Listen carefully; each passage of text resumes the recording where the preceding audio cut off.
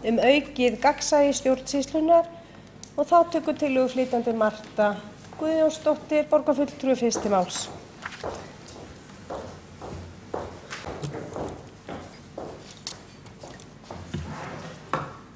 Forseti, góðir borgarfulltrúar, hér liggur fyrir tillaga okkar borgarfulltrúa Sjálfstæðisflokksins að auka aðgengi borgarbúa að upplýsingum og það verður best gert með því að hefja útsendingar af fundum og ráðum.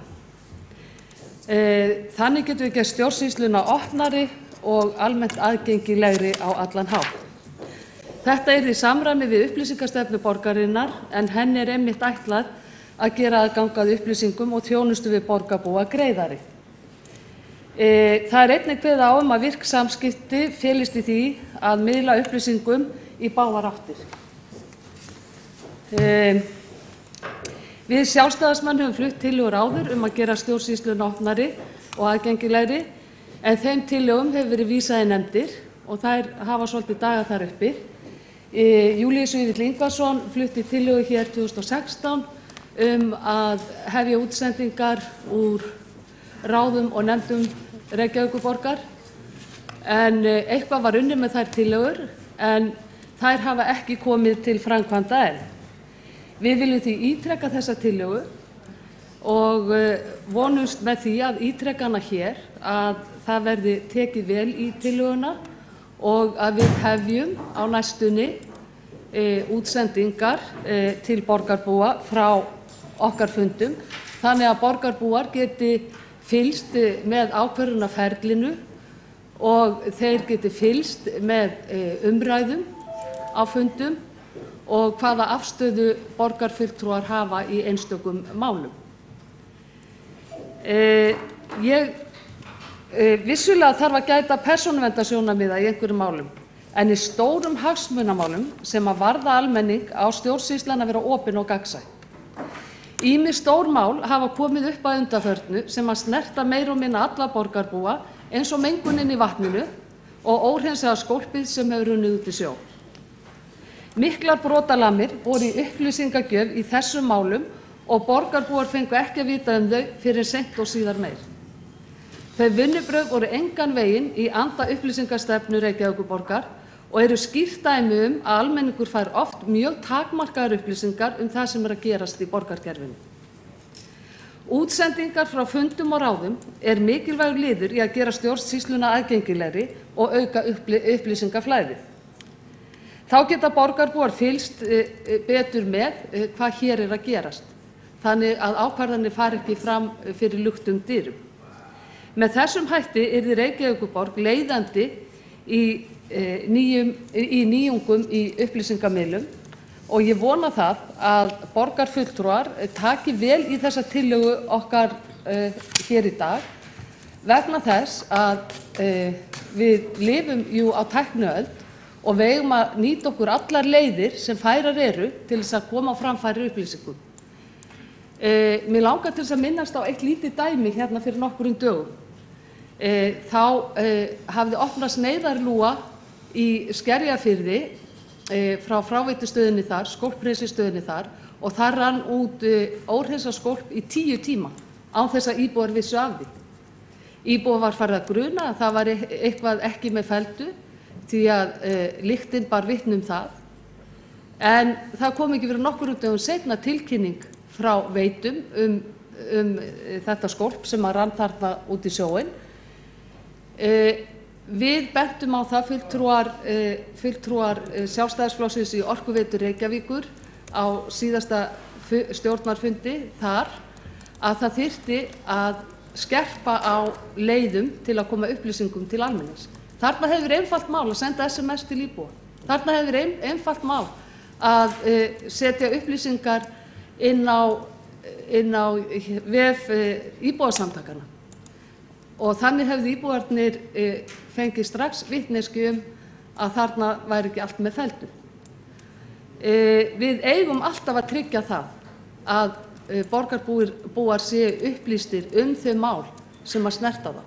Og ég tala nú ekki stór hagsmunamál. Sveitarstjórnarlögin þau heimila það að það sé séu útsendingar frá fundum í ráðum og nefndum. Þannig að það ekkert að vanbúnaði að hefja þessar útsendingar og ég skil í rauninni ekki hvað það sem stendur í vegi fyrir því. Ég veit vel að það hefur einhver vinna farið af stað í að undirbúa þetta, en hún búin að taka bara allt of langan tíma og því þurfum við að breyta. Og miðað við alla þá tæknikunnáttu sem fyrir hendi hjá starfsmönnum Reykjavíkurborgar, ættum við að geta hafið þessar útsendingar fljótlega. Það var borgarfulltrúi Marta Guðjónsdóttir lokið máli sínu og borgarfulltrúi Líf Magnúðardóttir næsta mælendaskrá.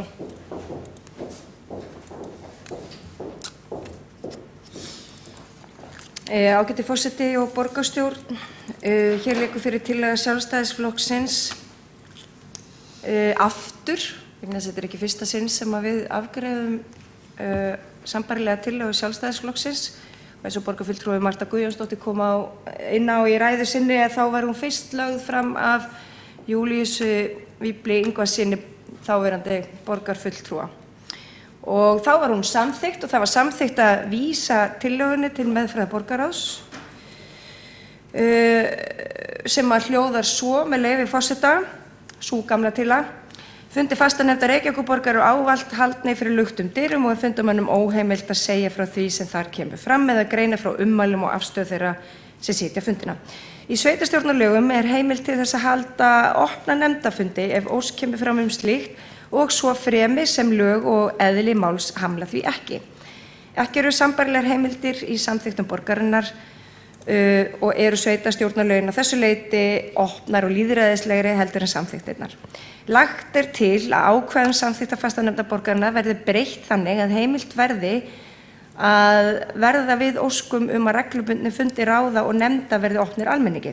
Þá lagt til að opna verði fyrir og undirbúið að hefja beinar útsendingar frá fundum ráða og nefnda með rafrænum hætti, þannig að borgarbúa geti hlustað á það sem þar fer fram og fylgst með því hvernig ákvörðun undirbúin og tekin í einstökum málum og hvernig kjörnir fulltrúar rökstyðja afstöðu sína til þeirra. Hvert ráð fyrir sig móti sér skýrar og aðgengilega reglur varðandi opna fundi og beina og útsendingar frá fundum. Lestri lýkur, tilvitnun lýkur. Það þannig að afstaða kjörinna fulltrúa kemur auðvitað í ljós í bókunum með afgreiðslu mála. Og ég get ekki séð af hverju Marta Guðjónsdóttir, borgarfulltrúi, sé að rugla saman óskyldum málum þegar borgarfulltrúin flytur þessa tillögu. Mengun í vatni, skólp í sjó, hvað hefði þessi tillaga, hefði hún verið samþykkt, geta komið í veg fyrir það? Þetta eru algjörlega óskyld mál. Mér fannst þetta undarleg samantekt. En það sem að segir í sveitarstjórnarlögum og borgarfulltrúin á að vera meðvitaður að þá kemur fram í 46. grein að fundir nefnda skulu almennt haldnir fyrir luktum dyrum. Þetta eru sveitarstjórnarlögin frá 2011. En það kemur líka fram að það sé heimild til þess að opna fundina berist óskum slíkt og þetta svo sem gert hérna á vettvangi borgarinnar. Ráð og nefndir hafa haldið opna fundi. Þannig að í sjálfu sér þá meginreglan sú að fundir skulu vera lokaðir en borgarfulltrúar hafa vissulega tækifæri til þess að láta afstöðu sína í ljós með bókunum. Þannig að þetta var skoðað í forsætisnefnd 28. apríl 2016 og þar kom fram að það þurfi í rauninni ekki að breyta samþykktum til að unnt sé að senda út frá opnum fundum nefnda og ráða og að sum fagráð borgarinnar hafi til dæmis sendt út á netinu. Þannig að hvert fagráð það í sjálfvald sett hvort og hvernig það hagar útsendingunum eða opnar fundina sína. Mig rekur líka minni til þess að það hafi verið farið í breytingar á samþykktum til þess að liðka aðeins fyrir þessu, ef mig misminnir ekki. Þannig að ég ætla bara að leggja til úr því að Sjálfstæðisflokkurinn sífellt að leita í glattkistuna að við vísum þessu bara aftur inn í borgarráð og skoðum þetta aftur. Kannski verður niðurstaðan sú sama, kannski ekki. Ég geri það tillögu minni. Það borgarfulltrúi Líf Magnúðardóttir lokið máli sínu. Það einn borgarfulltrúi óska eftir því að veita andsvar við ræðu borgarfulltrúans og það borgarfulltrúi Marta Guðjónsdóttir.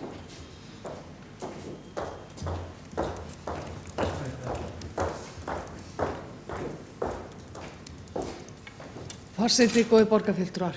Já, þetta var ræða sem ég átti svo sem von á frá borgarfulltrúanum Líf Magnúðardóttir, að leita í glatkistuna.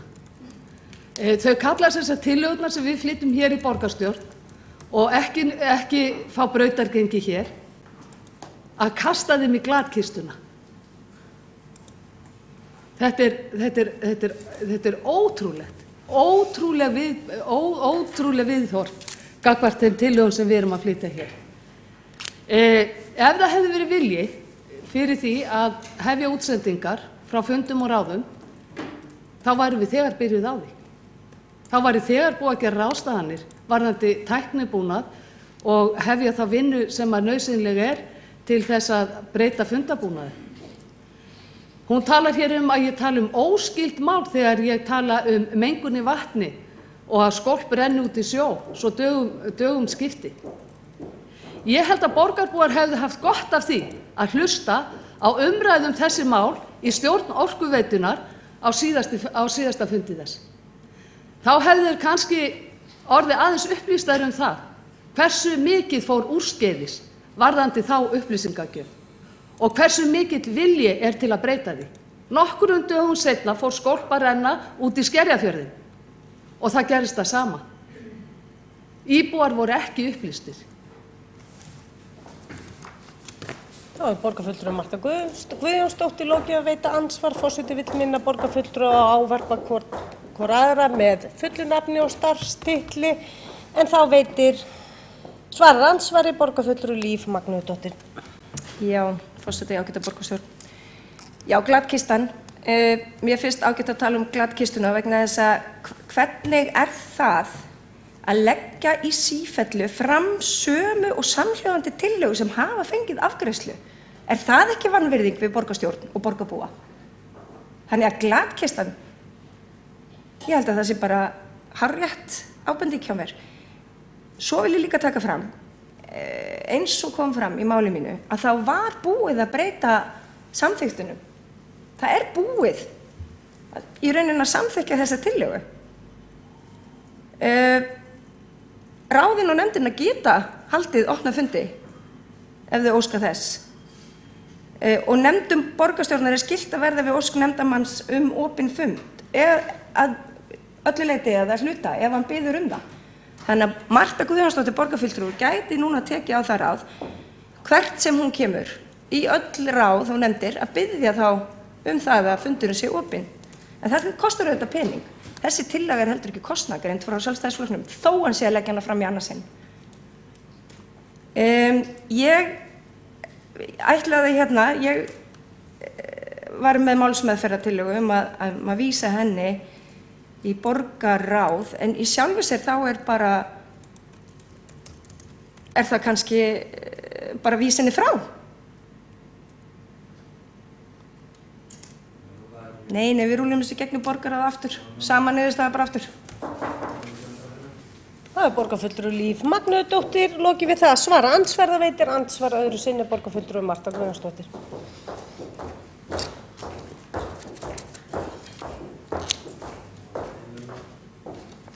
Forseti, góðir borgarfulltrúar. Já, svona farið með tillögur sem lagðar hér fram. Þeim vísað í ráðanefndir eða þeim vísað frá. Vegna þess að engin vilji til breytinga. Þessi tillaga til þess að ítreka þá tillögu sem við fluttum hér 2016 vegna þess að hún ekki komin til framkvæmda. Og ég ítreka það, ef það hefði verið vilji til þess, þá hefði tæknibúnaður verið fyrir hendi þannig að það hefði verið hægt að hefja þessar útsendingar strax. Við erum að tala það og út á það gengur tillaga mín að við erum að ítreka þessa afstöðu okkar að við viljum að það sé hægt að senda fundina út þegar að það á við og þegar að ráðið óskar þess. En við höfum ekki að þurfa að bíða eftir því í fleiri ár. Hér var samþykkt upplýsingastefna Reykjavíkurborgar. Hún var mjög metnaðarfull og það mjög margt gott í henni. Og ég myndi gjarnan vilja heyra í borgarfulltrúanum Halldóri Auðari sem að stóð fyrir þeirri vinnu og gerði það bara alveg ágætlega. Það ekki nóg að hafa orð á blaði. Við þurfum líka að efna þau loforð sem við gefum með þeim stefnum sem við erum að samþykkja. Þetta allt fallegt og gott og ég get tekið undir margt í þessari stefnu og myndi vilja sjá margt koma til framkvæmda. En við skulum þá líka fara að vinna að því að virkja þessa stefnu sem var samþykkt hérna. Það borgarfulltrúi Marta Guðjónsdóttir lokið við það að veita ansvar öðru sinni. Forseti ítrekar enn og aftur þegar við tölum til hvors annars hér í þessum sal, þá notum við fullt nafn og titil. En þá svarar ansvari öðru sinni borgarfulltrúi Líf Magnúsdóttir. Já, ágæti forseti og borgarstjórn. 50. og 5. grein samþykktarinnar sem var breytt eftir að Júlíus Vífill Ingvason flutti þessa tillögu í borgarstjórninni 2015 hljóðar svo með leyfi forseta: Nefndir borgarstjórnar geta ákveðið að efna til opinna funda með borgarbúum, íbúum einstakra hverfa, félögum eða hagsmunahópum öðrum þegar þær hafa til meðferðar mál sem eðlilegt þykir að fjalla á þann hátt áður en þau eru afgreidd í viðkomandi nefnd. Fagráð sem kosin eru samkvæmt B-lið 61. greinar skulu að jafnaði halda einn opinn fund árlega. Nefndum borgarstjórnar skylt að verða við ósk nefndarmanns opinn fund að öllu leyti eða hluta ef tillaga slíkt samþykkt mótatkvæðalaust á næsta nefndarfundi og undan, svo fremi sem lög eða eðli máls hamli því ekki. Samþykktirnar koma ekki í veg fyrir, tilvitnun lýkur fyrirgjöfum með leyfi forseta, samþykktirnar koma ekki í veg fyrir það að það sé hægt að gera þetta og framkvæma þetta, en það þarf þá að vera ríkur vilji nefndarmanna og borgarstjórnar til þess að gera þetta. Og hér finnst mér svolítið kasta til höndunum í þessari tillögu sem að hefur fengið umfjöllun á vettvangi borgarráða í forsætisnefnd að hún sé lögð hérna aftur fram þrátt fyrir að hafa farið í þessar breytingar og svo hún ekkert kostnaðarmetin. Ef við ætlum að kaupa búnað fyrir öll nefndir og ráð, þá hlýtur það að kosta eitthvað. En það ekkert tilgreint í þessari tillögu borgarfulltrúa Mörtu Guðjónsdóttir. Þannig að ég myndi vilja óska eftir því að hún greini betur kannski frá tillögunni og svo varðandi fund Orkuveitunar á þá bara streyma beint alltaf að fundi stjórnar Orkuveitunar. Það borgarfulltrúi Líf Magnúsdóttir lokið við það að svara ansvari öðru sinni, þá veitir stutta athugasemd borgarfulltrúi Marta Guðjónsdóttir.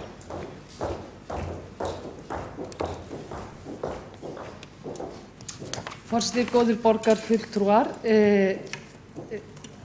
borgarfulltrúin Líf Magnúsdóttir spurði mig að því hvort að það ætti alltaf að sjónvarpa eða útvarpa frá fundum Orkuveitunar. Ef hún hefði hlustað á það sem ég sagði, þá sagði ég í þessu tiltekna máli. Í þessu tiltekna máli sem varðaði mengun í vatninu og skólpið sem rann út í sjó. Við erum að tala einstök mál sem varða alla borgarbúa. Það snýst þetta. Og þessi tillaga hér í dag, þó að hún sé samskonar þeirri tillögu sem við flutt áður, þá munur á henni hvað það varðar að við erum að tala að hefja undirbúningið strax vegna þess að við erum búin að bíða síðan 2016 eftir því að þessi undirbúningur verði hafinn. Hins vegar það tæknileg útfærsla hvernig það gert og hvað það varðar þá get ég góð meina tillögu að því. Það mætti til dæmis nýta sal borgarstjórnar sem hefur yfir þessum tæknibúnaði að ráða þegar svo ber undir að við teljum nauðsynlegt að þessi útvarpa eða sjónvarpa frá fundum nefnda og ráða. Flóknara það nú ekki, borgarfulltrúi Líf Magnúsdóttir. Það er borgarfulltrúi Marta Guðjónsdóttir lokið við það að gera stutta athugasemd og telst andsvörum lokið og borgarfulltrúi Guðfinna Jóhanna Guðmundsdóttir næst á mælendaskrá.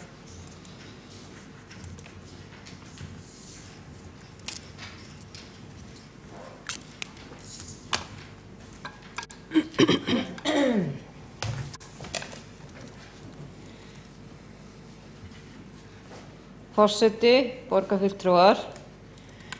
15. mars 2016, fyrir tæpum 2 árum síðan, vorum við akkúrat að fjalla sama efni þegar að borgarfulltrúum fyrrverandi Júlíus Vífill Ingvarsson lagði fram reyndar ítarlegri tillögu heldur en sjálfstæðismenn leggja fram nú hér í dag. Í kjölfarið var þessari tillögu sjálfstæðismanna fyrir tæpum 2 árum síðan vísað til borgarráðs og þaðan í forsætisnefnd. Á fundi forsætisnefndar var lögð fram umsögn sem var samþykkt í kjölfarið. Og ég ætla aðeins að lesa upp úr þeirri umsögn því að ef við skoðum bara tillöguna sem var lögð fram af fyrri borgarfulltrúa 16. mars 2015 að inn í tillögunni kemur meðal annars fram með leyfi forseta, lagt til að ákvæðum samþykkta fastanefnda borgarna verið breytt þannig að heimilt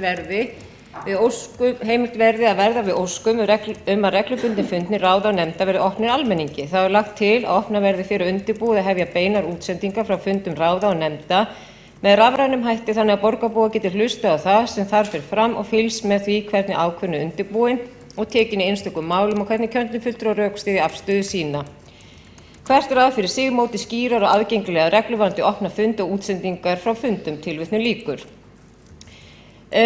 Eins og ég vitnaði til hér áðan að það óskaði borgarráð eftir umsókn forsætisnefndar með tölvupósti 30. mars síðastliðinn.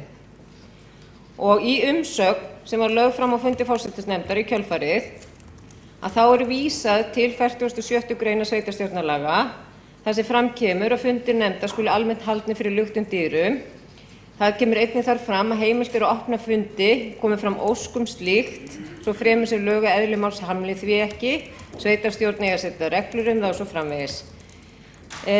Síðan kemur fram, með leyfi forseta, ég ætla að lesa orðrétt upp úr þessari umsögn. Ekki fallist á að heppilegt sé að breyta öllum samþykktum fagráða eins og fram kemur í tillögunni. Heldur lagt til að forsætisnefnd láti vinna tillögu að breytingu á ofangreindi 50. grein samþykktar stjórn Reykjavíkurborgar og fundarskjöf borgarstjórnar á þann hátt að við málsgreina bætist eftirfarandi málsgrein sem yrði þá 3. málsgrein sem að borgarfulltrúi Líf Magneuðdóttir las hér áðan og ég ætla ekki að lesa hana aftur. Síðan segir ekki þarf að breyta samþykktum til að unnt verði að senda út frá opnum fundum nefnda og ráða en sum fagráð borgarna hafa sendt efni opinna funda sinna beint út á netinu. En hverju fagráði því sjálfsagt sett hvort og hvernig það hagar útsendingu á fundum sínum og hvernig það auglýsir opin fund sem fyrir borgurunum. Tilvitnun lýkur. Þannig að það er búið að vinna þetta allt saman. Það var gert fyrir 2 árum síðan. Borgarráð og forsætisnefnd brást mjög hratt við þessari tillögu sjálfstæðismanna 15. mars 2016 sem við erum aftur að hlusta á hér í dag og þetta er farið að minna svolítið á Groundhog Day því þetta er ekki eina tillaga sjálfstæðismanna í dag sem hefur verið flutt áður. Áskorun til Alþingi sem verður lögð fram hér á eftir, hún hefur verið flutt áður og sjálfstæðismenn eru í ríkisstjórn og hafa verið í síðustu ríkisstjórnum og þeim ætti að vera hæg heimatökin að ræða við sína þingmenn ef þeir vilja láta breyta lögum á Alþingi. Þannig að þetta er orðið svolítið mikið endurteknu efni hér á þessum borgarstjórnarfundum og ég held að þessi bera virðing við okkur borgarfulltrúa og borgarbúa að við séum ekki endalaust að fjalla sömu hlutina aftur og aftur og aftur. Það er hægt að gera það í kosningabaráttu sem að þessi borgarstjórnarfundir eru farnir að taka ansi mikið smjörþef af. Varðandi það sem borgarfulltrúi Marta Guðjónsdóttir vísa til að borgarbúar hefði verið miklu upplýstari varðandi leka frá Skólpi ef það hefur verið opnað fyrir fundi hjá ráðum og nefndum, þá er ég nú bara ekkert viss að svo hefði verið. Vegna þess að það hefur komið á daginn að þetta var allt saman upplýst. Kjörnir fulltrúar sem sitja á fundum ráða og nefnda að þeir geta auðvitað komið upplýsingum á framfæri ef ekki trúnaðar upplýsingar að ræða og einnig hefur borgin staðið sig mjög vel í allri upplýsingagjöf. Þannig að það er búið að vinna þessa tillögu. Ég veit ekki betur heldur en að fulltrúar Sjálfstæðisflokksins hafi verið ánægðir með þessa afgreiðslu forsætisnefndar á sínum tíma, allavega minnist ég þess ekki á síðustu tæpum 2 árum að annað hafi komið fram. Já, þá hefur borgarfulltrúi Guðfinna Jóhanna Guðmundsdóttir lokið máli sínu og borgarfulltrúi Halldór Auðar Svansson næstur á mælendaskrá.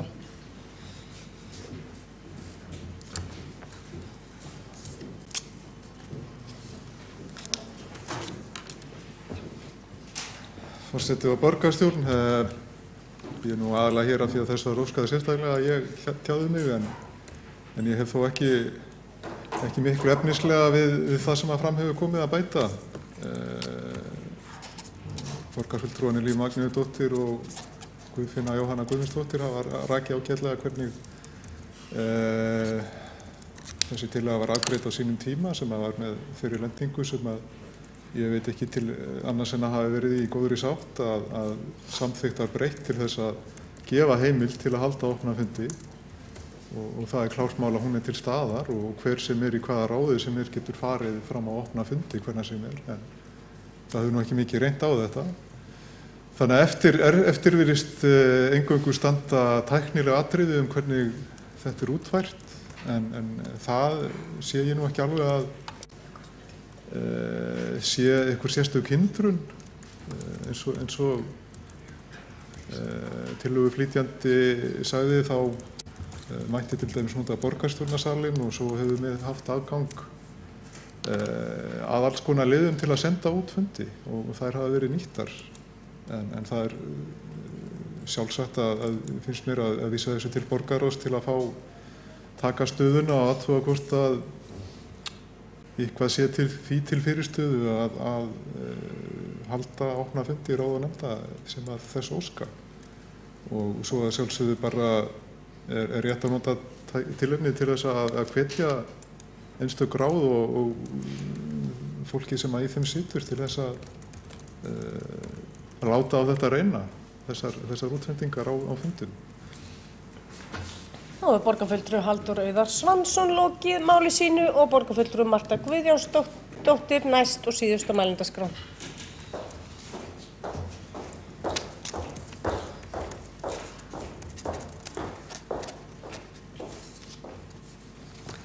Forseti, góðir borgarfulltrúar, já, það er gott að hvetja ráðir og nefndir borgarinnar til þess að hefja útsendingar en það er einmitt það sem að tillagan snýr að vera hafinn undirbúningur til þess að svo sé hægt. Við getum ekki sett út fundi ef við höfum ekki tæknibúnað og út á það gengur þessi tillaga og ég held að borgarfulltrúin Guðfinna Jóhanna Guðmundsdóttir hafi pínulítið misskilið þessa tillögu en tillagan gengur fyrst og síðast út á það að hefja þessar útsendingar og gera það kleift. Það er ekki hægt eins og staðan er núna. Það vantar allan tæknibúnað til þess að geta gert það. Ég hef ekki séð þennan tæknibúnað til dæmis í Höfðatorgi. Það er hægt að nota borgarstjórnarsalinn, það er alveg rétt, ég nefndi það áðan og það væri sennilega ódýrasta og einfaldasta lausnin og við ættum kannski bara að huga því að gera það í náinni framtíð þannig að þessi tillaga sem flutt var hérna 2016 og er verið að ítreka núna í dag komi til framkvæmda. Talandi það að upplýsingagjöf hafi verið góð sem að hún nefndi borgarfulltrúin Guðfinna Jóhanna Guðmundsdóttir, þá er ég henni ekki sammála. Vegna þess að ef að það hefði verið sjónvarpað eða útvarpað frá fundi Orkuveitunar þegar þetta mál var til umfjöllunar, þá hefði hún komist að annarri niðurstöðu. Vegna þess að þar kom í ljós að það hafði ýmislegt misfarist í upplýsingagjöfinni. Að upplýsingar bárust of seint eða þær voru hreinlega rangar. Þannig að þið sjáu það að það getur gagnast borgarbúum mjög vel að það séu útsendingar frá fundum þegar mikilvæg mál sem að varða allar borgarbúa eru til umfjöllunar. Þannig að allir séu upplýstir það hvernig umræðan er. Ég vildi nú bara svona halda þessu til haga og hvetja borgarfulltrúan Guðfinnu Jóhannu Guðmundsdóttur til þess að lesa fundargerð Orkuveitunar þetta mál. Þá hefur borgarfulltrúi Marta Guðjónsdóttir lokið máli sínu og þá er 2 borgarfulltrúar óska eftir því að veita andsvar við ræðu borgarfulltrúans og fyrstur er borgarfulltrúi Guðfinna Jóhanna Guðmundsdóttir.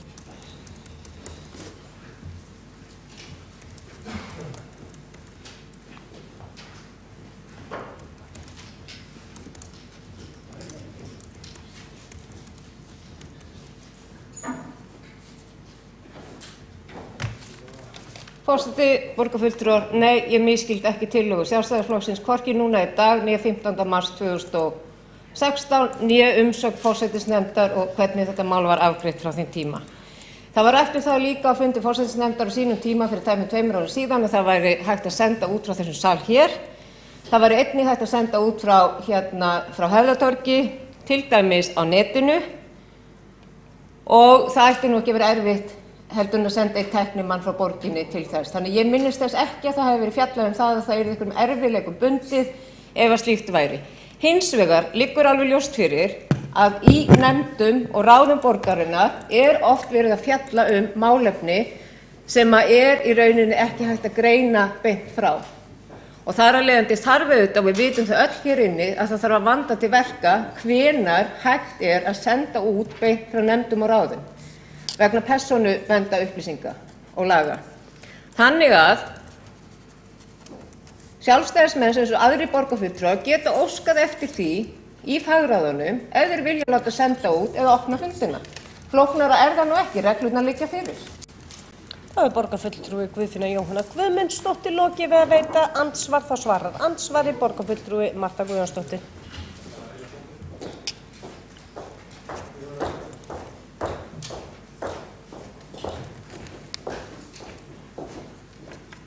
Forseti, góðir borgarfulltrúar, ég vil ítreka það sem ég sagði hérna áðan, að vissulega þurfum við að gæta persónuverndarsjónarmiða og vissulega ekki hægt að vera með útsendingar þar sem að sum mál eru til umfjöllunar. En við erum að tala stór hagsmunamál sem varða borgarbúa alla. Við erum að tala að útsendingar verði í þeim tilfellum, bara svo því sé til haga haldið.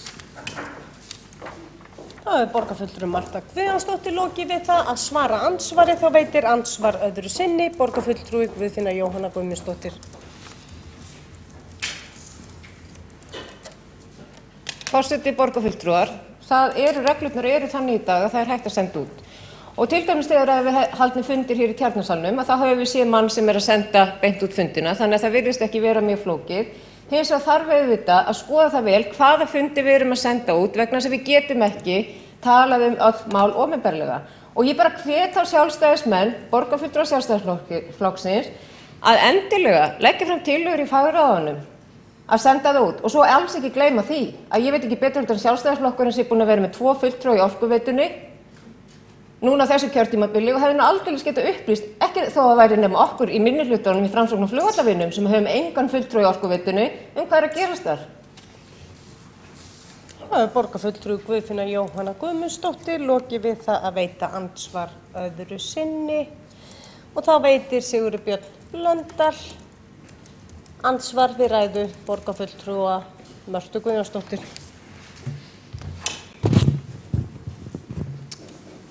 Forseti, ágætu borgarfulltrúar. Já, þetta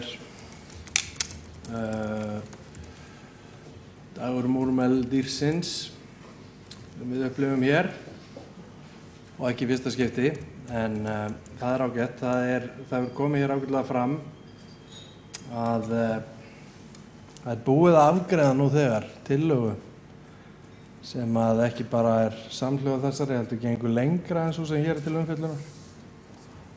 Og það í sjálfu sér ekkert sem að segir að ekki sé hægt að senda út af nefndarfundum, eins og hefur ítrekað komið fram. Reyndar skil ég ekki alveg hvað að verið að draga stjórn Orkuveitunnar inn í þetta.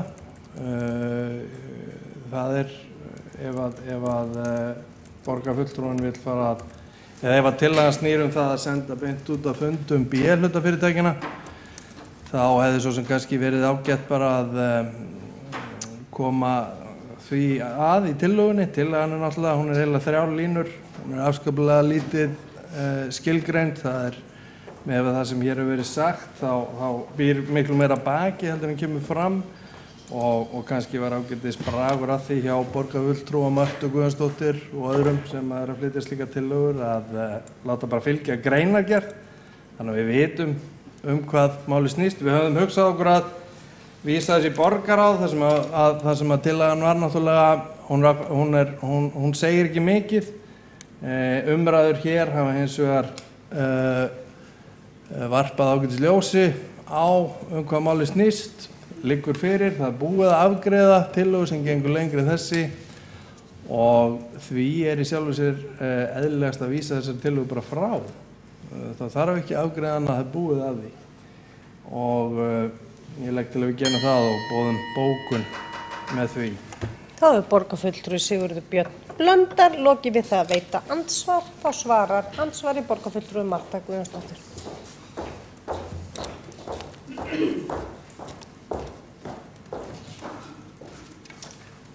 Forseti, góðir borgarfulltrúar, það er greinilegt að borgarfulltrúin Björn Blöndal hefur ekki verið að fylgjast með umræðinni hérna. Þessi tillaga, hún öðruvísi að því leytinu til eins og tillaga sem flutt var hér 2016, sem var samskonar tillaga, að því leytinu til að hún kveður á að hefja undirbúning að því að gera það kleift að hefja útsendingar frá fundum og ráðum. Er þetta eitthvað óljóst? Er þetta ekki bara nokkuð ljóst og nokkuð skýrt? Og ég spyr, ef það búið að afgreiða tillöguna, hvar þá undirbúningurinn? Hvar undirbúningsvinnan? Af hverju ekki byrjað að senda út frá fundum og ráðum? Úr því að búið að afgreiða þetta og gera þetta og allt klappað og klárt. Auðvitað flytjum við og ítrekum tillögur sem hafa verið sendar í ýmsar nefndir og ráð til umfjöllunar og við sjáum kannski lítið af og við sjáum ekkert koma út úr. Og nú þessu kjörtímabili að ljúka. Og auðvitað þurfum við að brýna ykkur sem eru hér í meirihluta að fara yfir þessar tillögur og fjalla þær og koma þá með gagntillögur eða samþykkja þær tillögur sem vísað í ráð og nefndir. Það það sem við erum að gera hér. Þá borgarfulltrúi Marta Guðjónsdóttir lokið við það að svara andsvar en þá veitir andsvar öðru sinni borgarfulltrúi Sigurður Björn Blöndal. Já, forseti, ágætu borgarfulltrúar. Ég fylgst bara ágætlega með umræðunni en það auðvitað kannski ekki gott ef við erum að flytja tillögur sem eru illskiljanlegar og bendi borgarfulltrúanum bara á að kannski rétt að láta fylgja greinargerðir þannig að það liggi skýrt fyrir hvað fólk á við og nefni sem dæmi það ruglaði mig allavega örlítið í rýminu þegar var farið að blanda málefnum og orkuveitunum inn í þetta því það ekkert í tillögunum sem segir til að það eigi verið að senda út frá stjórnarfundum B-hlutafyrirtækjanna en það þróaðist nú hér kannski bara svona spontant í umræðinni ég veit það ekki til að hann verðist kannski ekki vera það í grundu en það hægt að senda út frá fundum og það hefur verið gert með þess að það var nokkur ráð verið með opna fundi velferðarráð, mannréttindaráð, stjórnskipunar- og lýðræðisráð menningar- og ferðamálaráð jafnvel og því það enn frekar kemur hér á daginn að tillagan algjörlega óþörf og búið að samþykkja tillögu sem gengur lengra og ég trygga bara að það rétt að vísa þessu frá við boðum bókun. Þá borgarfulltrúi Sigurður Björn Blöndal lokið við það að veita andsvar öðru sinni og þá telst andsvörum lokið og borgarfulltrúi Líf Magnúsdóttir næst á mælendaskrá. Nei, þá borgarfulltrúi Halldór Halldórsson næstur og síðastur á mælendaskrá.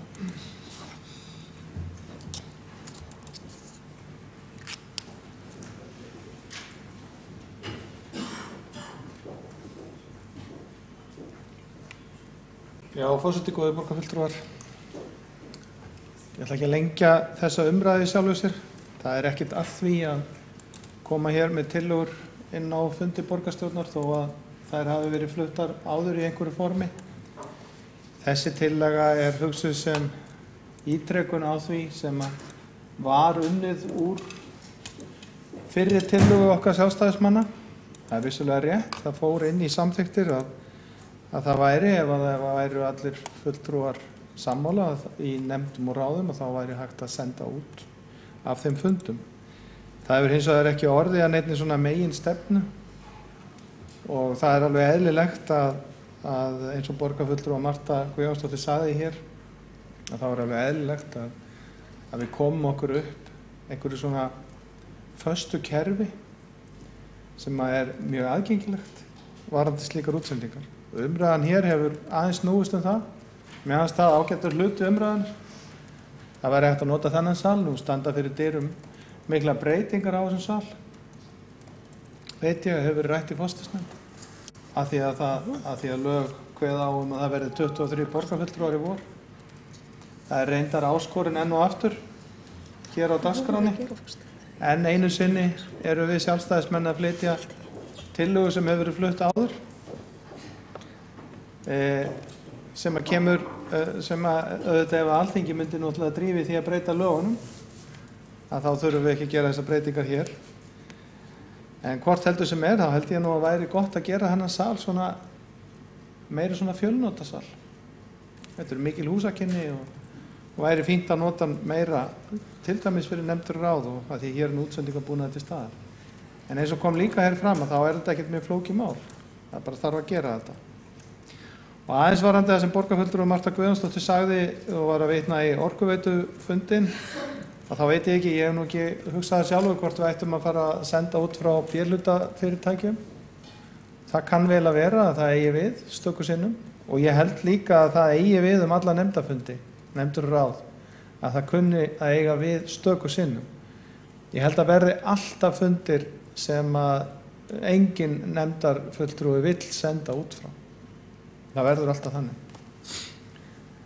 En í samræmi við upplýsingarstefnu borgarinnar og ég tala nú ekki meirihlutasamning þeirra 4 flokka sem að hér mynda meirihluta að vera opin og gegnsæ og kalla alla borgarbúa til samráðs við ákvarðanatöku, að þá styður þessi tillaga sem að borgarfulltrúi Marta Guðjónsdóttir var að flytja hér bara mjög vel við það og er í rauninni bara hugsuð sem aðstoð við ykkur ágætu fulltrúar í meirihlutanum að gera betur. Gera betur í því að standa við það sem stendur í meirihlutasamningnum. Gera betur í því að standa við upplýsingarstefnuna. Það þýðir ekkert að vera hundpirra sig á því. Þetta er vettvangurinn til að ræða þau mál. Salur borgarstjórn. Þetta er málstofan okkar. Og stundum er eitt og annað sagt hér sem að manni finnst ekki skemmtilegt. En þessi málstof er til þess að ræða þau mál. Þannig að ég ætla að þakka borgarfulltrúa Mörtu Guðjónsdóttur fyrir að hafa farið yfir þessi mál og ykkur fyrir umræðuna. Hún er bara holl fyrir okkur öll. Takk ykkur fyrir. Það var borgarfulltrúi Halldór Halldórsson lokið máli sínu og ekki fleiri á mælendaskrá undir þessum lið. Það er komið fram svo til að vísa tillögu þessari frá. Þeir borgarfulltrúar sem eru samþykkir því gefi merki. Einhver á móti. Það er samþykkt með 10 atkvæðum gegn 4 og 1 hjásetu. Við göngum til annars dagskrár liðar sem er tillaga borgarfulltrúa Sjálfstæðisflokksins áskorun til Alþingis breytingar á sveitarstjórnarlögum vegna fjölgunar borgarfulltrúa. Þá tekur tillögu flytjandi Marta Guðjónsdóttir fyrst til máls.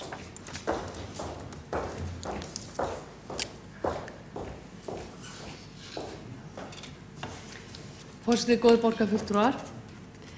Já, ég á nú von á því að einhverjir borgarfulltrúar hér í meirihlutanum kalli það að þetta sé tillaga úr glatkistunni, en svo er ekki. Og ég bið þá bara að hlusta á málflutning minn því til stuðnings. Vegna þess að hér leggjum við sjálfstæðismenn til að skorað verða á Alþingi að gera þær breytingar á sveitarstjórnarlögum sem veita borgarstjórn sjálfdæmi hvort borgarfulltrúum verði fjölgað eða ekki. Við höfum lagt fram samskonar tillögu áður en þeirri tillögu var vísað frá og kemur kannski engum á óvart. Þeim er gjarnan vísað frá eða þeim er vísað í nefndir eins og ég nefndi hérna í málinu hér á undan. Meginrök meirihlutans og framsóknar og flugvallarvina fyrir því að samþykkja fjölgun borgarfulltrúa 19. september síðastliðinn voru þau að borgarstjórn þyrfti að uppfylla 11. grein sveitarstjórnarlaga frá árinu 2011 sem kveður á fjölda borgarfulltrúa og því borið við að ekki væri hægt að bíða eftir boðuðu frumvarpi ráðherra sveitarstjórnarmála breytingu á þessum lögum vegna stjórnarslita og pólitískrar upplausnar. Þetta voru orð meirihlutaflokkanna og framsóknar og flugvallarvina. Nú hefur hins vegar ný ríkisstjórn og nýtt þing tekið við og því engin afsökun lengur við því að senda ekki slíka áskorun. Við sjálfstæðismenn höfum lagst gegn því að borgarfulltrúum verði fjölgað 53% við næstu borgarstjórnarkosningar eða úr 15 í 23 fulltrúa.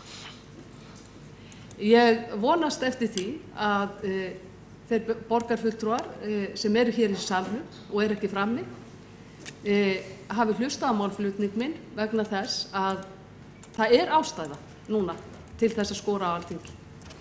Vegna þess að við erum með nýja ríkisstjórn og nýtt þing og það tími til að breyta lögunum og ég óska eftir því að borgarstjórn samþykki þessa tillögu. Það borgarfulltrúi Marta Guðjónsdóttir lokið máli sínu og borgarfulltrúi Guðfinna Jóhanna Guðmundsdóttir næst á mælendaskrá.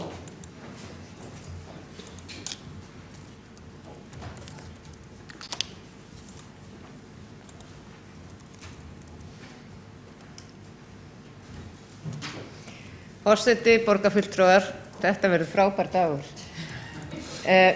Eins og við öll vitum og borgarfulltrúi Marta Guðjónsdóttir fór inn á áðan að þá hafa sjálfstæðismenn lagt fram þessa áskorun áður og það var gert 20. júní 2017. Það sem að mér hefur alltaf þótt einkennilegt við það að sjálfstæðismenn skuli núna þá í tvígang vera að leggja fram sömu tillöguna það að borgarstjórn skori á Alþingi að gera eitthvað, það að ég man nú ekki betur heldur en að sjálfstæðisflokkurinn hafi verið í ríkisstjórnina ansi lengi og af hverju borgarfulltrúar Sjálfstæðisflokksins ræða ekki bara við þingmenn Sjálfstæðisflokksins þetta mál. Nú eru tæpir 4 mánuðir til borgarstjórnarkosninga og við vitum öll hvernig það gengur fyrir sig að vinnsla lagafrumvarp á Alþingi, þannig ef að borgarstjórn myndi skora núna á Alþingi að þá færi þessi vinna í gang og hvenær yrði hún samþykkt svona meðal afgreiðslutími frumvarp á Alþingi.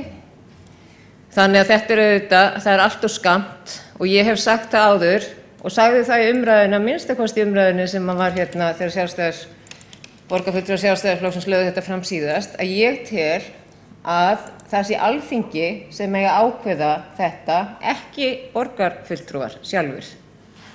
Og ég tel það vera miklu skynsamlegra í stað þess að borgarfulltrúar séu að reyna í einhverjum popúlista umræðum að þetta auki eða minnki eða hækki eða lækki kostnað borgarinnar. Það liggur fyrir samkvæmt sveitarstjórnarlögum og það nú ansi langt síðan að þetta ákvæði var sett inn í lögin og það hefur öllum verið kunnugt að þetta myndi taka gildi núna. Borgarstjórn hafði val að velja á milli 23 til 31 borgarfulltrúa og valdi það lægsta sem hægt var samkvæmt lögunum frá Alþingi. Og ég þeirrar skoðunar að það Alþingi sem ákveður þetta en ekki borgarfulltrúar. Og ég tel það mjög skynsamlegt að það séu borgarfulltrúar og fyrsti varaborgarfulltrúi sem sjáu störfin í ráðum og nefndum. Að það sé ekki utanaðkomandi aðilar. Og sérstaklega í ljósi þess að það sitja til dæmis ekki allir formenn fagráða í borgarstjórn heldur eru varaborgarfulltrúar og ég tel það vera til mikilla bóta á næsta kjörtímabili að það séu borgarfulltrúar sem siti borgarstjórnarfundi sem eru formenn þessara ráða og veit ekki betur heldur en þessi stefnt að því meðal annars með þessi fjölgun borgarfulltrúa. Þannig að nei, ég mun ekki samþykkja þessa tillögu áskorun Sjálfstæðisflokksins og bara ítreka og bendi borgarfulltrúum Sjálfstæðisflokksins að ræða nú við þingmenn Sjálfstæðisflokksins þetta mál því þeir eru búin að vera ansi lengi í ríkisstjórn. Það borgarfulltrúi Guðfinna Jóhanna Guðmundsdóttir lokið máli sínu. Það einn borgarfulltrúi óska eftir því að veita andsvar við ræðu borgarfulltrúans og það borgarfulltrúi Marta Guðjónsdóttir. Forseti, góðir borgarfulltrúar, þetta snýst ekki það að við sjálfstæðismenn eigum að ræða við okkar þingmenn. Þetta snýst vilja borgarstjórnar í þessum efnum og tillagan kveður á það að við sameiginlega sendum áskorun til Alþingis og með því erum við að lýsa vilja okkar til þess að borgarstjórn hafi sjálfdæmi það hvort hún fjölgi borgarfulltrúum eða ekki. Borgarfulltrúi Guðfinna Jóhanna Guðmundsdóttir, þetta á ekki að snúast það að einstaka flokkar ræði við sína þingmenn. Við eigum að taka sameiginlega ákvörðun hér í borgarstjórn og við eigum að lýsa vilja borgarstjórnar í þessum efnum. Þá er borgarfulltrúi Marta Guðjónsdóttir lokið við að veita andsvar, þá svarar andsvari borgarfulltrúi Guðfinna Jóhanna Guðmundsdóttir.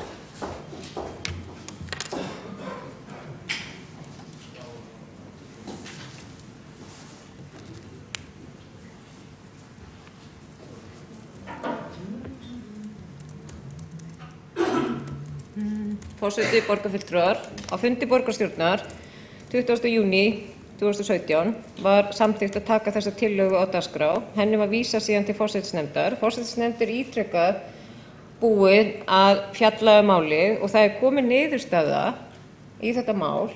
En það er alveg sjálfsagt ef að borgarstjórn hefur ekki betra að gera við sinn tíma heldur en að greiða atkvæði þetta eina ferðin enn. Og þá ætla ég ekki að vera lengi að málmeitt svo að það sé bara hægt að drífa í því. Þá er borgarfulltrúi Guðfinna Jóhanna Guðmundsdóttir lokið við það að svara andsvari og þá er telst andsvörin lokið og borgarfulltrúi Björn Blöndal næstur og síðastur á mælendaskrá.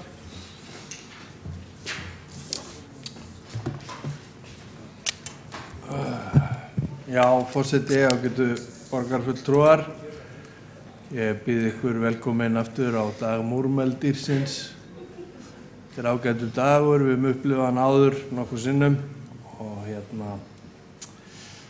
og kannski verðum við bara betri og betri í þessu þegar við erum alltaf að gera það sama. Það er svona, verður ákveðin sérhæfing. En þetta er ágætt, þetta er tillaga sem við erum búin að fjalla nokkuð sinnum. Hún er náttúrulega fyrst og fremst,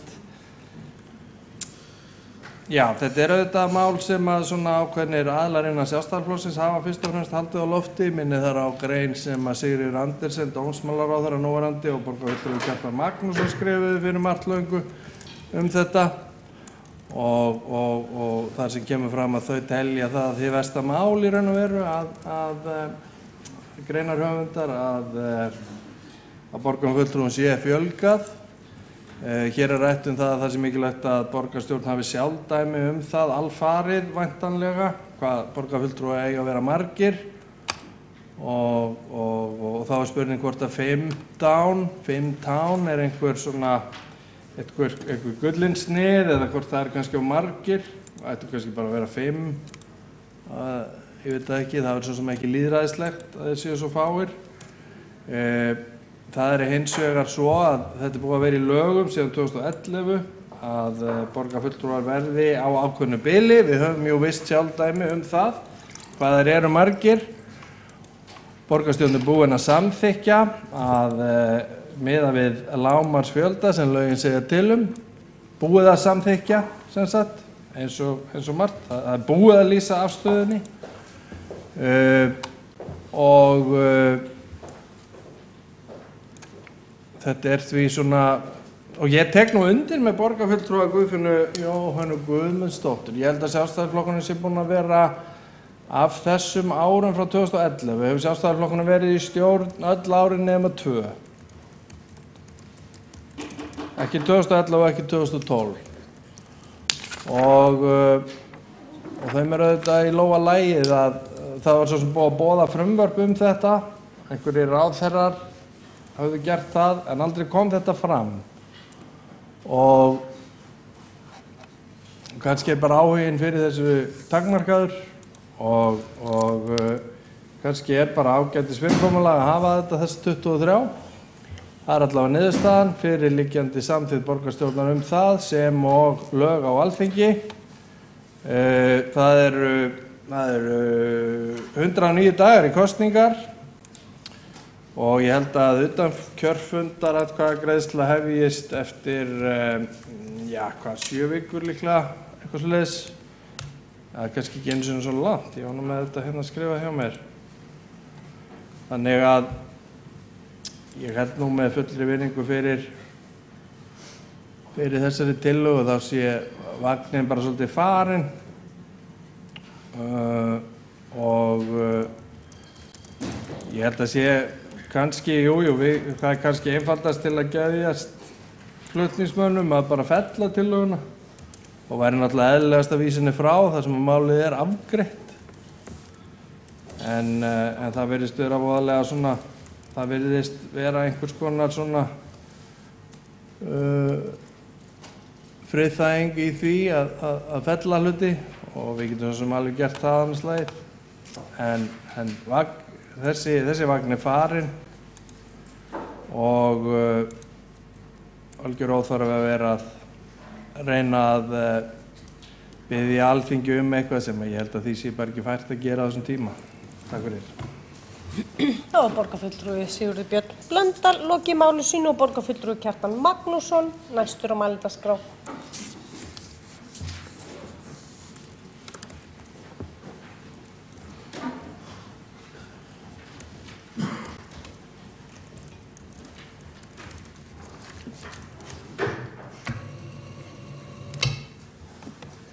Forseti, góðir borgarfulltrúar, það að leggja hér orði í belgum þetta mál.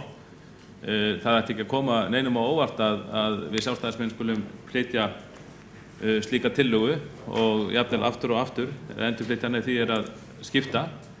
Ég held að sé nú bara merki ákveðna sannfæringu í þessu máli og baráttu anda þegar að borgarfulltrúar flokks flytja tillögu aftur og aftur þó að tillagan ná ekki fram að ganga og það var merkilegt að hlusta hér á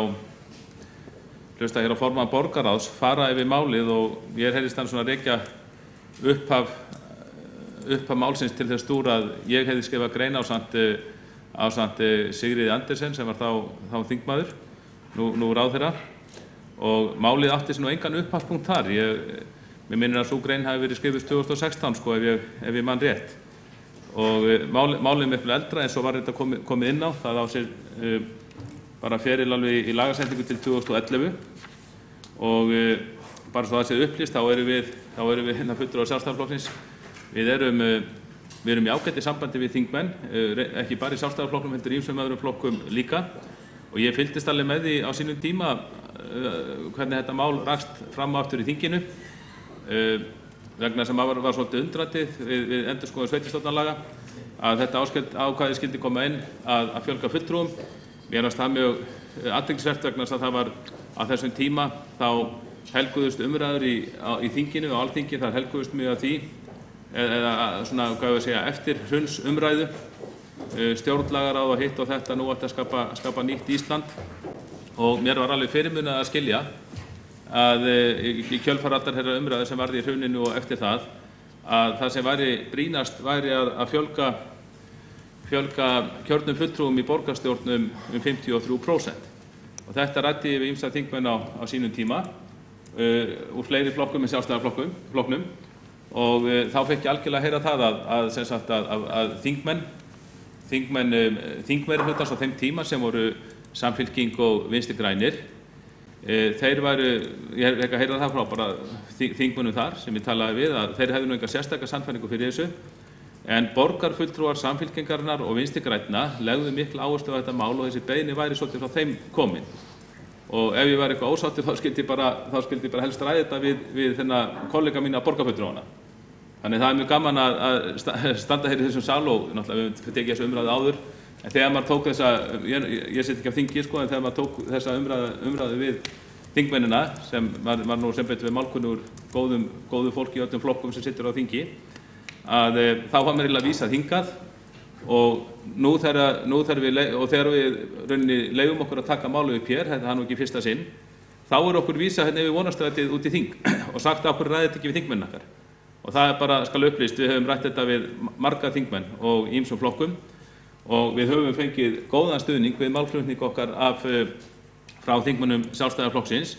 Því miður ekki hægt að segja að við höfum fengið mikinn stuðning í öðrum flokkum og auðvitað það þannig að þegar að þingmeirihluti er starfandi þá eins og menn bara þekkja sem þekkja störf þingsins þá náttúrulega ná menn saman ákveðin mál. Nú og ég held að það hafi gerst á þessu tímabili, ég veit alveg þingmenn Sjálfstæðisflokksins sem hafa hvað eftir annað tekið þetta málu áðurnefnd Sigríður Andersen, þingmaður, tók sem þingmaður, hún lagði fram þingmannafrumvarp ásamt fleiri þingmönnum akkúrat þetta atriði, fannst þessi fjölgun fáránleg og vildi hins vegar ekki banna okkur, vildi hins vegar ekki banna borgarstjórn Reykjavíkur að fjölga borgarfulltrúum, fjölga sjálfum sér ef hún teldi þörf á því. En taldi og bara út frá ýmsum rökum þar á meðal bara sjálfstjórnarvaldi sveitarfélaga og annað að borgarstjórnin fengi bara að ráða þessu sjálf.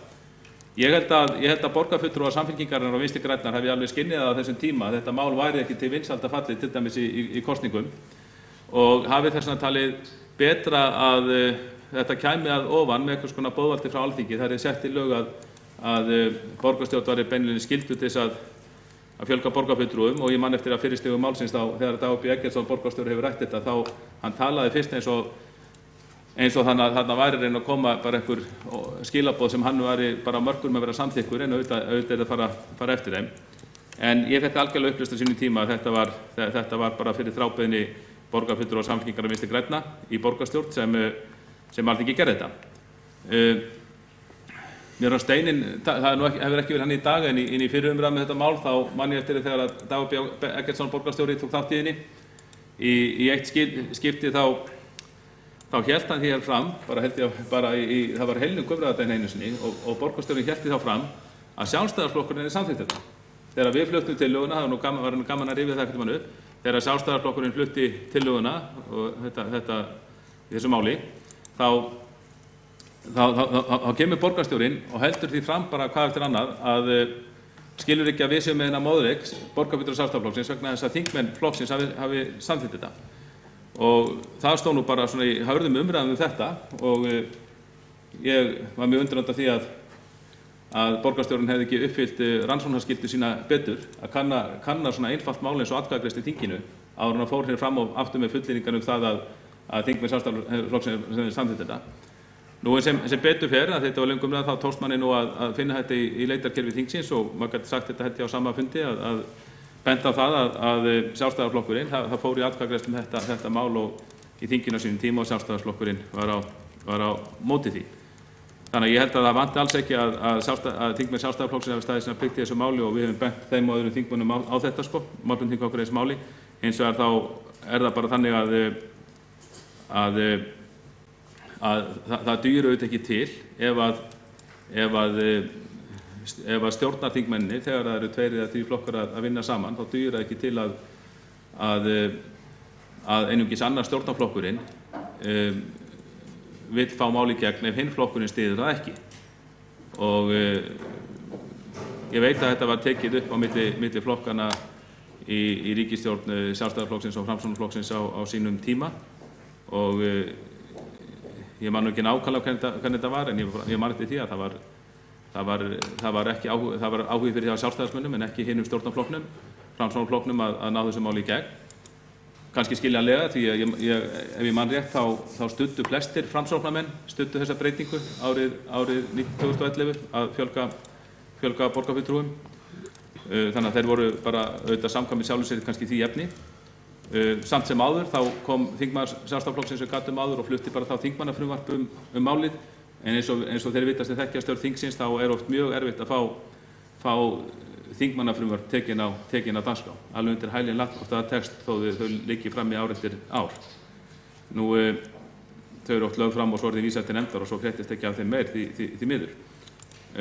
Og sama var síðan í síðustu ríkisstjórninni þegar það voru þriggja flokka ríkisstjórn, Sjálfstæðisflokkurinn og ásamt Viðreisn og Bjartri framtíð og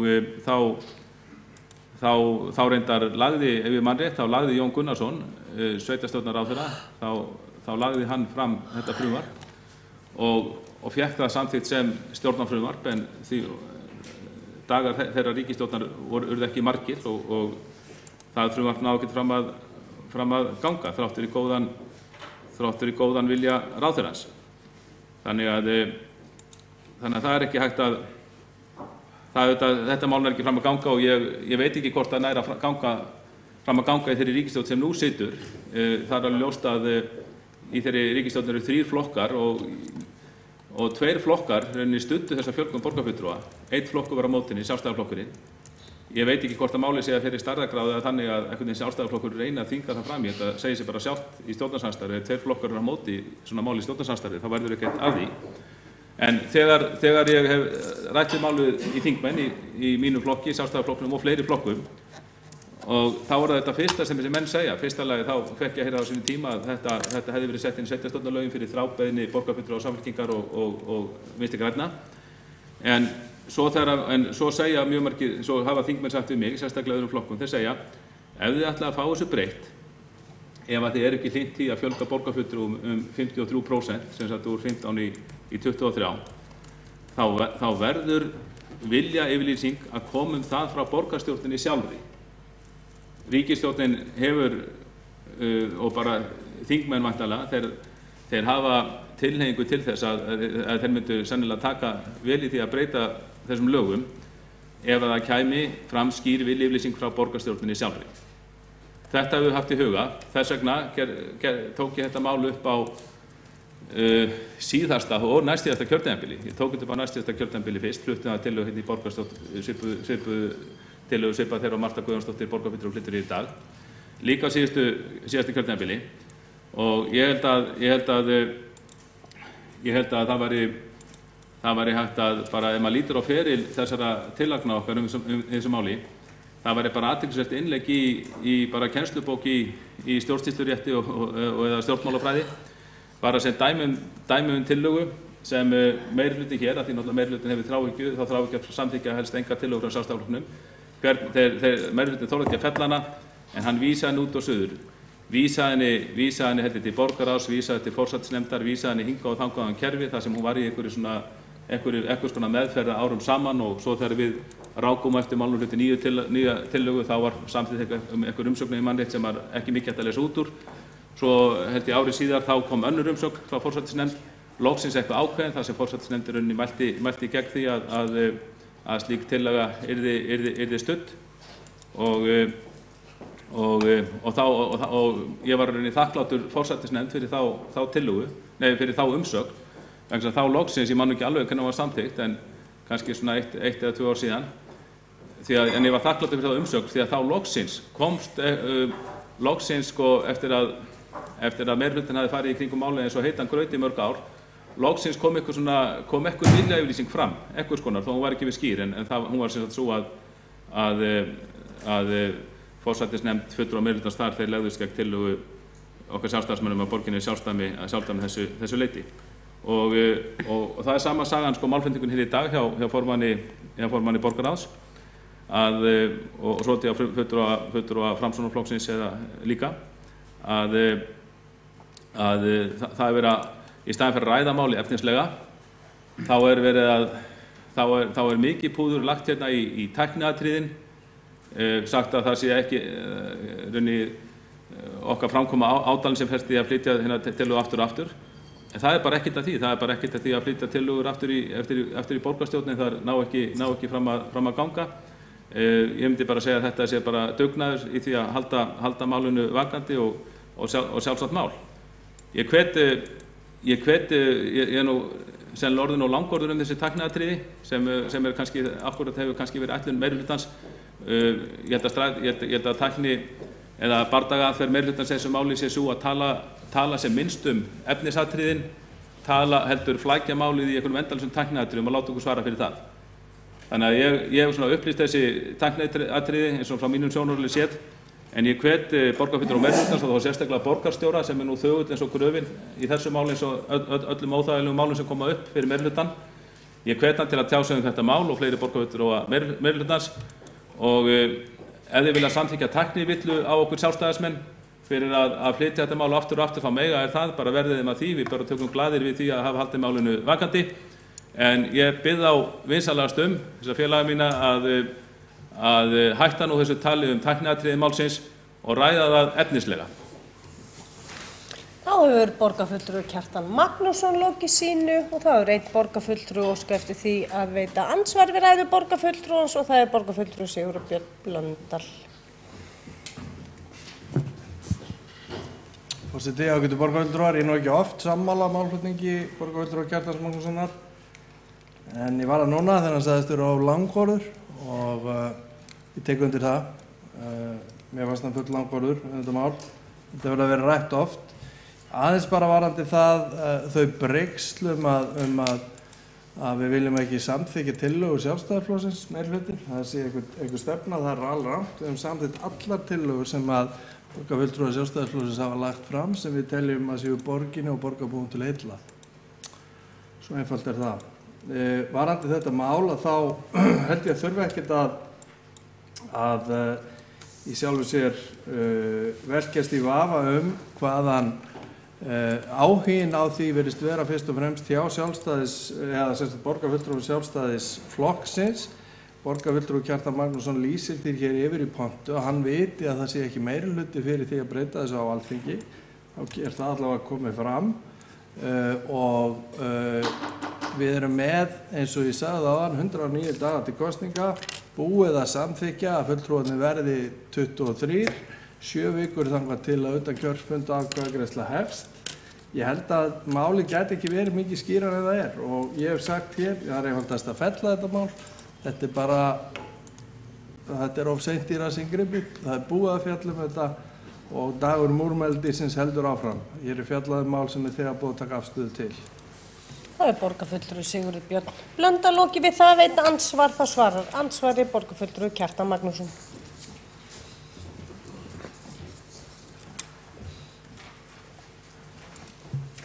Forseti, góðir borgarfulltrúar. Enn einu sinni kemur fulltrúi meirihlutans sér frá því að fjalla efnislega málið eins og þetta mál ætti svo sannarlega skilið. Við erum að sjá hér fjölgun kjörinna fulltrúa 53%. Við erum að sjá ákveðna breytingar á stjórnkerfinu sem því fylgir. Það verður aukinn kostnaður við þetta og svo framvegis. En nei, meirihlutinn, hann vill ekki ræða þetta mál efnislega. Hann vill ekki ræða það hvort að stjórnsýslan hér verður betri eða stjórnun borgarinnar betri. Á sama tíma og við erum að segja okkar starfsfólki að það verði að vinna meira og hlaupa hraðar, taka á sig auki álag, til dæmis í skólum borgarinnar. Þá erum við hér í þessari málstofu að fjölga sjálfum okkur 53%. Þetta vill meirihlutinn ekki ræða efnislega. Eins og í fyrir ræðum, þá fer hann beint í tækniatriðin. Fer að tala lengd ræðunar sem var kannski 10 mínútur, alveg hræðilegt. Fer endalaust í tækniatriðin í stað þess að ræða efnisatriði málsins.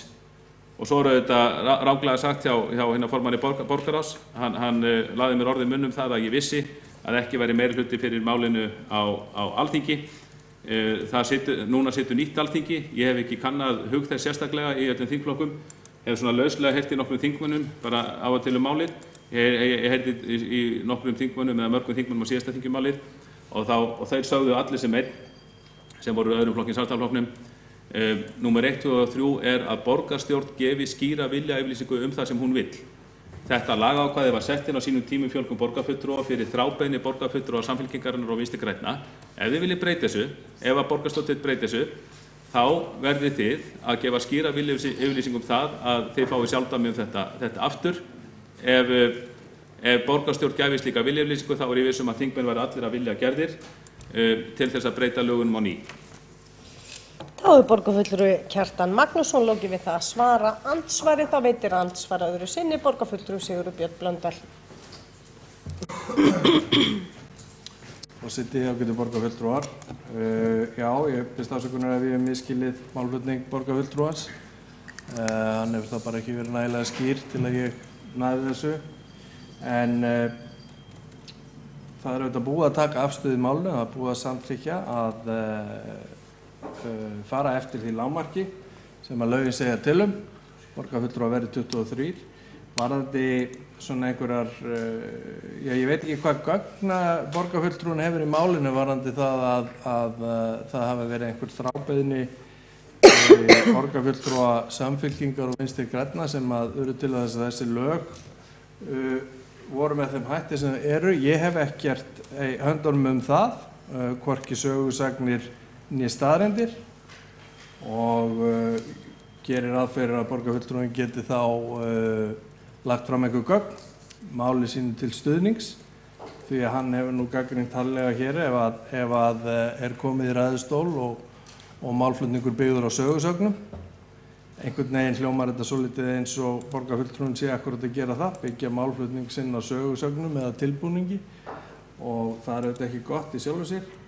En ég segi bara einu sinni enn, afstaðan í málun er skýr, það er búið að samþykkja þetta í borgarstjórn, það þarf ekkert að ræða þetta frekar, það eru kosningar eftir 109 daga og ég bara ítreka það, ég legg til að þessi tillaga sé bara felld og það þarf ekkert að ræða það frekar. Það Þá borgarfulltrúi Sigurður Björn Blöndal lokið við það að veita andsvar öðru sinni. Þá svarar andsvar öðru sinni borgarfulltrúi Kjartan Magnússon.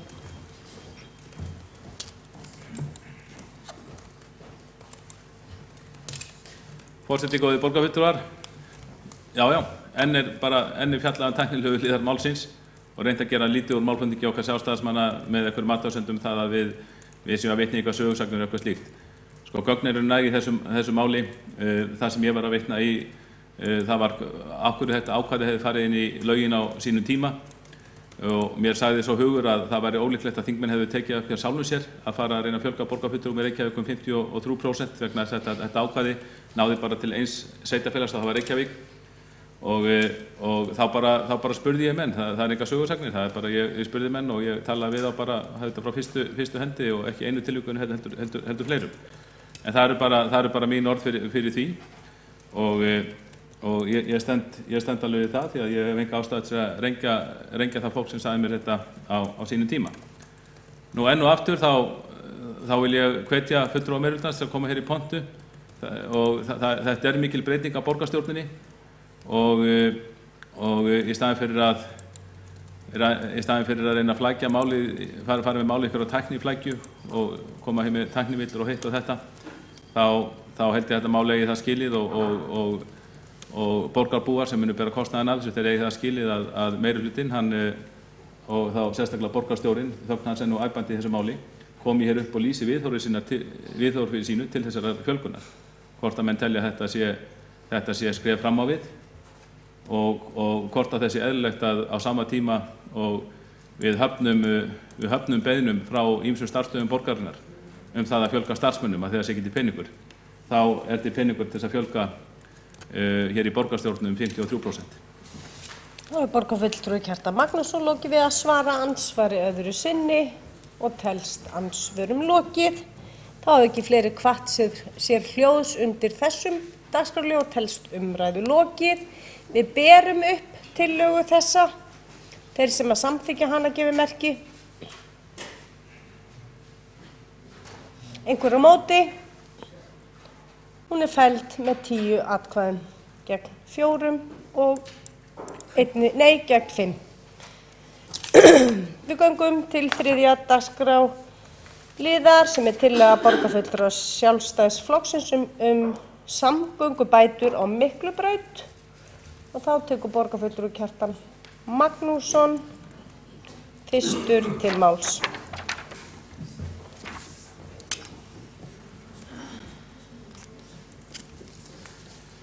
Forseti, góðir borgarfulltrúar, ég flyt eftirfarandi tillögu fyrir hönd borgarfulltrúa Sjálfstæðisflokksins. Svohljóðandi með leyfi forseta. Borgarstjórn samþykkir að hefja undirbúning að gerð neðanjarðarstokks á Miklubraut í því skyni að auka umferðaröryggi, greiða fyrir umferð, draga úr mengun og bæta aðstæður íbúa í nærliggjandi hverfum. Borgarstjóri falið að leita þegar í stað eftir samstarfi við ríkið málið og skipa starfshóp til að leiða verkefni með fulltrúum ríkisins og Reykjavíkurborgar. Meðal annars verði skoða hvort hagkvæmt sé að vinna verkið í einkaframkvæmd.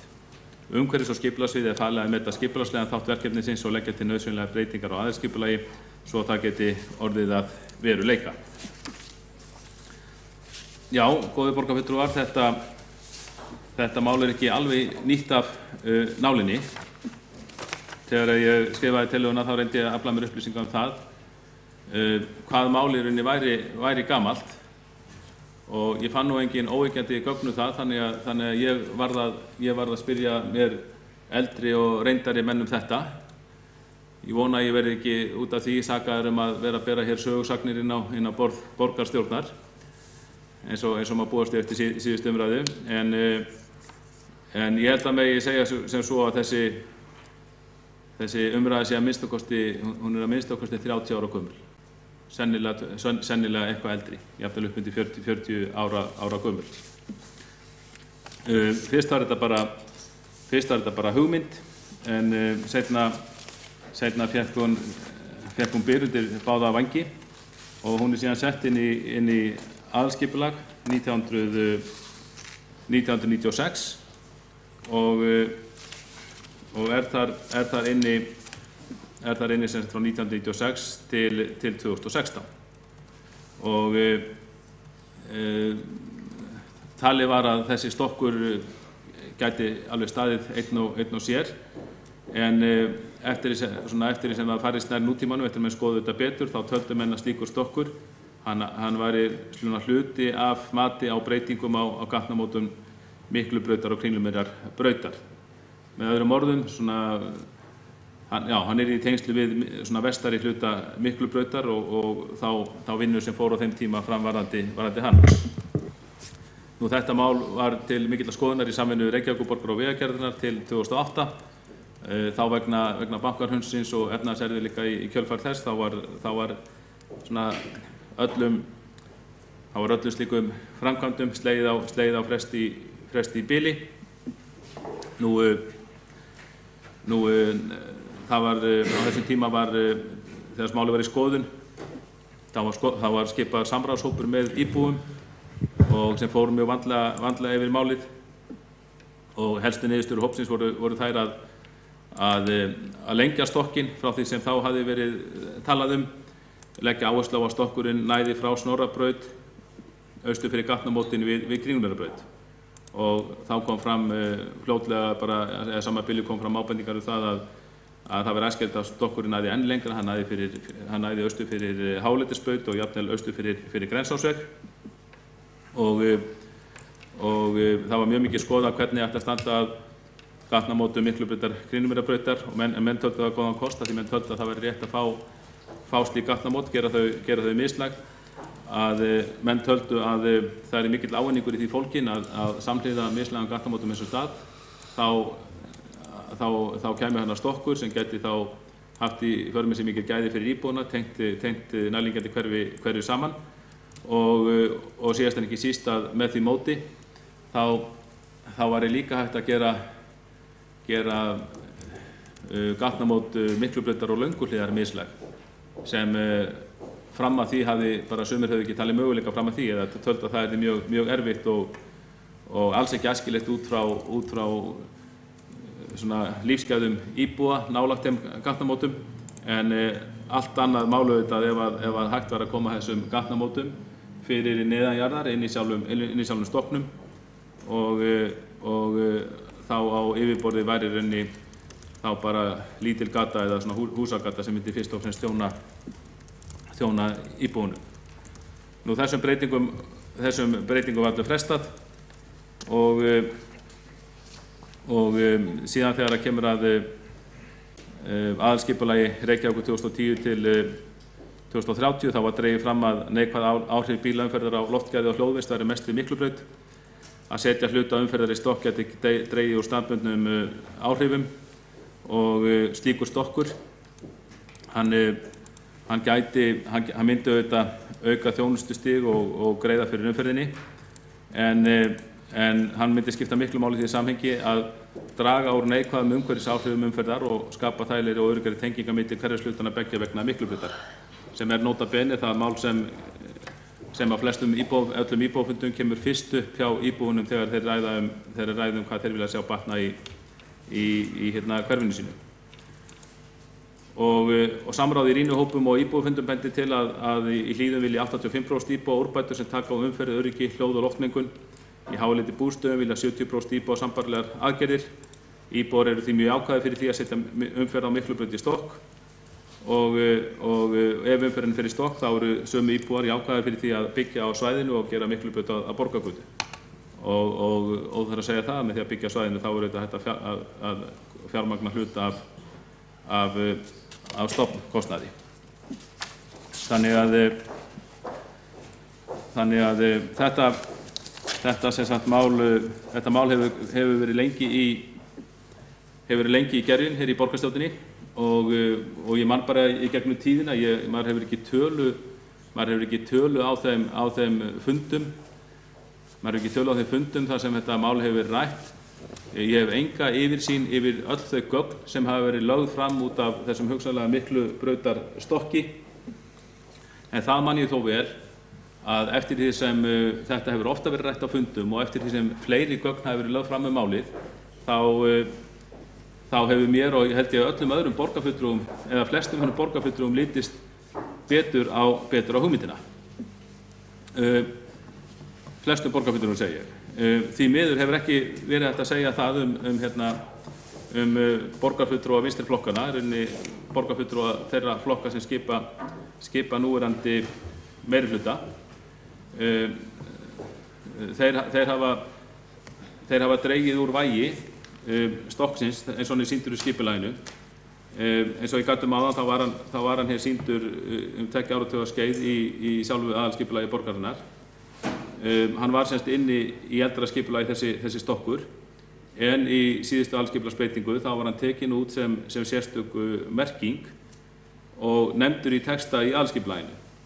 Og við vitum það er ákveðin kúnst að lesa út úr aðalskipulaginu, en það vita þeir sem þekkja aðalskipulagið og sérfræðingarnir að það skiptir auðvitað miklu máli með hvaða hætti hlutir eru sýndir aðalskipulaginu, hvort þetta er möguleik sem sýndur á myndum, hvort þetta sé sérstök merkingin á skipulagi eða hvort að þetta sé bara nefnt í texta eitthvað staðar sem möguleiki. Og það er þannig í núverandi aðalskipulagi, þetta er nefnt í texta eitthvað staðar sem möguleiki.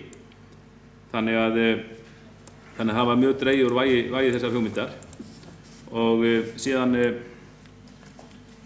gerist það 2012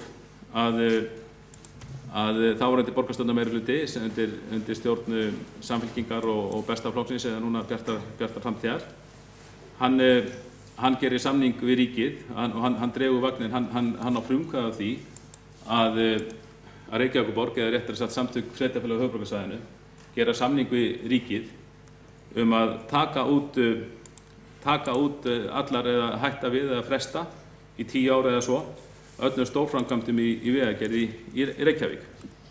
Við ræddum þetta mál á borgarstjórnarfundi í síðasta mánuði þegar við Sjálfstæðismenn fluttum tillögu að það ætti að endurskoða þennan samning með það í huga fá hingað stórframkvæmdir. Og sá fundur var reyndar kostulegur vegna þess að Dagur B. Kristjánsson borgarstjóri hann kannaðist ekki við samninginn sem við fluttum tillögun og sagði að slíkur samningur væri ekki til og tillagan var á misskilningi byggð og fór út í alls konar hártoganir að bara hann kannaðist ekki við þennan samning.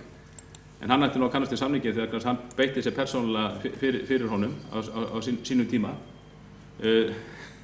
Það hef ég alveg munnlega eftir mörgum forystumönnum sveitarfélagi hér á höfuðborgarsvæðinu.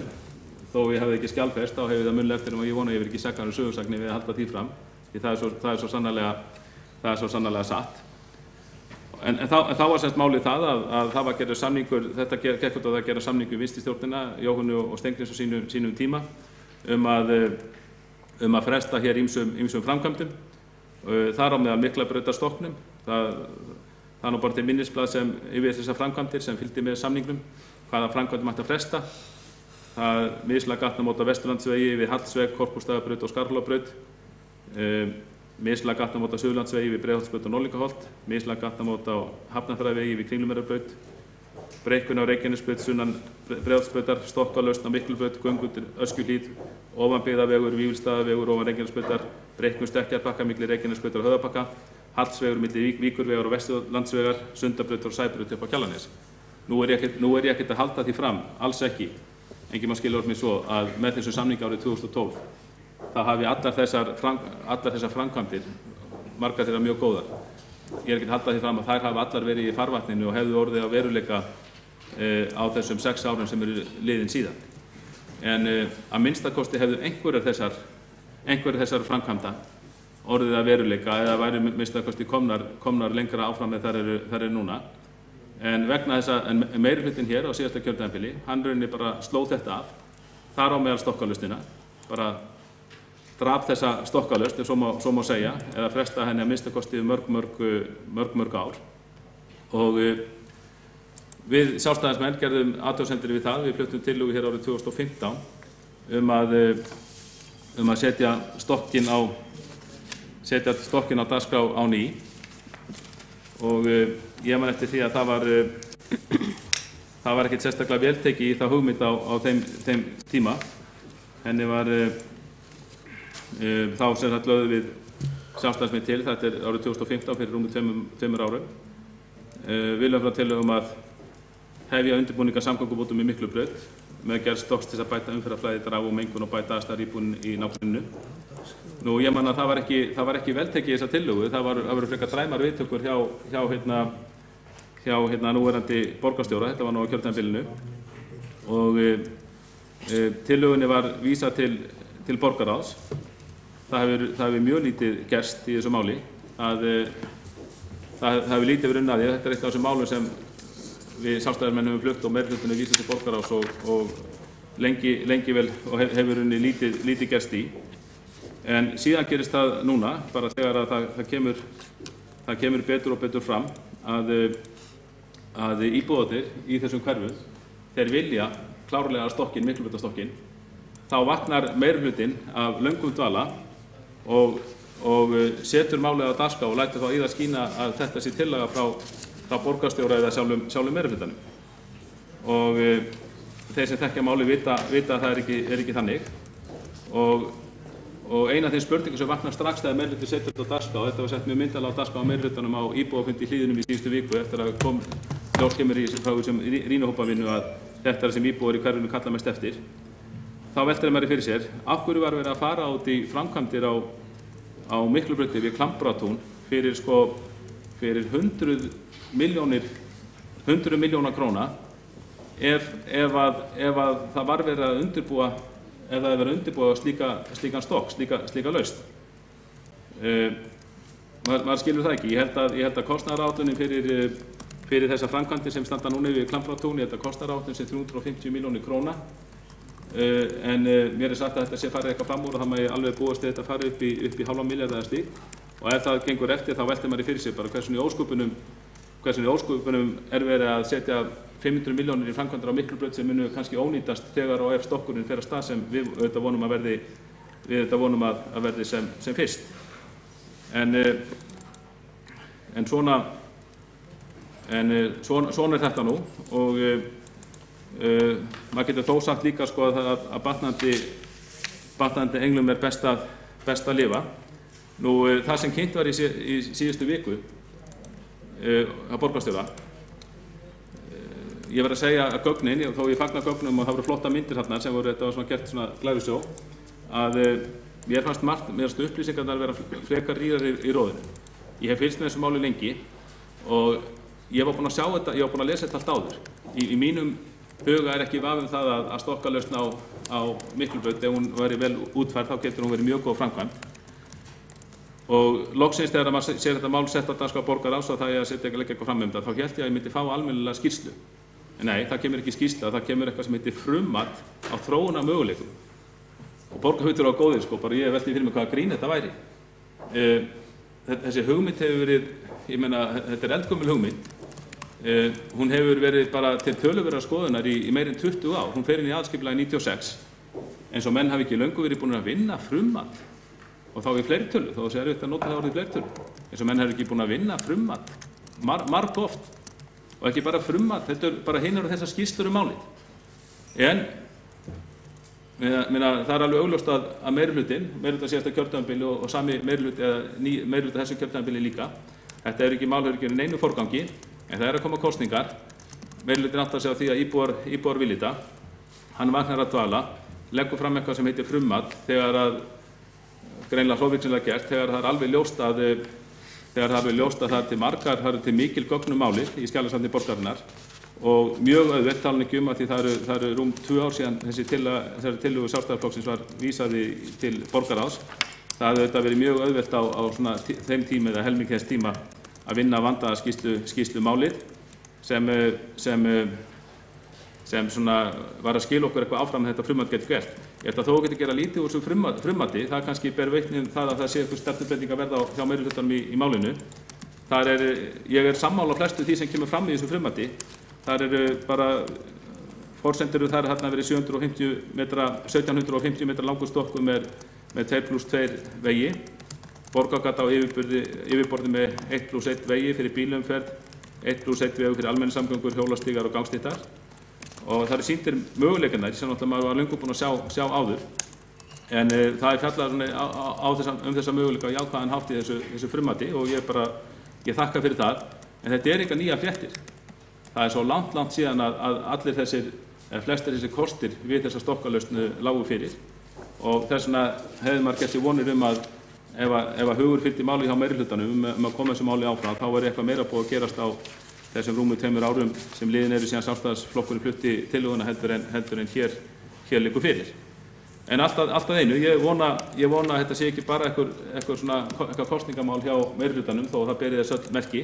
Ég vona að þetta beri þess merki að vinstri meirihlutanum að snúast hugur í afstöðu sinni til samgöngumannvirkja, stóra samgönguframkvæmda í borginni og hann sé raunverulega tilbúinn að hefja undirbúning að gerð þessa neðanjarðarstokks og þá ekki eftir neina að bíða heldur en að samþykkja þá tillögu sem við liggur fyrir. Koma með skýra viljayfirlýsingu til hér í borgarstjórn að við ætlum að vinna málinu og vonandi getum við bara gert það sameiginlega. Það tók tíma greinilega á samstöðu þetta en vonandi hún að nást núna og þá ekki eftir neina að bíða því að við vitum að þetta verða mikla framkvæmdir, þetta dýralaust. Það þarf að ná samkomulagi þetta við ríkið og það getur tekið einhver ár ef því að skipta. Þannig að þó ég hefði svo sannarlega viljað að betri frumvarpsskýrsla en þessi lagi fyrir, þá mjög mikils vísir og ég er viss að ef við samþykkjum þessa tillögu núna, þá getum við bara komið málinu bara farið þetta mál á krafti og vonandi verður þá ekki á löngu að líða uns að ef slíkur starfshópur verður skipaður, að hann geti þessi sameiginlegi starfshópur sem ég sé fyrir mér, að hann geti skilað góðri skýrslu verktilhögun og áfangaskiptingu og kostnað og fleira bara sem fyrst kannski eftir nokkra mánuði.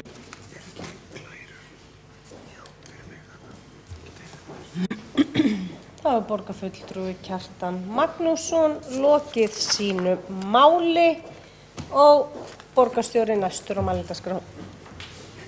Forseti ágæta borgarstjórn, ég vil nú byrja því að leggja til að við sláum nú bara saman þessum liðum tillögu Sjálfstæðisflokks og umræðu Miklabraut í Stokk. Þetta virðist vera bara sama málið og vindi mér í umræðuna.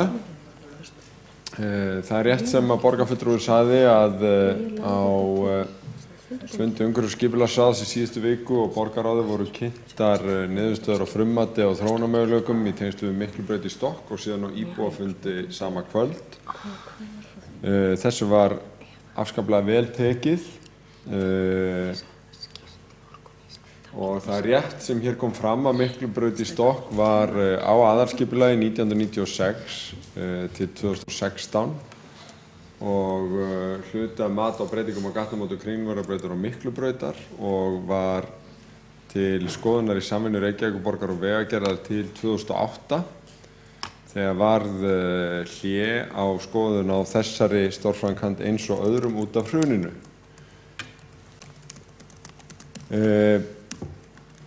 Samráðshópur íbúa og Reykjavíkurborgar og Vegagerðar sem að skoðaði mislægu gatnamótuna Kringlumýrarbraut Miklubraut en þá lá fyrir tillögum 3 hæða mislæg gatnamót, sló þau út af borðinu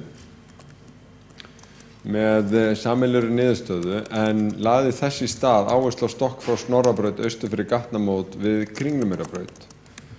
Að gatnamótum Kringlumýrarbrautar og Miklubrautar yrði haldið í þeirri hæð sem þau eru nú, að breytingum á Kringlumýrarbraut yrði frestað en götur og yfirborði gerðu ráð fyrir rólegri hverfisumferð þar sem sérstaklega verið tekið tillit til gangandi og hjólandi. Íbúar Háaleitis koma þessar umræðu og þeir hafa látið í ljósi að þeir væru spenntir fyrir að það yrði skoðað Stokkalaus sem næði jafnframt lengra til austurs eða alveg austur fyrir Grensársveg.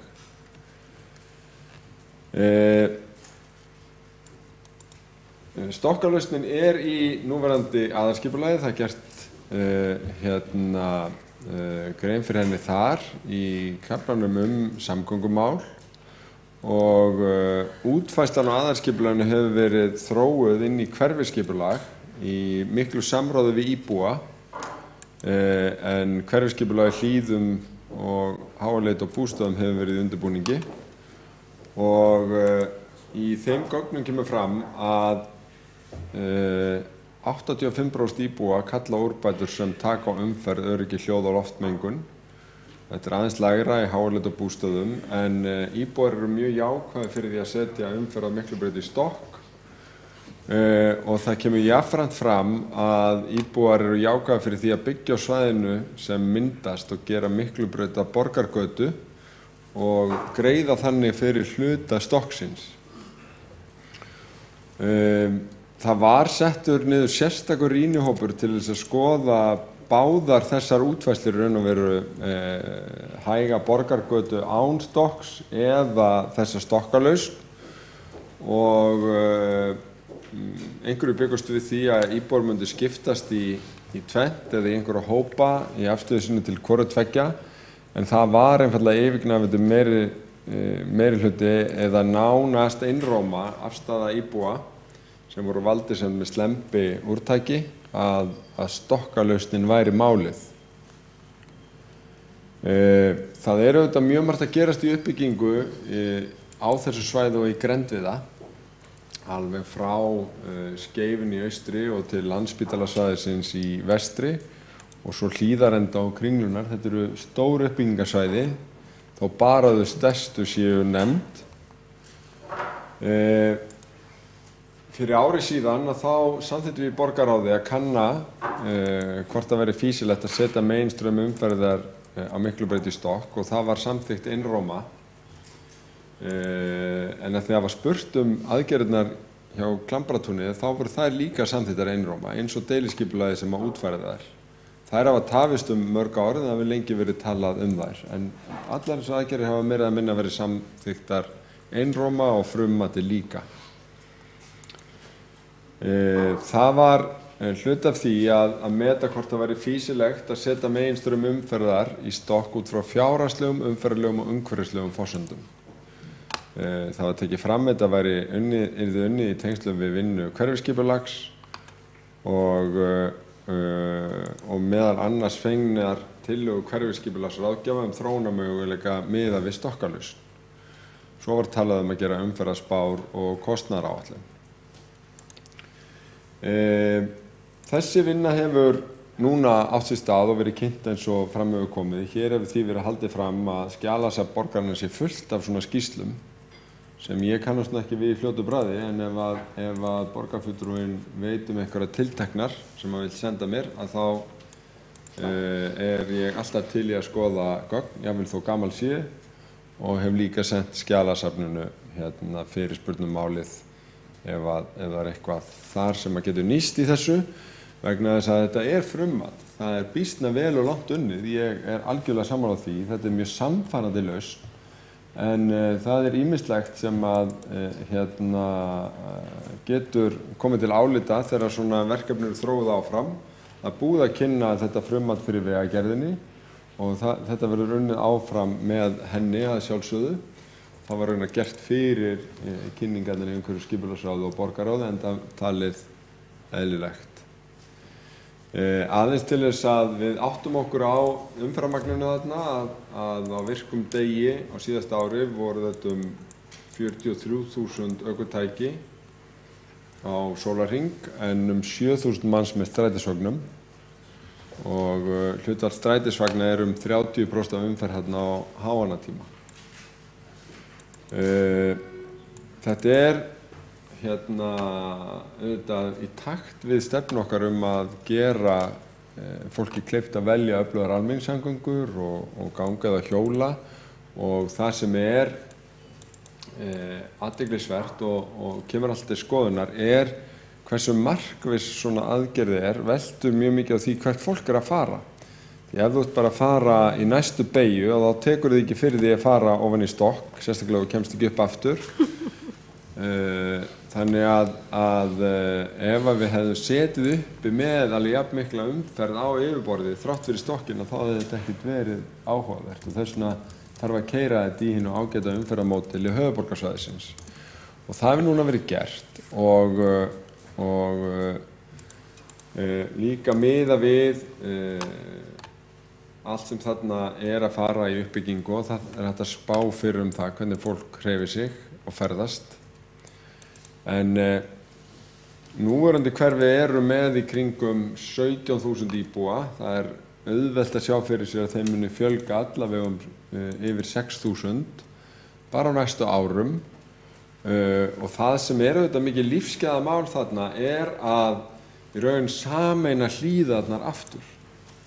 Þær eru algjörlega skornar í sundur af Miklubrautinni og það má segja að Háaleitið og Kringlumýrarsvæðið sé líka skorið í sundur af Miklubrautinni og þetta myndi gera til dæmis íþróttasvæðin bæði í raun í Safamýrinu og niður á Hlíðarenda miklu aðgengilegri og öruggari fyrir fótgangandi og hjólandi en þetta myndi auðvitað líka búa til þróunar og uppbyggingamöguleika á stóru svæði.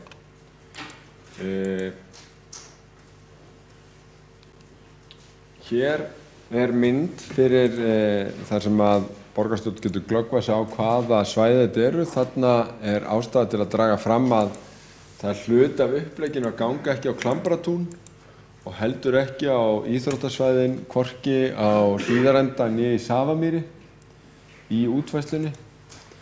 Því að þetta eru reitir sem eru þetta hluta því að tryggja lífsgæði þegar að byggðin orðin þétt, þessi grænu lungu og aðstæða fyrir börn og unglinga og þetta greina það mjög vel áður en það verið ákveðið að taka einhvern hlut af þeim undir enn frekar uppbyggingu en enga síður losnar mjög mikið svæði. Þarna svona þeir þróunarreitir sem að beinlínis væri hægt að byggja á, sýndir með dökkbláu og þarna eru komnar svona nettar randbyggða blokkir í takt við byggðamynstrið á hverjum stað. Og svo eru einhverju viðbótarmöguleikar. Hérna sjáum við þetta á loftmynd og úr báðum áttum, þar að segja annars vegar úr vestri af flugvallarsvæðinu og hins vegar úr austri og þetta, ef það væri ekki þessi litamunur þá gæti maður haldið að þetta hefði verið svona skipulagt frá upphafi í raun og veru. Það allavega tilfinningin sem að þessar myndir miðla í mínum huga. Hérna sjáum við síðan fyrir og eftirmyndir, hvernig þetta gæti litið út og hérna erum við á mótsvið 365 og hér erum við á mótsvið hús Verslunarinnar. Til að glöggva ykkur á staðsetninguna og sjáum við að það gægist hérna upp fyrir, efst upp í vinstra horninu og gott að þetta ekki Gísli Marteinn sem að hjóla hérna. Þetta allavega líkt honum. En eins og kom fram hjá frumvarðanda að þá verið að ganga út frá þarna tæplega 2 km stokki, 1 km 750 metrar með akreinum 2+2, borgargata á yfirborði fyrir bílaumferð 1+1 og síðan sérstaka reina fyrir borgarlínu, hjólastíga og gangstéttar. Frummat á stofnkostnaði miðað við þessar forsendur 21 milljarður en inn í því borgarlínukostnaðurinn. Við gerum ráð fyrir að borgarlína farið þannig gegn þannig að það þá í raun inn í þessu. Það hægt að reikna sig til eða frá varðandi sölu byggingaréttar á vannýttu svæðum sem undir losnandi þróunar og ástæðan fyrir því að ég vil undirstrika að þetta frummat og þetta auðvitað ekki búið að fara gegnum neitt skipulagsferli. Mér finnst mikilvægt að halda þetta til haga og líka mikilvægt að halda þennan íbúafund til að heyra fyrstu viðbrögð íbúa áður en lengra haldið. Og ég leiði mig það sem ég gerir nú eiginlega bara aldrei á íbúafundum að ég bað handauppréttingu í lok umræðunnar þetta mál. Hverjir væri tilbúnir að sjá þarna byggðir rísa á þeim svæðum sem losnuðu ef það kæmi stokkur miðað við þessa útfærslu og það voru allir nema einn sem rétt upp höndina og það var kona sem hafði fyrr á fundinu sagt að hún væri á Árbænum. Þannig að hún býr ekki í Hlíðunum, þannig að hlíðabúarnir sem voru á fundunum eru mjög áfram þetta og ég held að það gildi hvar í flokki sem fólk eða hvaða skoðan eða hefur á öðru leyti. Það kannski ekki skrítið vegna þess að þetta ekki bara umferðarmál og fjárhagslegt mál, Þetta líka mál sem varðar loftmengun, loftslagsáhrif, hávaða, slys, aðgengi og lýðheilsu. Og þá ég bæði að tala hvernig við erum með aðgang að íþróttasvæðum, grænum svæðum og ferðumst til og frá óheitkað og örugg í umferðinni. Þannig að frumvarpið bendir til þess að þetta sé fýsilegt, að það megi bæta samgöngur allra ferðamáta, skapa góðar aðstæður fyrir almenningssamgöngur, gangandi og hjólandi og styðja vöxt vistvænna samgangna. Það megi þarna draga mjög úr neikvæðum áhrifum bílaumferðar og loftgæði og hljóðvist þar sem þau eru mest í borginni, athugið það. Þegar við höfum verið að vinna þetta hverfiskipulag og fengið ábendingar frá íbúum, þá alltaf verið að benda okkur eitthvað sem tengist umferðinni, en hvergi eins þétt og mikið og akkurat þarna.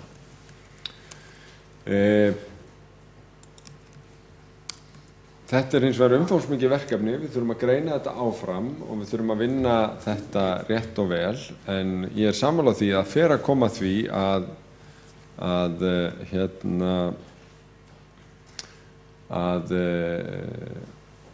við getum kannski lagt fram einhvers konar tilboð til ríkisins þetta. Og þá þurfum við að meta hvað við treystum okkur til að mæla með miklu byggingamagni til dæmis. Og það væri hægt að hugsa sér að borgin byggðist til þess að borga hlutastokknum. Kannski eitthvað svipað og rætt hefur verið varðandi borgarlínu. En það þó ekki búið að negla það heldur. Við getum líka velt fyrir okkur hvort að við myndum annast framkvæmdina.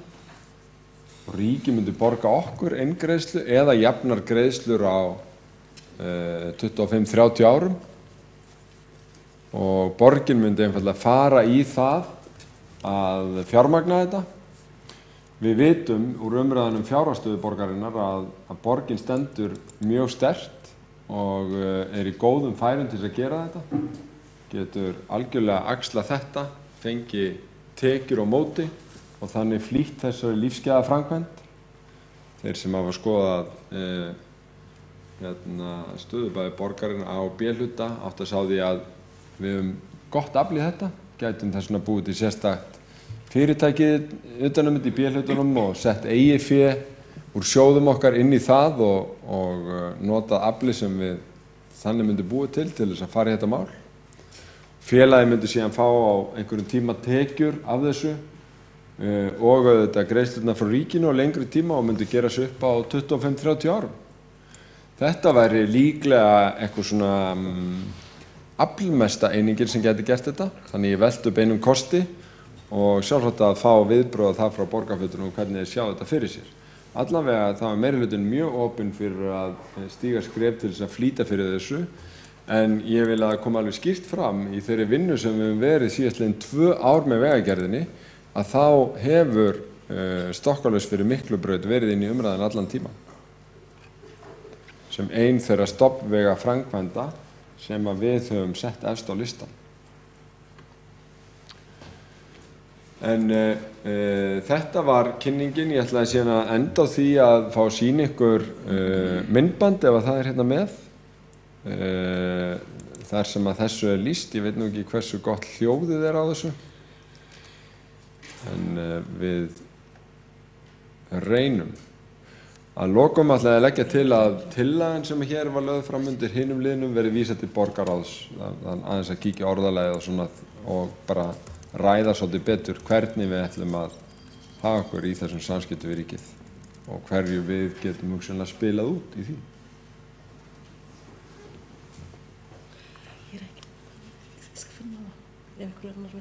Við getum hort á myndbandi bara á eftir í umræðinni ef það eru fleiri sem taka þátt. Það ekki aðgengilegt að þessari sekúndu. Það hefur borgarstjóri lokið máli sínu. Það hefur ekki fleiri hvatt sér hljós. Borgarfulltrúi Guðfinna Jóhanna Guðmundsdóttir hefur hvatt sér hljós. Og næst á mælendaskrá.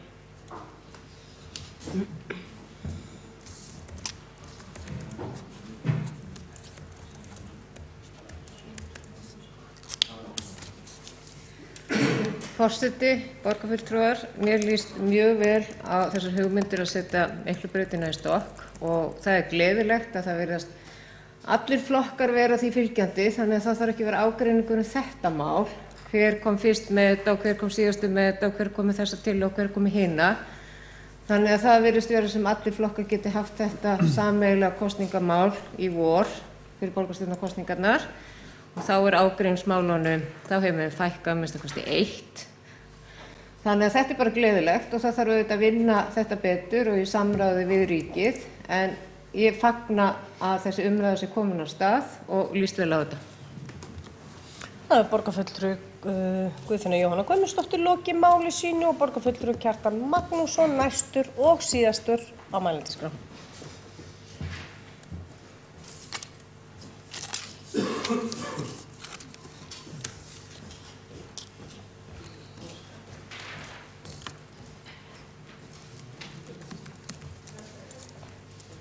Já, forseti, góðir borgarfulltrúar, ég þakka fyrir þessa umræðu. Ég átti nú satt að segja von á að fulltrúar fleiri flokka tækju þátt í henni.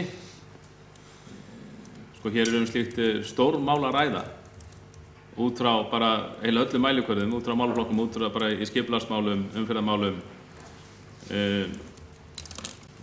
íþróttamálum, fjármálum. Ég hefði svona fyrirfram talið von á að fulltrúar allra flokka myndu tjá sig þetta og ég þakka Framsóknarflokknum fyrir að tjá sig og fulltrúar hans en væntanlega ég skilja það bara þannig út frá mörguleyti góðri ræðu borgarstjóra málið að meirihlutaflokkarnir séu sammála þetta og það felast margvísleg stór tíðindi í ræðu borgarstjóra og hann boðar hér stórtæka stefnumbreytingu meirihlutans í samgöngumálum í Reykjavík. Árum saman þá hefur vinstri meirihlutinn hér því miður þvælst fyrir þörfum samgönguverkefnum í borginni, rauninni tekið afstöðu gegn þeim eða sumum viljast ekki afstöðu gegn en ekkert áhugasamur þetta. Og ég ætla ekki að fara að rekja það aftur, það á sér aðdraganda í ákveðnu samningi frá árinu 2012. Það var skýr stefnumörkun í það að þá ætti engar stórframkvæmdir að vera í Reykjavík næstu 10 árin til 2022 eða svo. Og þá var farið út í ákveðna aðgerðir milljarður til strætó sem í sjálfu sér var ágætismál og ég ætla ekki að vanþakka það framlag sem kom þá til viðbótar frá ríkinu. En það náði þetta ekki nokkur átt að með því var að vera að hafna þörfum samgönguframkvæmdum í Reykjavík og það er mjög slæmt að rauninni það er að vera 6 ár liðin síðan þessi samningur var gerður og 6 töpuð ári í samgöngumálum í Reykjavík. Það hefur ekki orðið stórkostleg aukning í strætó að minnsta kosti. Ég held að nýjustu tölur bendi til þess að það hefur ekki orðið mikil aukning þar. Hins vegar erum við öll sammála það. Ég vil ekki flækja þessu ómikið saman við strætó því við erum öll sammála það að við viljum efla almenningssamgöngur í Reykjavík óháð því hvort að aðrar samgöngubætur eigi sér stað hér eða ekki. Þetta svolítið verið þannig undanfarin ár að við að minnsta kosti Sjálfstæðisflokknum við viljum efla almenningssamgöngur og við viljum efla samgöngubætur eða vera með samgöngubætur almennt í Reykjavík. En vinstri meirihlutinn hefur stillt þessu svolítið þannig að það ætti ekki að vera samgöngubætur í Reykjavík en það mætti efla strætó og við höfum þó náð saman það. En hér er skýr stefnubreyting. Hér heyrist með borgarstjóri verið tilbúin að hverfa frá þessari stefnumörkun frá 2012 um að við höfnuðum að borgarstjórn hafnaði stórframkvæmdum í samgöngumálum í Reykjavík. Það líka bara eins og menn muna, hér höfum við mjög oft tekið umræðu svonefndar mislægar lausnir í umferðarmálum, mislæg gatnamót og sumir borgarfulltrúar Samfylkingarinnar hafa talað mjög kröftuglega gegn slíkum lausnum og mikilli sannfæringu. En við sjáum það að ef þessi framkvæmd verður að veruleika, lífsgæða framkvæmd eins og borgarstjóri komst bara vel að orði, þá gæti þessi framkvæmd falið í sér 24 mislæg gatnamót. Hún fæli í sér mislæg gatnamót við Miklubraut Lönguhlíð, Miklubraut Kringlumýrarbraut Nú, ef við skoðum að fara lengra með stokkinn, sem er bara sjálfsagt að gera, það þarf bara að skoða það, að fara austur fyrir Hálendisbraut, þá væri þar 3. mislæga gatnamótin, og ef við farum allarlega austur fyrir Grensásveg, sem er bara líka mjög spennandi, þá værum við með 4 ferðmislæga gatnamót undir, og hefðum þá í raun náð þeim árangri að við værum komið með, ef ég mann rétt, á alla Miklubraut og Vesturlandsveg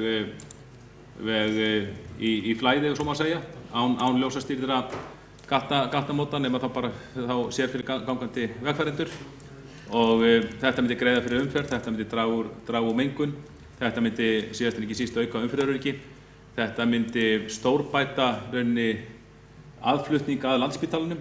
Við höfum gagnrýnt það mjög ofta að við skiljum ekki að meirihluti hér hefur á móti mislægum gatnamótum, af því að þetta er forsenda þess að bara sjúkrabílar getur komist greiðlega að Landspítalanum. Þannig að ég bara fagna þeirri stefnubreytingu sem mér sýnist að hér sé að verða, og ég vona svo sannarlega að hér sé að verða. Nú, varðandi Klambratúnsframkvæmdirnar sem borgarstjóri gat og myndi á að hefði verið samþykktar einróma, þá það alveg rétt hjá honum. Við samþykktum þetta einróma, en það var auðvitað með því það var með því að einhvern veginn þá sáum við meirihlutann ekkert leggja áherslu á þessar Miklubrautarframkvæmd. Við töldum að hún væri bara í töfum, meirihluti væri áhugalaus þetta, og enda var hún þá sennilega ekki komin á stað, og sjálfsagt að samþykkja framkvæmdir, en auðvitað ef meirihlutann ef þetta er ekki bara kosningabragð hjá meirihlutanum, ef meirihlutanum alvara með að setja þetta á dagskrá, tala fyrir sig og setja þetta verkefni af stað, sem við auðvitað vona, þá auðvitað hefði verið betra að taka þetta allt saman einu og ekki setja þessar Klambratúnsframkvæmdir á stað. Ég veit reyndar ekki hvort það sé mögulegt að samræma þar einhvern veginn stokkalustunni. Það er kannski hægt að redda því. Nú varðandi allar skýrslurnar þessar stokkalustir í Skjalasafninu, þá borgarstjórinn hann kannast ekki við það að nein gögn þetta sem var að finna í Skjalasafninu þetta. Við þurfum bara að bæta úr því. Ég er að minnsta með eina skýrslun á minni tölvu sem er frá árinu 2003 held ég. Hún er 15 ára gömul skýrsla það leyti sem hann var formaður skipulagsnefndar í Reykjavík. Hún er frá þeim tíma sem hann, ef ég mann rétt, var í skipulagsnefnd eða formaður skipulagsnefndar í Reykjavík. Hún kom út á sínu tíma nokkuð ítarleg skýrsla sem var gefin út í samvinnu Reykjavíkurborgar og Vegagerðarinnar, og ég held að hún hafi heitið, hún hét kannski ekki frummatsskýrsla, en þetta var einhvers konar frumskýrsla, og hún var miklu ítarlegri sú skýrsla heldur en sú skýrsla þetta frummat sem liggur nú fyrir. Þannig ég segi, 2003 þá vorum við eiginlega með ítarlegri upplýsingar í höndunum varðandi þessa stokkalausn heldur en við erum með núna. Þannig að það er greinilega borgarfulltrúar og borgarstjóri þurfa að leggjast í skýrslu lestur, en ég get glatt borgarfulltrúar með því að þar eru að sumu lítið samhljóða þá kosti sem þessi stokkalausnir hafa í för með sér. Þannig að þannig ég bara endurtek það. Þetta bara, hér er held ég snjalla lausn að ræða. Það hefur verið andstaða við þessa lausn, við mislæg gatnamót, við slíka stokkalausn. Ég vona að hugur fylgi máli, og ég held að við getum alveg samþykkt að þessu verði vísað til borgarráðs, og þá við trausti þess að málið verði unnið hratt og vel í framhaldinu.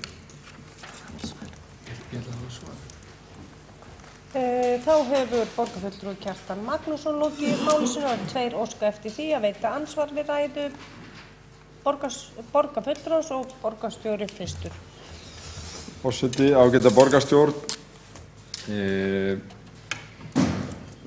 Ég veit ekki alveg hvar ég á að byrja. Hér er borgarfulltrúinn að fagna þeirri stefnubreytingu, eins og hann orðaði það, sem felst í því að við séum að framfylgja aðalskipulagi Reykjavíkur, hverfisskipulagi fyrir Hlíða. Aðalskipulagi var samþykkt hér með miklu meirihluta atkvæði í borgarstjórn, reyndar ekki atkvæði borgarfulltrúans sem hér talaði. Það gerir ráð fyrir Miklubraut í Stokk. Við höfum verið að vinna með þá hugmynd núna í hverfisskipulagi Hlíða, sem er einmitt útfærsla á aðalskipulaginu fyrir viðkomandi hverfi. Við erum búin að samþykkja tillögur að leggja sérstaka fjármuni í þetta ítarlega frumvarp, þannig að þetta er sannarlega ekki ný stefna.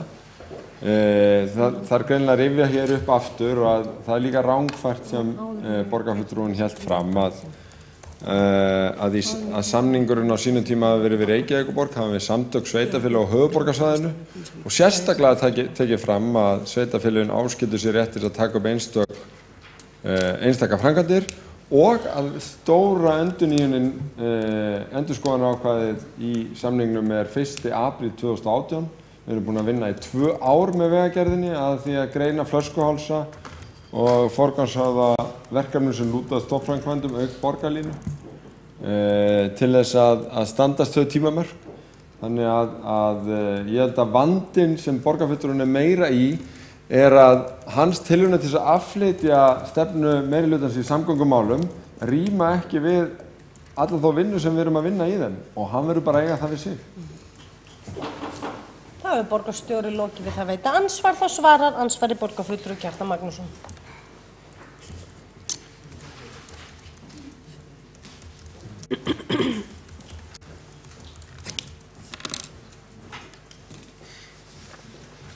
Forseti, góðir borgarfulltrúar, ég bara ítreka það sem ég sagði í ræðu minni hér áðan. Eins og svo oft áður þá reynir borgarstjóri að endurskrifa söguna einhvern veginn sér í hag. Hann heldur því aftur fram að þessi samningur, samningur milli ríkisins og Reykjavíkurborgar sé ekki til. Jú, þessi samningur til, hann milli ríkisins og Reykjavíkurborgar eða já, SSH. Ég meina Reykjavíkurborg langstærsti aðilinn í SSH, dregur þar vagnin, borgarstjóri sá sem nú situr átti frumkvæði að þessum samningi á sínum tíma og dróð þar vagnin. Það er ekkert að því að tala þetta sem samning milli Reykjavíkurborgar og ríkisins, enda erum við stærsti aðilinn þessari samningi. En mín vegna má alveg tala þetta sem samning milli ríkisins og SSH. Ef að menn ætla að fara að eyða tími að hártogast það, þá það bara orðhengils háttur.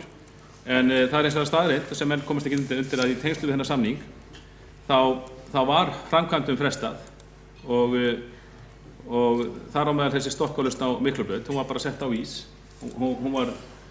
Það var engin áhuga á henni. Við munum eftir 2015 þegar við fluttum tillöguna við Sjálfstæðismenn. Það var ekki áhuga á henni. Það var mjög fýlulega tekið í þá tillögu okkar og henni náttúrulega vísað inn í kerfið. Og svo þegar þessi skýrsla kemur núna, þetta frummat, þá sjáum við að það bara allt sem í því hefur komið fram áður. Ég meina jákvætt í sjálfu sér. En ef það hefði hugufyllt máli þá hjá meirihlutanum þá var búið að vinna þetta mál miklu betur og það væri komið lengra og í viðræðu við ríkið. Ef vonandi að vera stefnubreyting í þessu efni, ég ítreka það.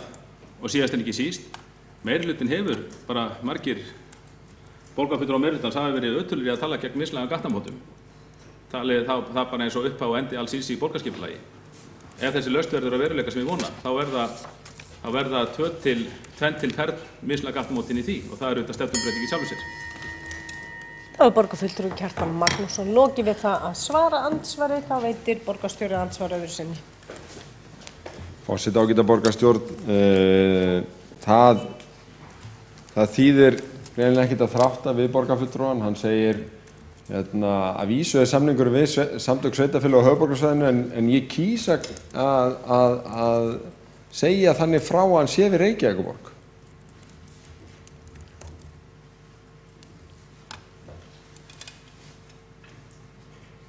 Er þetta ekki svolítið merkilegt? Þetta svona eins og það væri hjón einhvers staðar og maður segði að vísu Sigurður giftur ást en ég kýs að segja hann sé giftur Hermínu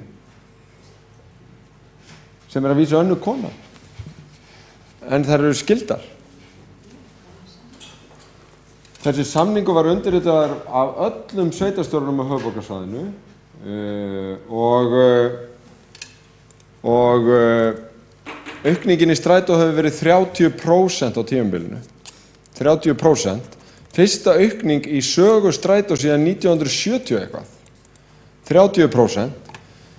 Önnur umferð hefur líka aukist svipað, þannig að hlutfallið af heildarfjölda farinna ferða hefur staðið í 4%, en aukningu upp á 30% eftir minn og minni notkun áratugum saman, það verður að teljast þó nokkuð. Því að þó við höfum verið að breyta skipulagi borgarinnar, þá hefur ekki breyst í grundvallaratriðum á þeim árum sem liðin eru. Það Þá er borgarstjóri lokið við það að veita andsvar öðru sinni. Þá svarar andsvari öðru sinni borgarfulltrúi Kjartan Magnússon.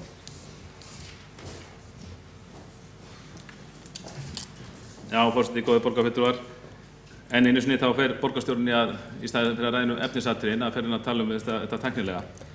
Og mín vegna má alveg segja að þessi samningur sé milli, skiptir þetta engu máli, sé milli ríkisins og SSH.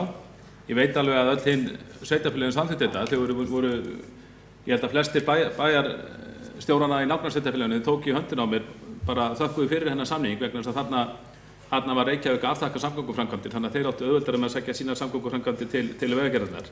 Það er ekki skrítið að menn hafi samþykkt þetta og verið þakkláttir. En samningurinn var arfarslæmur fyrir Reykjavík. Menn eru vonandi átt að segja því núna og bakka út úr þessu, vonandi. Og þá kemst Dagur B. Eggertsson borgarstjóri ekki undan því að neita því að hann átti persónulega að frumkvæða þessum samningi á sínum tíma, lagði á sig mikla vinnu til þess að ná honum í gegn. Góður samningur fyrir nágrannssveitarfélögin, ömurlegur samningur fyrir Reykjavík. Og bara það skiptir ykkur máli, Reykjavík er aðilega þessum samningi, hún er ekki 65% af höfuðborgarsvæðinu svona í íbúafjölda talið.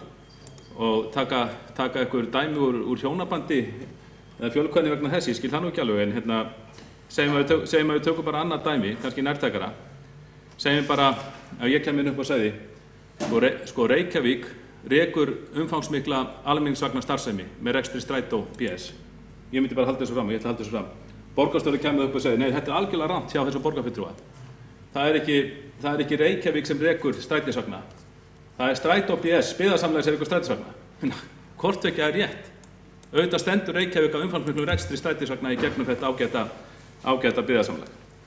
Svona hártoganir og orðingishátturinn skilar engu, það sem staðreyndin er svo, þetta hefur verið slæmur samningur fyrir Reykjavík, hann á að endurskoða og vonandi erum við að sjá byrjunin á því núna með þessu verkefni. Þá er borgarfulltrúi Kjartan Magnússon lokið við það að svara andsvari öðru sinni. Þá veitir borgarfulltrúi Heiða Björg Hilmisdóttir ræðu borgarfulltrúans Kjartans Magnússonar. Forseti, ágætu borgarfulltrúar, mér finnst auðvitað alveg með ólíkindum að borgarfulltrúi Kjartan Magnússon haldi því hér fram að samningurinn almenningssamgöngur hafi verið vondur fyrir Reykvíkinga eða vondur fyrir Reykjavík. Það er auðvitað alrangt. Þetta hefur verið gríðarlega mikilvægur samningur fyrir Reykjavíkurborg og fyrir öll sveitarfélögin og ef við ætlum að ná markmiðunum sem sett eru aukningu í almenningssamgöngu þá verðum við að fjárfesta í þeim. Það gerist ekki af sjálfu sér. Og eins og borgarstjóri sagði þá hefur ferðum fjölgað á þessum tímabili 30%. 2011 það voru innstig í strætó 9 milljónir. 2017 voru innstigin 11,7 milljónir. Það munar það á götum borgarinnar. Það getur enginn mótmælt því. Þetta eru 2,7 milljón ferðir sem eru farnar fleiri árið 2017 heldur en 2011 í strætó. Við sjáum þó að hlutfallið að ferðir eru greinilega, það fólk að fara meira en áður og ferðir bíla eru líka aukast, en engu að síður þá eru það 24% höfuðborgarbúa sem ferðast með öðrum hætti en með einkabíl. Þeir ferðast með strætó, þeir ganga og þeir hjóla. Þannig áherslan á þennan einkabíl endalaust og að segja að þessi mistök að fjárfesta í almenningssamgöngum eru stórfurðuleg. Við gerðum líka könnun á viðhorfi með Gallup á könnun á viðhorfum til strætó og við erum loksins að sjá jákvæðni í viðhorfum til strætó eftir hörmungar ár 2015 þar sem mikið gekk á. Og það er líka með ólíkindum að kjörnir fulltrúar sé að tala niður fyrirtæki sem að reyna að ná upp jákvæðri ímynd og jákvæðri tengingu hjá borgarbúum og tala það að það sé einhver nauðvörn að fara í strætó af því maður sé, af því að allir aðri maður vilji alltaf eitthvað annað. Mér finnst það furðulegt og ég er ekkert endilega að vitna bara í orð Kjartans Magnússonar borgarfulltrúa núna heldur bara almennt í umræðinni. Fólk vill fara með strætó, það vill hjóla, það vill ganga. Strætó hefur náð gríðarlegum árangri með þessum samningi. Ef að hann verður tekinn af, þá verður mikið bakslag í almenningssamgöngum. Og borgarfulltrúi Heiða Björg Hilmisdóttir lokið við að veita andsvar, þá svarar andsvari borgarfulltrúi Kjartan Magnússon.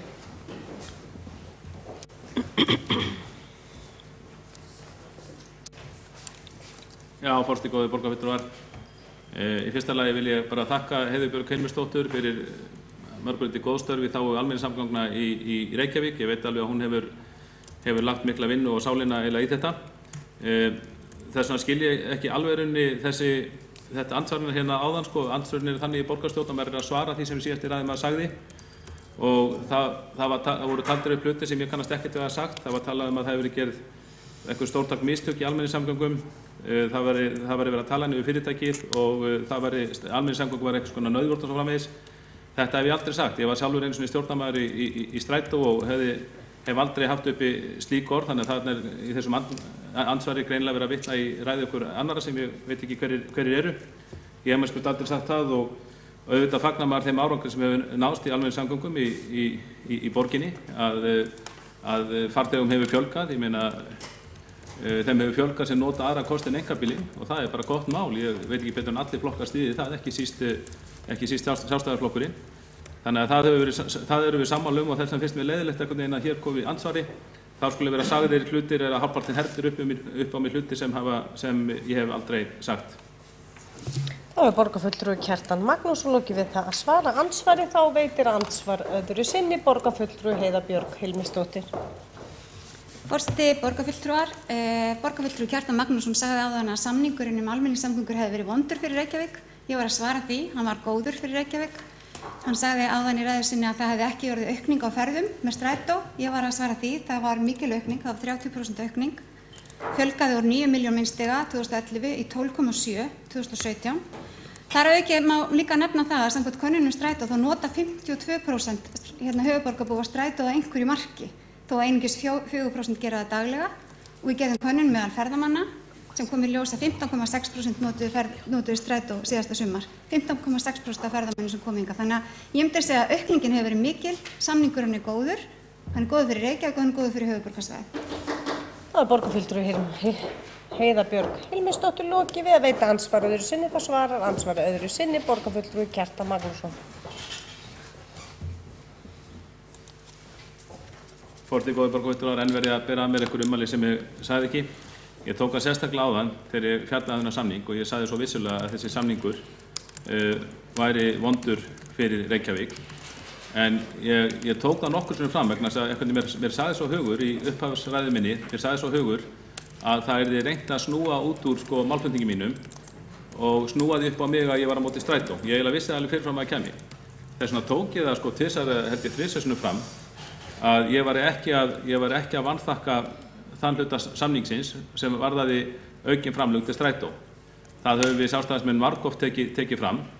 Hins vegar hann bara vondur fyrir samgöngumálin almennt í Reykjavík og við höfum margoft gagnrýnina samning en alltaf á þeim forsendum að við viljum sjá samgöngubætur fyrir alla samgöngukosti í borginni, líka Strætó og höfum alltaf tekið fram að við styðjum þessi auknu framlög til Strætó. En þetta er ekki fyrsta sinn sem ég stend fyrir í pontunni og þarf að bera að mér þessa útúrsnúninga eða leiðrétta þá og ég mun sennilega þurfa að gera það oft enn ef þessu heldur fram sem horfir en þetta er sannleikurinn í málinu. Samgöngusamningurinn er vondur fyrir Reykjavík og þá eigum við þá gjörð Samfylkingarinnar og fylgiflokka hennar að hafna stórum samgönguframkvæmdum í Reykjavík á 10 ára tímabili eða að minnsta kosti 6 ár, þetta sem er orðið.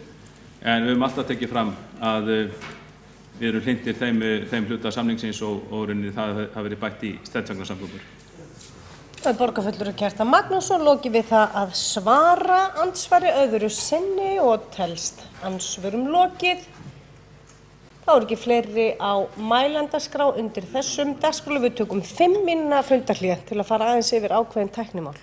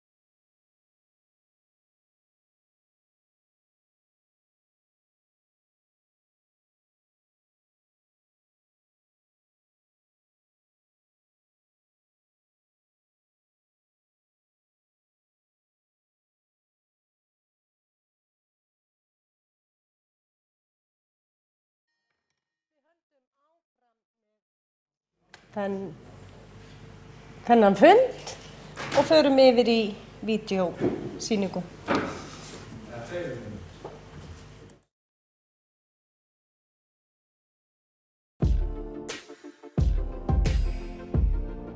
Miklabrautin meginleið umferðar milli austurs og vesturhluta Reykjavíkur, en klýfur borgina jafnframt í tvennt. Í Hlíðum, Norðurmýri, Holtum og Leitum búa nú þegar 17.000 íbúar.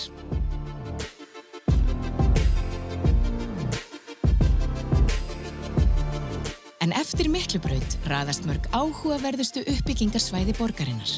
Það sem áætlað að 6.500 nýir íbúar muni eiga heimili í byggð sem fléttar sig inn í eldra byggðarmunstur.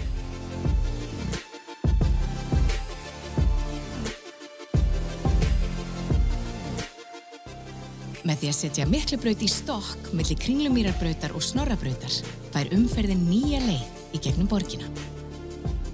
Þá opnast möguleikar á bættri nýtingu á stórum veghelgunarsvæðum sem nýta mætti til blandaðrar byggðar íbúða og atvinnuhúsnæðis. Á yfirborðinu verður rólegt og manneskjulegt göturými sem styður við vistvæna samgöngumáta, borgarlínuna og hjólandi og gangandi umferð. Flæði umferðar breytist og hljóðvist, loftgæði og umhverfisgæði í nágrenninu batna verulega. Miklabrautin fær á sig skemmtilega borgarmynd og lífsgæði íbúa í nágrennannar aukast.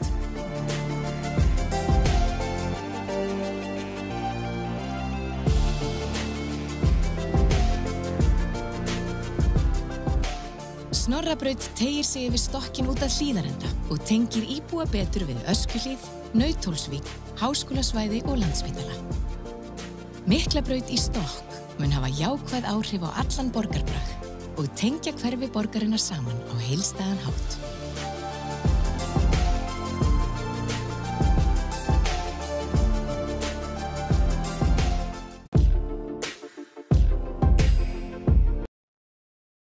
Snorrabraut teygir sig yfir stokkinn út að Hlíðarenda og Vill ekki lengur.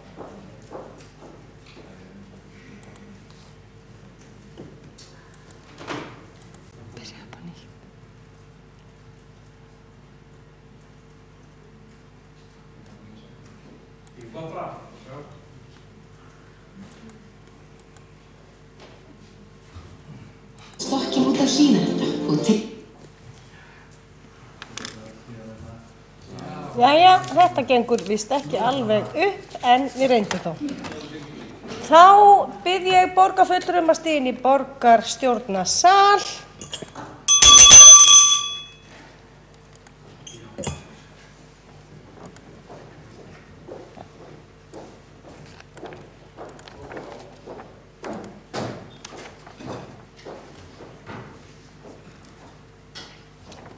Þá það borið hér upp að vísa tillögu þessari til borgarráðs. Þeir sem samþykkja það gefi merki. Það telst samþykkt samhljóma. Og hér samkvæmt útsendi dagskrá 4.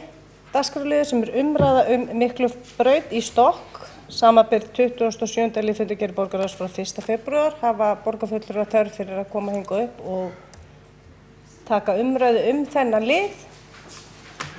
Það er borgarfulltrúi nei. Ef svo ekki, þá telst þessi umræða lokin. Já, hann sér ekki þær tillögur, ég sé þær, þannig að ég bara vill bjóða upp á, ef einhvern vill koma hérna upp, svo við förum bara eftir útsendir dagskrá. Ef svo ekki, þá telst þessar umræðu lokið. Fulltrúar Sjálfstæðisflokksins áskilja sér rétt til bókunar undir umræðu Miklubrautinu í stokk. Það meðtekið og aðrir fulltrúar einnig. Þá förum við í 5. mál.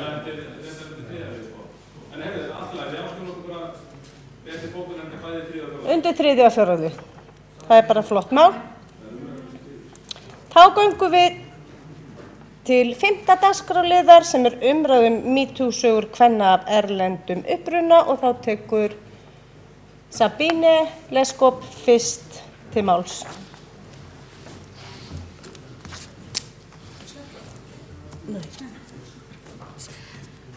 Forseti og borgarstjórn.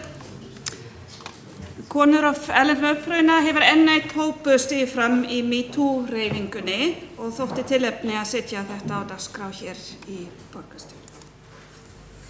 Ég er búin að vera í þessum málaflokki svo lengi ég held ég vissi þetta allt. Ég er búin að heyra sögu konuna sem var sannfærð af hálfu mannsins síns að á Íslandi þurftu konur alltaf vera nakin heima og þjóna bæði honum og vinum hans. Ég var búin að heyra frá asískum vinkonum mínum að þær gætu aldrei farið út að djamma án þess að vera spurða hvað þær tæki nú fyrir tíma.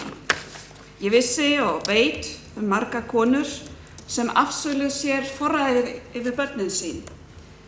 Annarkvors vegna þess að sýslumenn panta ekki tólk, heldur leyfa eiginmönnum að útskýra fyrir konum sínum hvað í gangi, eða vegna þess að konurnar einfallega héldu þetta væri bara svona á Íslandi og jafnvel að þetta væri börnunum fyrir bestu.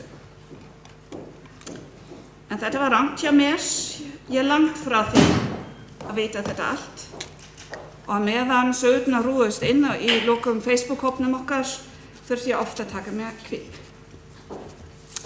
Ég byrjaði sem sagt í þessu málaflokki árið 2004 þegar ég tók sæti í stjórn samtaka kvenna af erlendum uppruna.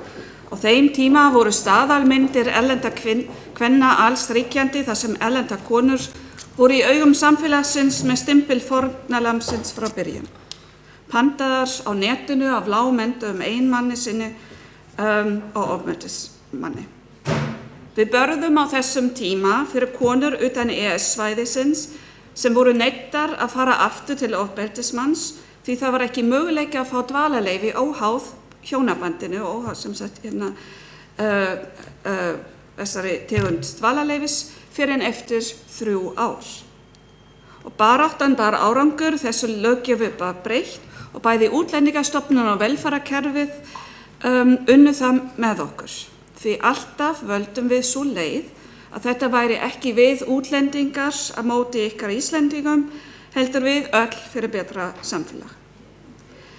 Til þess var alla tíð mikið samstarf við kvennahreyfinguna.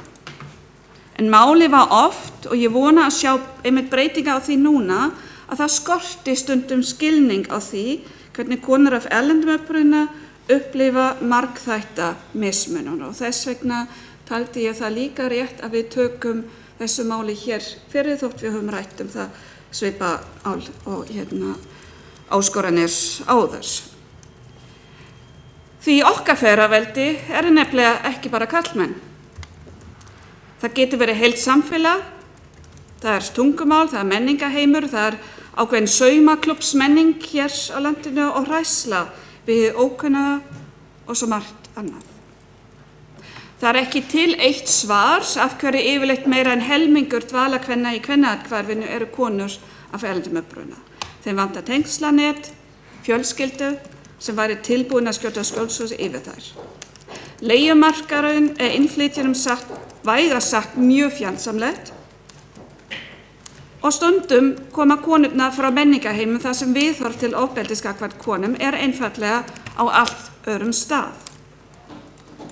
Ofbeldi getur einnig þrífst í álaginu sem flutningur milli landa hefur í för með sér. Og það svo miklu einfaldara að einangra konu af erlendum uppruna sem hefur ekki tengslanet, ekki upplýsingar, tungumálakunnáttu eða fjölskyldu. Þannig að margir ofbeldismenn leita sérstaklega í þennan hóp. Sögurnar sem birta voru margar rottafengar. Sumar það slæmar að ég sé hættu í því að samfélagi okkar í heild sinni gæti skýlt sér að bak við hugsun að þetta sé bara örfá skrimsli og kemur okkur í rauninni ekki við. En rót vandamálsins liggur svo miklu dýpra. Ég heyrði bara núna daginn ung par í blanda hjónabandi frá mismunandi menningarheimum sem breytti ættarnafni fyrir nýfætt barnið sitt af því að ættarnafni hljómaði útlenskt og það ég vildi vera viss að barnið fengi seinna meira minnst að kosti símtal tilbaka frá leigusalanum eða atvinnureikandanum. Það þetta stóra misskilning sem ég upplifa svo ofta Fólk heldur að við innflytjurum fættumst öll þarna út á Keflavíkurflugvellinum með lítið fram að færa sem hefur ekki áunnist hér.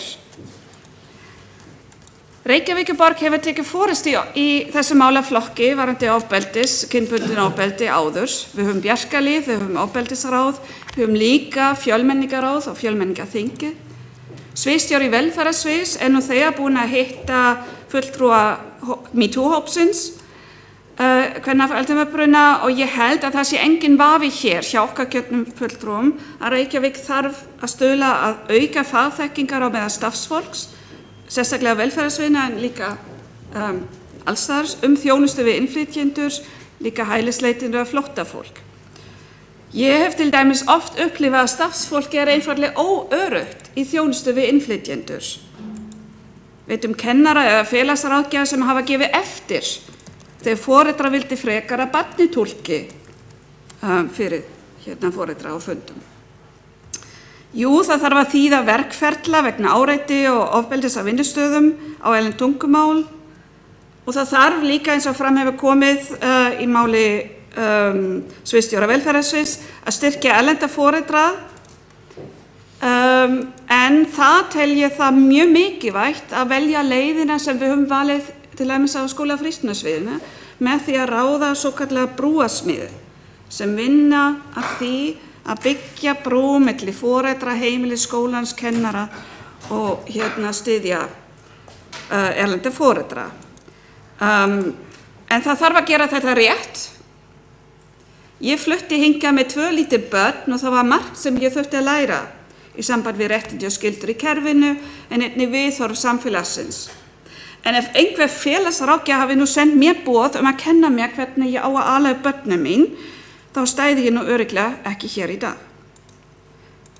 Reykjavíkurborg einnig stærsti vinnuveitandi hér, þannig að við þurfum að endurskoða starfsmannastefnu okkar með tillit til breyttu veruleikanum.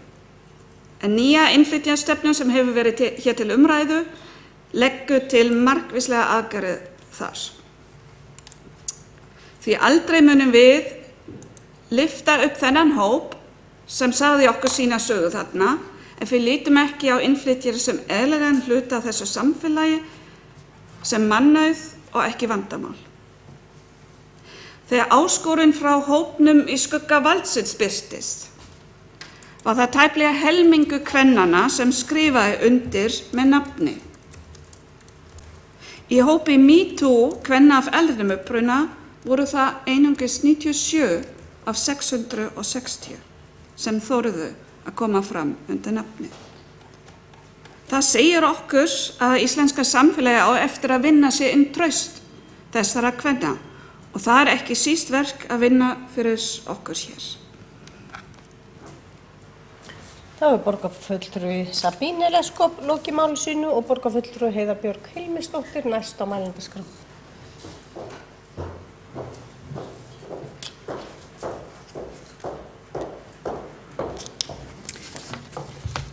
Forseti, borgarfulltrúar.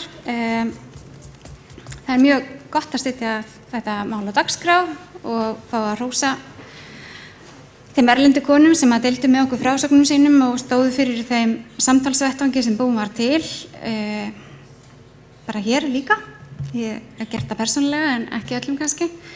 Það ótrúlega dýrmætt að fá svona frásagnir og leyfa okkur að svona skyggnast inn í hvernig samfélagið okkar blasir við þeim. Það mikilvægt að við erum ekki að þagga þetta niður, við tökum þessu opnum örmum og við ætlum að vinna úr þessu og gera samfélagið betra.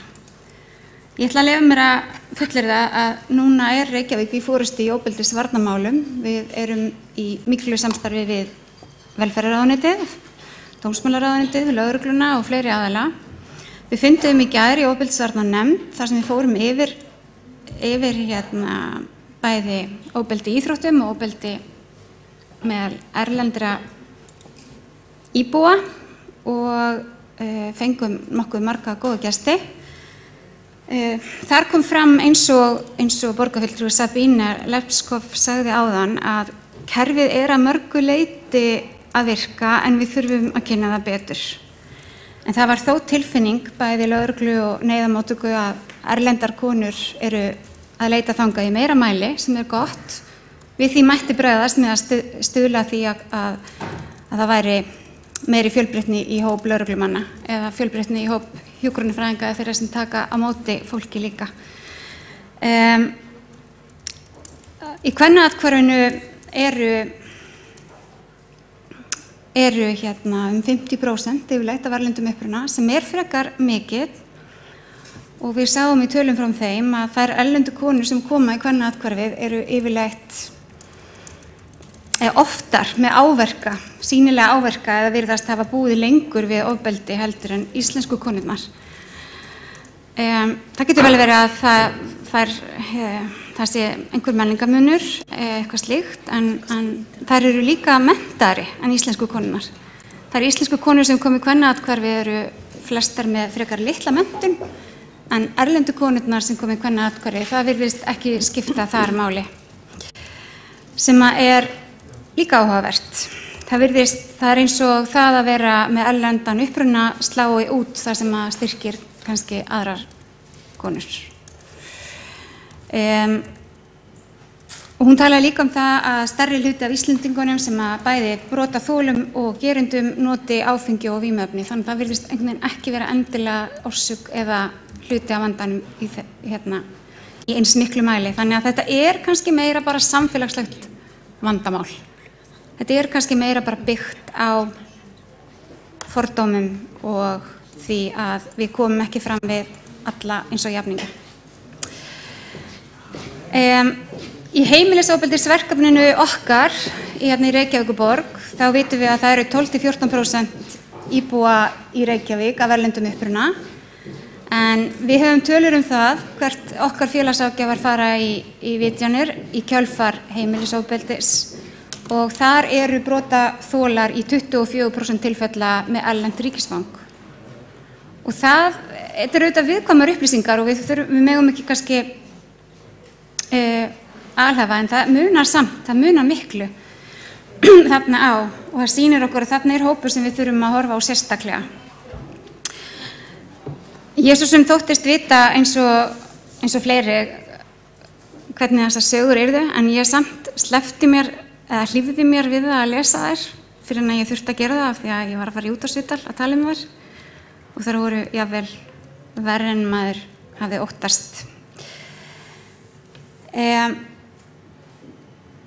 Það ákveðið virði í svona samtali, bara því að stofna svona trúnaðarvettvang fyrir konur og mér heyrðist að konunum sem komu á fundin okkar í gær að þar væri mjög dýrmætt samtal sem ætti sér stað og það væri mikill stuðningur og kannski svona mynstri sem að þær sjá að konur einangrast, þeim finnst að vera hundsaðar í samfélaginu, það eins og öllum sem sama þig og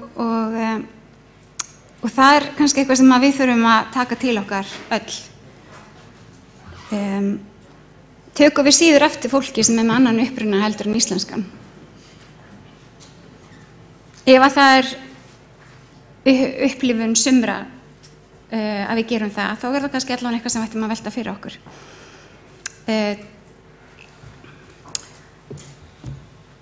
Svo svona mikið sem að það töluð að þolandinn mjög oft háður geranda og það kannski svolítið eins og borgarfulltrúi Sabínu Leskov og þú kannski þekkir ekki marga aðra á landinu, þú sér fram á að þurfa að skilja börnin eftir ef þú ferð og þú ert svona föst og getur voða lítið farið. Lausnirnar gætu verið aukin upplýsingagjöf og það eitthvað sem við þurfum að mínu mati að vinna með ríkinu.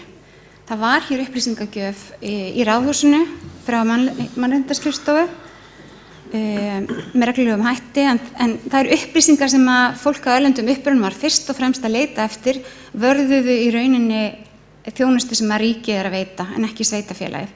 Og það eðlilegt að ríkið koma að því. Og það ekki nægilegt að Fjölmenningarsetur sé á Ísafirði. Það þarf að vera með öflugri hætti sýnilegt og starfandi á höfuðborgarsvæðinu. Ég held að það sé bara eitt af því sem við getum ályktað af þessu. Fólk vantar upplýsingar. Þú þorir ekki fara fram á breytingar af því þú veist að þú getur ekki fara fram á breytingar. fólki finnst hvergi hjálp að fá og þú festist í hlutverki sem hægt að taka á.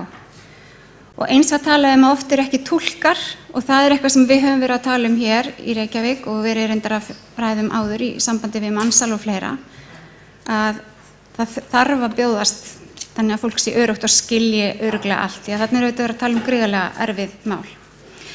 Við ræddum daginn innflytjendastefnu Reykjavíkurborgar, hvernig við vildum taka á móti erlendum íbúum eða fólki sem kemur frá öðrum löndum og langar að setjast hér að, og ég held að það sé eitthvað sem við þurfum sérstaklega að horfa líka á í ljósi þessa. Við verum auðvitað líka að koma í veg fyrir að íbúar hér verði fyrir ofbeldi. Galið að hér sé í boði íslenskunámskeið?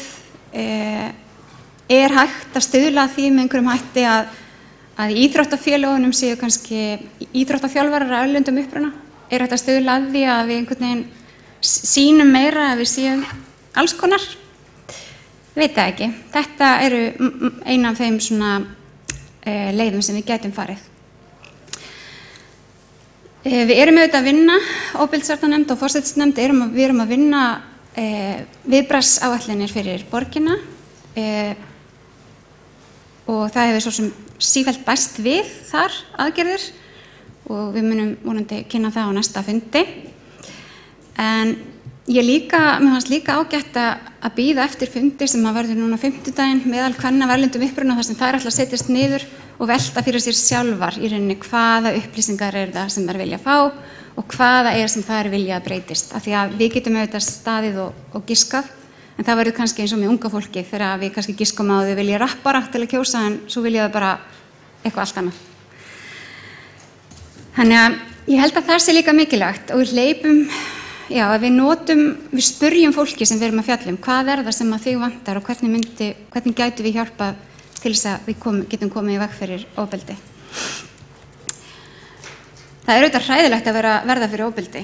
Það alltaf hræðilegt, en það hlýtur að vera sérstaklega hræðilegt ef þú ert einhvers staðar í landi sem þú þekkir illa, þar sem þú skilur fáa og þekkir kannski eiginlega engan nema þann sem að beita þig ofbeldi. Það hlýtur að vera óbærileg staða og við hljótum að vilja gera allt sem við getum til þess að koma í veg fyrir það.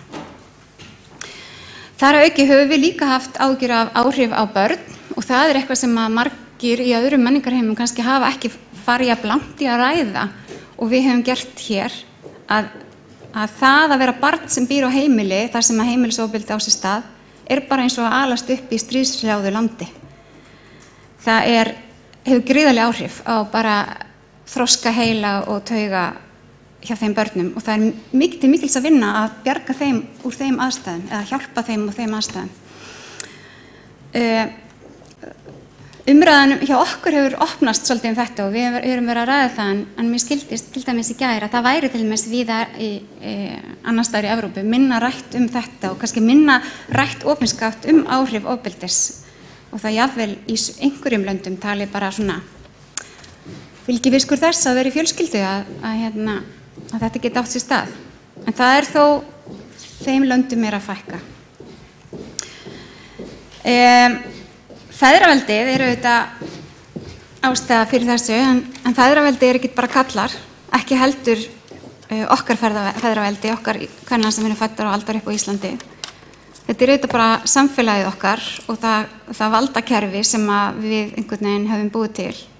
Og einhvern veginn þá virðist það að vera öðrum uppruna, ég tala nú ekki að vera með annan húðlit, minnka þín völd í samfélaginu eða minnka það að fólk hlusti á þig eða taki mark á þér. Það bætist þá við það að vera kona. Sem auðvitað bara samfélagslegt viðfangsefni og við erum öll að hluta til partur af þessu. Konur kjósa líka kalla og konur velja líka kalla sem framkvæmdastjóra og allt það. En við þurfum bara að vera meðvituð þetta og þurfum að ræða þetta og við þurfum að reyna átt okkur á hvað það. Hvers vegna teljum við karlmennsku til forystu, eða það að vera karlmaður, að þá sért innilega betur til forystu fallin.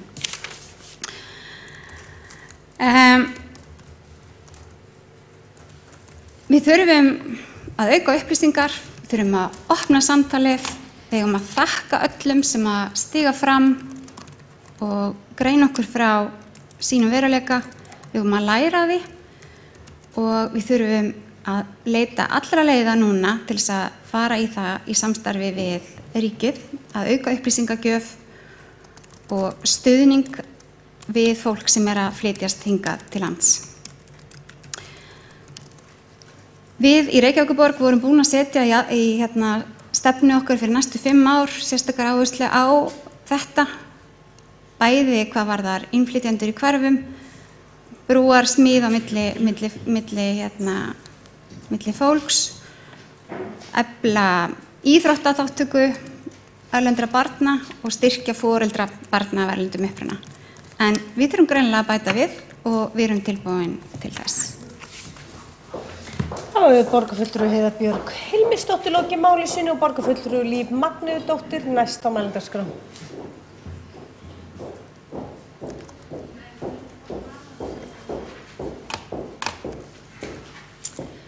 Já, ágæti forseti og borgarstjórn. Þetta voru vissulega hræðilega sögur, mjög átakalegar og þær verstu sem ég hef lesið hingað til. Og það er þetta með margþætta mismunun sem við stöndum frammi fyrir að leysa og búa til borg sem að tekur á móti öllum og bregst við. Þetta getum við ekki alltaf komið í veg fyrir að fólk einhvern tímann á lífsleiðinni er beitt ofbeldi, en við hljótum sem stjórnvöld að geta komið einhverju til leiðar svo að þetta verði ekki ítrykkuð brot eða að konur og börn verði fyrir ítrykkuð ofbeldi í langan tíma. Við samþykktum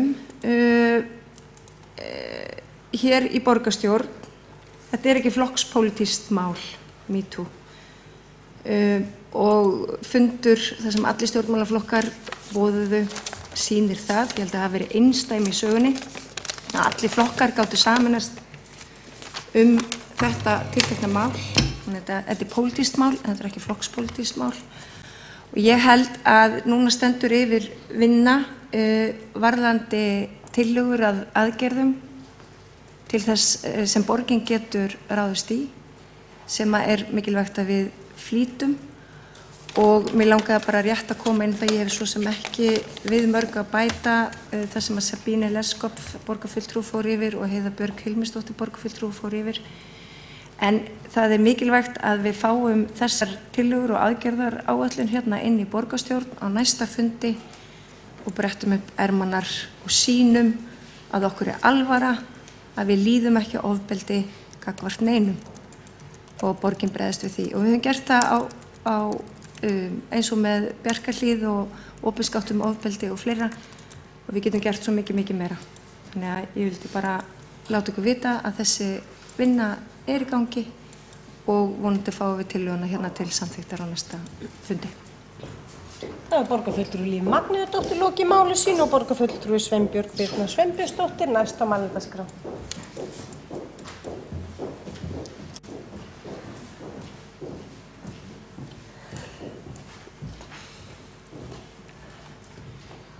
Frú forseti, borgarstjóri og ágæta borgarstjórn. Ég vil þakka hérna frummælanda, borgarfulltrúinu Sabine Leskopf, sem að tók hér til máls og opnaði á þennan veruleika innflytjenda kvenna í borginni. Frá því við hittum hérna síðast, þegar sem að, það er að segja miðjan janúar, þegar við vorum með MeToo varandi íþróttakonur. Ég hef bara, eins og segja, nú ekki að klára þann lestur, mér fannst það svo sláandi og þar rættum við einmitt hvað þessi hópur væru ungur og brothættur. Þetta kom bara, held ég, vikun og eftir þessi umræða og vekur okkur, konur og karla, sem að komum að stjórn Reykjavíkurborgar og stjórn landsins alls og til umhugsunar. Það sem að mér hefur fundist, en sérstaklega varðandi þessar með MeToo erlenda konur, er raunverulega hvað jaðarsetningin virðist vera ofboðslega skýr. Auðvitað er þetta stór og breiður hópur innflytjenda frá mörgum löndum og þessi borgarfulltrúar sem hér hafa komið upp hafa auðvitað rætt það bara einmitt að það eru mismunandi siðir í mismunandi löndum og virðing gagnvart konum og börnum og eignarrétturinn á þeim eða sjálfstæði er náttúrulega bara ákveðin kúltúr sem að við sem betur fyrir Norðurlöndunum getum stært okkur að hafa verið svona frekar í farabróti með það bara held ég í heiminum. En þetta eru auðvitað þyngra heldur en tárum taki.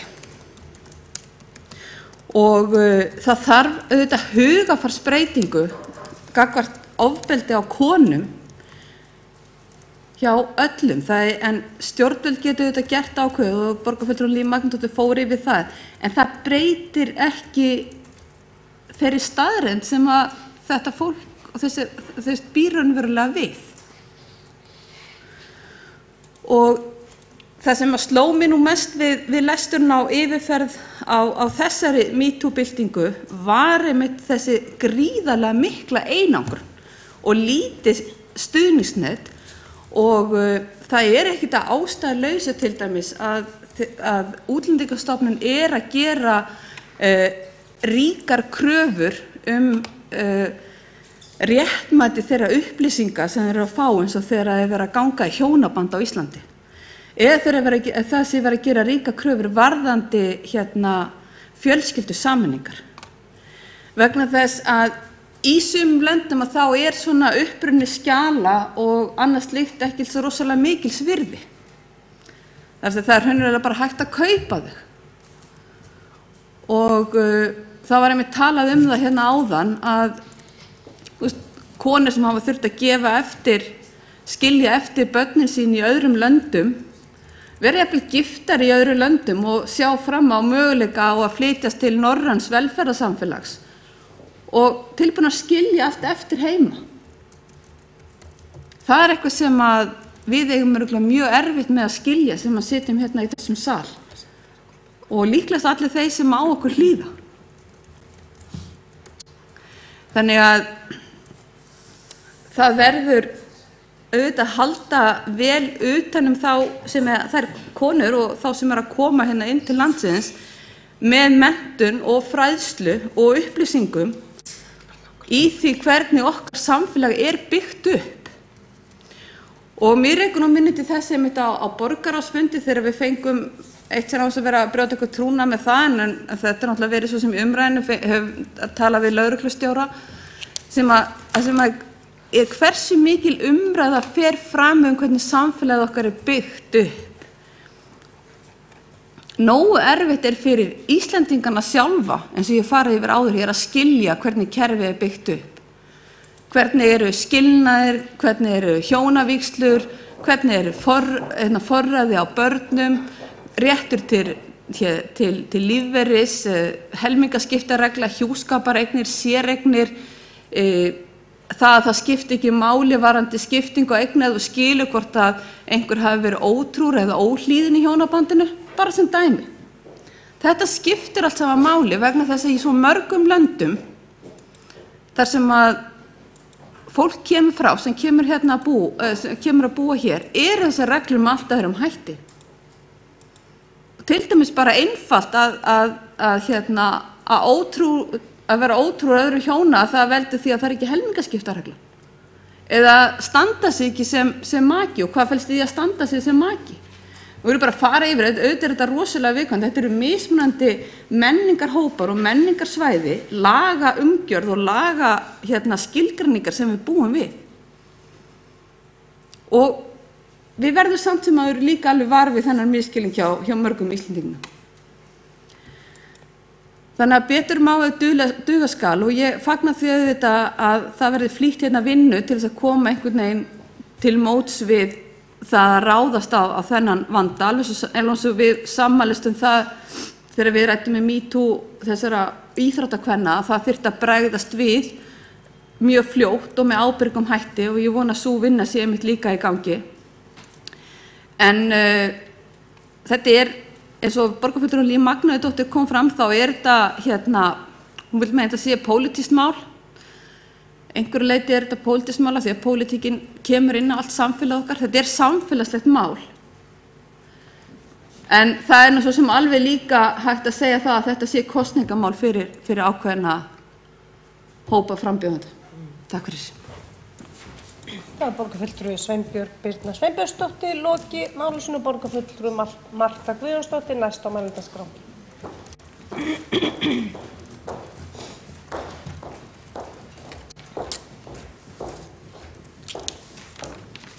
Forseti, góðir borgarfulltrúar, ég vona að þetta sé ekki kosningamál fyrir einstaka frambjóðendur eða flokka.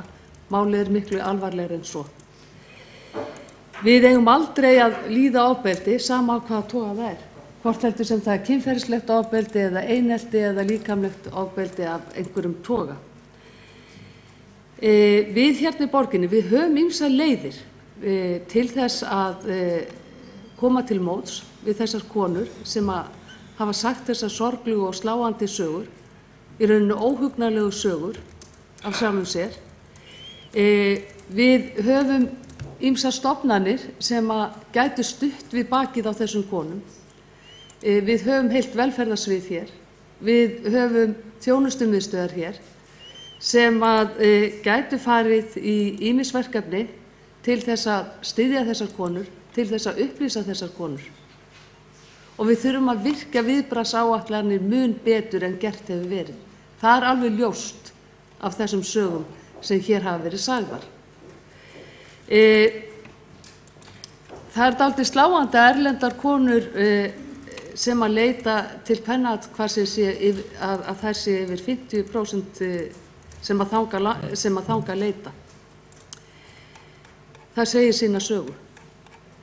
Ég held að við ættum að nýta þjónustumiðstöðvarnar til þess að koma á hlutlausum vettvangi fyrir þessar konur, þar sem þær geta sagt sína sögu, þar sem þær geta rætt við einhvert fulltrúa sem að getur hjálpað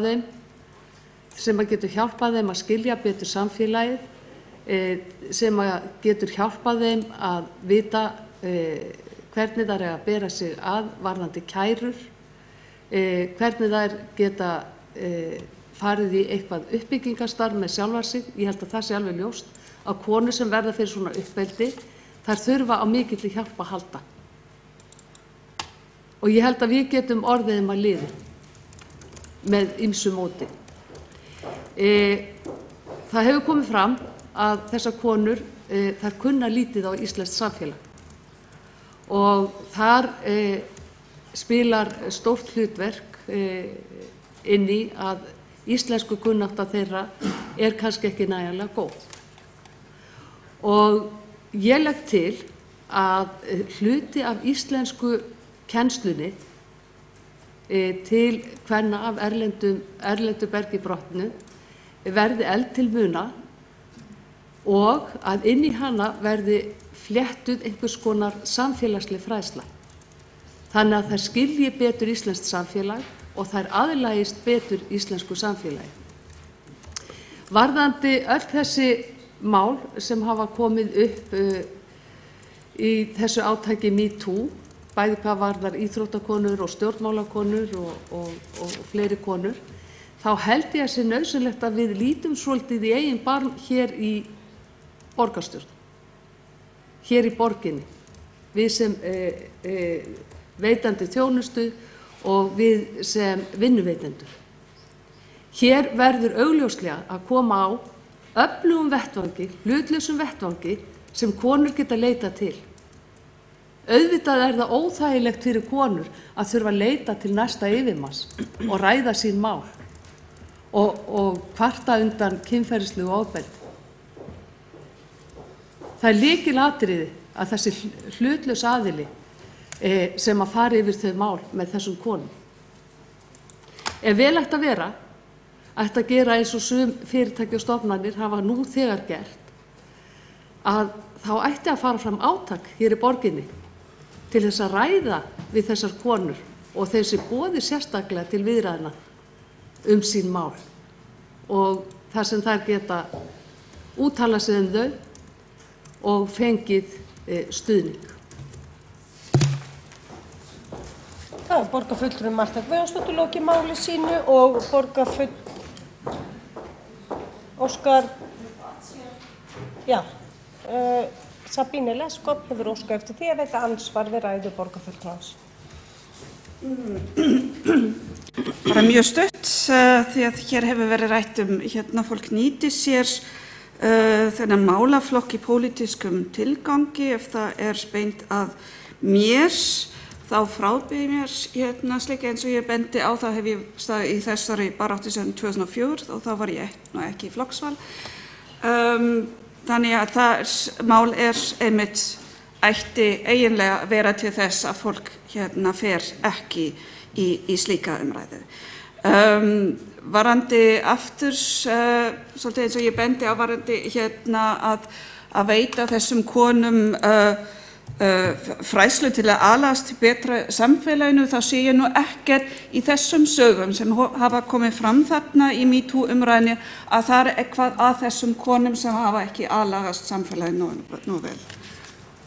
Það er borgarfulltrúi Sabine Leskop lokið við það að veita ansvar. Þá telst andsvörum lokið og borgarfulltrúi Börkur Gunnarsson næstur á mælendaskrá.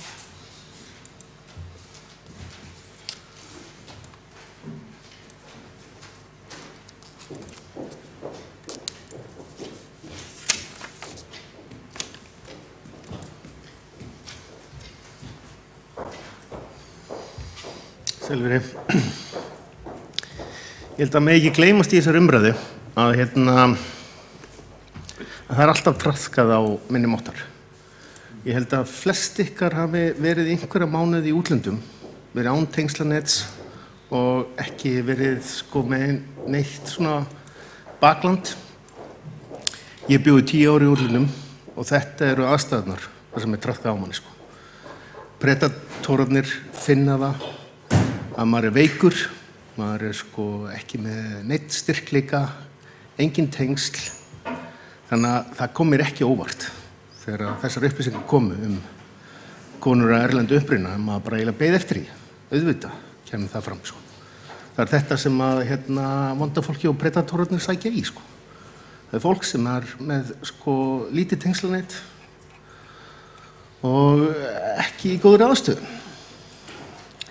Ég fagna því að það er að taka á því, rannsaka það, reyna að koma í veg fyrir að þetta verði jafn slæmt og verður, eða en það verður alltaf svona að hluta til. Það er alltaf svona sem ég vildi benda á. Það var borgarfulltrúi Börkur Gunnarsson lokið máli sínu og borgarfulltrúi Guðfinna Jóhanna Guðmundsdóttir næsta mælendaskrá.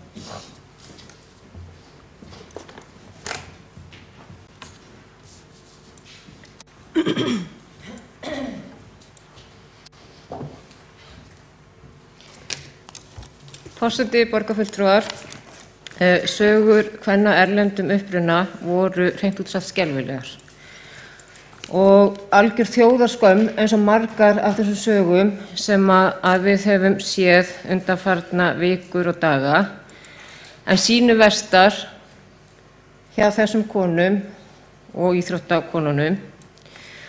Og það er auðvitað mikilvægt að það þarf að rjúfa þá einangrun sem margar þessara kvenna eru í. Það eru jafnvel þekkja engan annan heldur en ofbeldismanninn og þekkja ekki hvert þeir eru að leita og þekkja ekki reglurnar hvernig þær eru á Íslandi.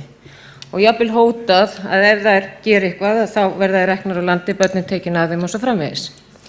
Það sem skiptir mestu máli, það er að koma upplýsingum til þeirra hvers konar samfélag Ísland er, hvernig réttarkerfið er, og ég tek undir það sem að borgarfulltrúi Marta Guðjónsdóttir sagði áðan, að það er mikilvægt að efla íslenskunám og tengja það í rauninni að upplýsa hvernig íslenskt samfélag er.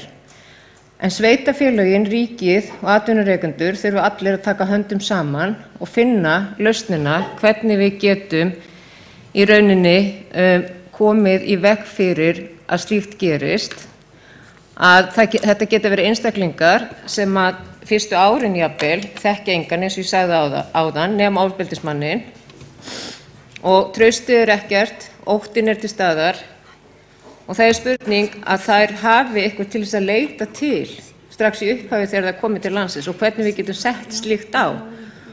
Og Reykjavíkurborg að gera marga góða hluti, en þetta auðvitað vandamál landsins alls og þar af leiðandi þurfa öll sveitarfélögin, ríkið og atvinnurekendur og fleiri að koma að málinu. Þá borgarfulltrúi Guðfinna Jóhanna Guðmundsdóttir lokið máli sín og einn borgarfulltrúi óska eftir því að veita andsvar við ræðu borgarfulltrúans og það borgarfulltrúi Heiða Björg Hilmisdóttir.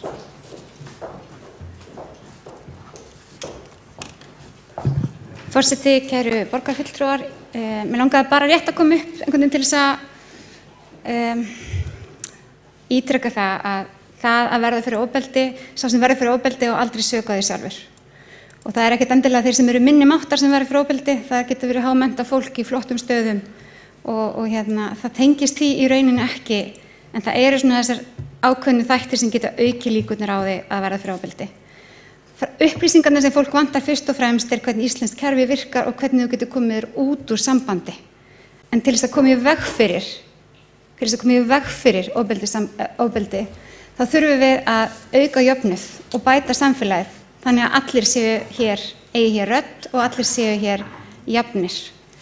Og það einhvern veginn að allir áttir sig á því að við sem samfélag munum aldrei kóa með því að einhver beiti einhvern annan ofbeldi. Þá borgarfulltrúi Heiða Björg Hilmisdóttir lokið við það að veita ansvar, þá svarar ansvari borgarfulltrúi Guðfinna Jóhanna Guðmundsdóttir. Forseti, borgarfulltrúar, ég vænti þess að ansvar Heiðu Bjargar Hilmisdóttir hafi beinst svona einhverju leyti að borgarfulltrúanum sem kom hér upp í pontu á undan mér, en auðvitað geta allir orðið fyrir ofbeldi og það skiptir ekki máli hversu sterk eða veik viðkomandi manneskja því að sterkustu manneskjur sem við þekkjum hafa líka orðið fyrir ofbeldi. Það sem skiptir máli að þeir sem að þekkja engan hér eða fáa og þá kannski eingöngu ofbeldismannin eða aðilann geti treyst í að geta leitað eitthvað annað, þekkt reglurnar og hafa eitthvað til þess að leita til. Því það getur auðvitað verið einhver tími frá því að fólk kemur til landsins þangað til að viðkomandi myndar tengsl við einhvern annan og það spurning hvernig tökum við á móti fólki strax í upphafi. En ég held að það sem auðvitað besta við þessa umræðu alla saman það að við erum búin að opna á þetta kýli og við verðum að bregðast við því. Og við megum ekki loka á það aftur og við þurfum að laga þetta og við þurfum að gera það besta sem við getum gert fyrir alla. Borgarfulltrúi Guðfinna Jóhanna Guðmundsdóttir lokið við það að svara andsvarað og veitir andsvar öðru sinni borgarfulltrúi Heiða Björg Hilmisdóttir. Forseti, kæru borgarfulltrúar, já, þetta var kannski að sumu leyti svona meðsvar. Mér langaði bara einhvern veginn að hnykkja á þess að mér var allt í einu farið að líða eins og við værum að tala að fólk vantaði bara upplýsingar til þess að verða ekki fyrir ofbeldi og það má auðvitað aldrei vera þannig, það aldrei þeim að kenna sem verði fyrir ofbeldi að hann verði þar. En ég tek bara undir með borgarfulltrúa Guðfinnu Guðmundsdóttur að við þurfum að, þetta eitt af því sem verið að skoða núna, hvort það eigi að vera í hverfum einhvers konar teymi sem þú getur leitað til, það eru auðvitað þjónustamiðstöðvar sem þú getur leitað til. Við höfum verið að skoða hvernig við getum breytt félagsmiðstöðunum, hvort þar geti gegnt þessu hlutverki, en íslenskukennsla þarf að efla og mér finnst það að vera hlutverki ríkisins, þannig við þurfum að eiga bara gott samstarf þar. En svo bara minni ég á Bjarkarlið alltaf öllum opin sem vilja tala ofbeldi að sína reynslu. Það borgarfulltrúi Heiða Björg Hilmisdóttir lokið við það að veita andsvar öðru sinni og þá telst andsvörin lokið og borgarfulltrúi Sigurður Björn Blöndal næstur á mælendaskrá.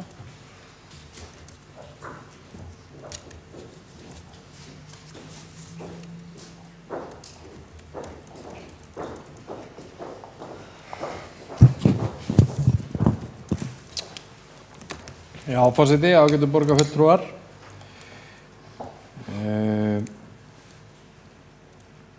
Ég vil bara þakka fyrir að þetta mál sé hér tekið, þessi umræða sé tekin hér á þessum vettvangi og finnst ástæða til að þakka og hrósa því hugrekki sem að það fólk, þær konur sem hafa vakið máls á þessu, hrósa þeim fyrir sitt hugrekki, ekki síður en auðvitað þeim sem hafa vakið máls á og í raun og veru starta þessari þörfu umræðu ofbeldi gegn konum fyrst og fremst hér á undanförnum vikum og mánuðum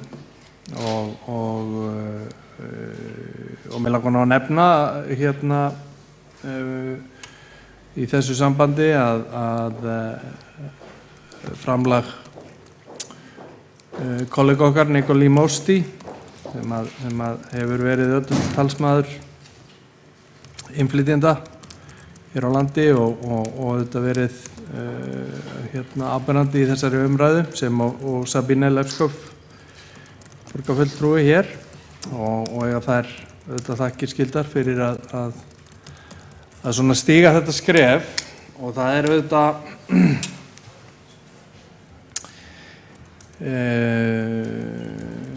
það sýnir auðvitað já, það er auðvitað svona umræða auðvitað sýnir ákveðna bresti í okkar samfélagi og okkar menningu og algjörlega augljóst það sem auðvitað marga hefur grunað að konur af erlendum uppruna hafa nú ekki endilega mátt þola 7 dagana sæla hérna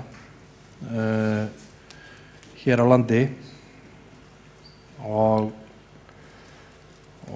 ég held að þetta sé nú svona já, ég held að við höfum mörg vitað kannski innst inni eða grunar réttara sagt að oft væri ekki allt með feldu og það væri ekki svona hvað var að segja virðing fyrir manneskjunni væri ekki alltaf það sem væri fólki, sérstaklega körlum, sumum efst í huga í samskiptum sínum við konur af erlendum uppruna og þetta er auðvitað svona ákveðin þetta lýsir ákveðinni vanþróun í okkar samfélagi og vanþróun eins og þessi grasserar auðvitað ef hún er ekki ávörpuð og ég bind nú ákveðna vonu við það að þessi umræða ekki auðvitað hún hefur þegar orðið til hún hefur auðvitað orðið þegar orðið til góðs og vakið fólk til umhugsunar og vakið ég held ég bara alla svolítið til umhugsunar hvernig hver og einn kemur fram við fólk og kannski aðeins skýrt svona fyrir okkur og samræmt líka þú veist það er ekki þannig þetta er ekki bara það sem að snýra að grófu ofbeldi sem er auðvitað eitthvað sem er aldrei líðandi en þetta hefur kannski líka skýrt aðeins mörkin svona hvar liggja mörkin hvurslags hegðun er okkur samboðin og hvar förum við yfir strikið og ég held að það sé bara mjög mikilvægt og það er auðvitað algjörlega ólíðandi sko að einhvern veginn að samfélag eða hluti þeirra sem að byggja samfélag eins og okkar hafi litið á það sem ásættanlega hlut að koma fram við fólk, við manneskjur á algjörlega óviðeigandi hátt bara vegna uppruna og það er alveg sama í sjálfu sér upp á teininum bara almennt að það að telja sig svona geta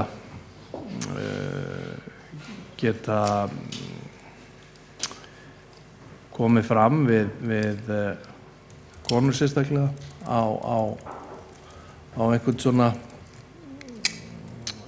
já, hvað ég var að segja, óviðeigandi hátt, bara vegna þess að það eru konur. Það er auðvitað bara eitthvað sem við hljótum að vilja vinda á hana, bara að hætta. Og ég held að auðvitað er umræðan meðan hún er svona á því stigi sem hún er núna, þá getur hún verið mjög óþægileg fyrir svo sem þá sem að kannski ekki eiga neina beina sök. Ég vona svo sannarlega að hún sé óþægileg fyrir þá sem eiga beina sök. Ég vona það svo sannarlega, því að þeir eiga það skilið. En mér finnst bara ástæða til að hæla ykkur og þakka ykkur fyrir sem að hafið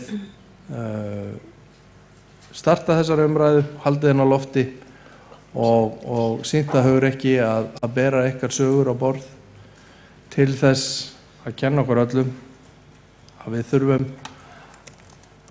að umgangast fólk af virðingu alltaf.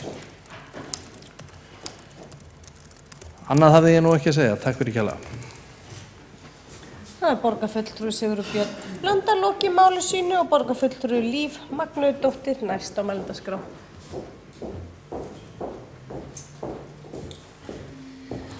Já, forseti og ágæta borgarstjórn. Mér langaði bara rétt að koma hérna upp vegna þess að eins og Heiða Björg Hilmisdóttir borgarfulltrúi kom inn á að þá fannst mér gæta svona ákveðins tóns í ræðu nokkurra borgarfulltrúa sem að töluðu að konur þurftu að aðlagast samfélaginu, konur af erlendu bergi brotna þurftu að aðlagast samfélaginu. Hvers konar aðlögun, sko, mér finnast einkunnarorð Öryrkjabandalagsins svo góð, ekkert okkur án okkar. Og það held ég að eigi við í þessu máli eins og svo öllum öðrum svona málum, að þú verður að opna faðminn og bjóða fólk að borðinu til þess að leysa flókin mál. Og mér finnst að við þurfum að taka þetta með okkur í allri þessari umræðu, ekkert okkur án okkar. Og þar megum við gera svo mikið betur, borgin. Það er borgarfulltrúi Líf Magnúðardóttir lokið máli sínu. Það eru 2 borgarfulltrúar óska eftir því að veita ansvar við ræðu borgarfulltrúans og fyrstur er borgarfulltrúi Guðfinna Jóhanna Guðmundsdóttir.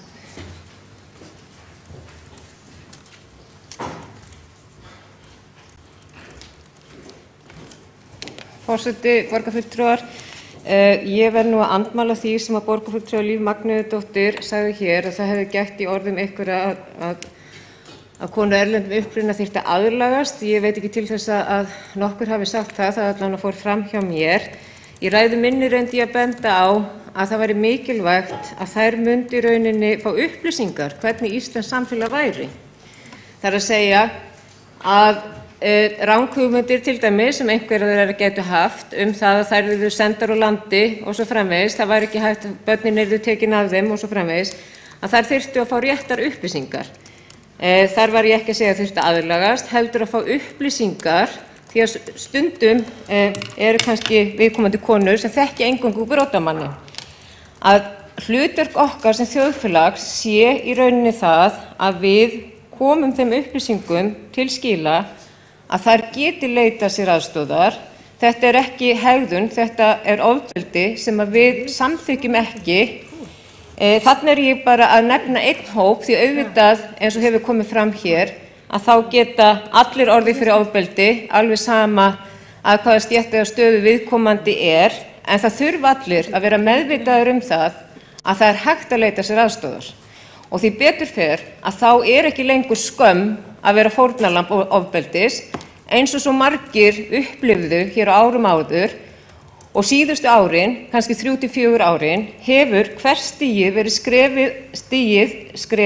stigið á fætur hvert öðru til þess að opna fyrir umræðuna, til dæmis varðandi þolendur kynferðisbrota, barna sem hafa ekki vilja tjá sig það í áratugi.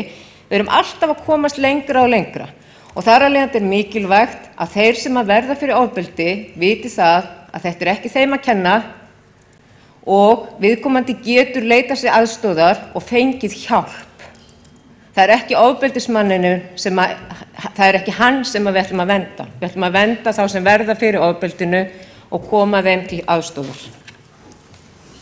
Þá borgarfulltrúi Guðfinna Jóhanna Guðmundsdóttir lokið við það að veita andsvar og svarar andsvari borgarfulltrúi Líf Magnúsdóttir. Já, forseti borgarstjórn, ég tek fullkomlega undir orð Guðfinnu Jóhannu Guðmundsdóttir borgarfulltrúa að við þurfum að veita upplýsingar. Við þurfum að opna okkar dyr þannig að allir borgarbúar hafi jafnt aðgengi að því. Og konur af erlendum uppruna eru auðvitað í sérstakri stöðu sem að þarf þá að bregðast sérstaklega við.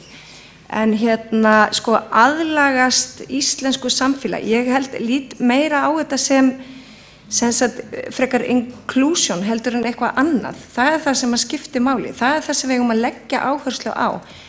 Íslenskt samfélag ekki bara einhver fasti og fólk sem að flytur utan úr heimi hingað. Þú veist, þetta svo mikið in-group, out-group. En hér erum við að reyna að blanda fólki hvaðan æfa saman.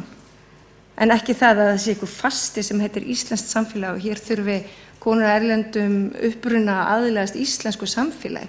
Við þurfum bara líka aðlagast öðru fólki við sem erum borin og barnfædd hér. Eða sama hvernig það Þannig að það nú eiginlega bara það sem ég vildi segja að það skiptir miklu máli að borgin nái til allra með upplýsingum af því að það okkar hlutverk. Það var nú eiginlega bara það, en ég tek alveg undir með borgarfulltrúanum þegar hún talar að veita upplýsingar. En ég var eiginlega að bregðast svolítið við því sem kom fram í ræðu Mörtu Guðjónsdóttir borgarfulltrúa, en ekki ræðu Guðfinnu Jóhannu Guðmundsdóttir borgarfulltrúa. Það var borgarfulltrúi Líf Magnúsdóttir lokið við það svara andsvar. Það veitir andsvar öðru sinni borgarfulltrúi Guðfinnu Jóhannu Guðmundsdóttir.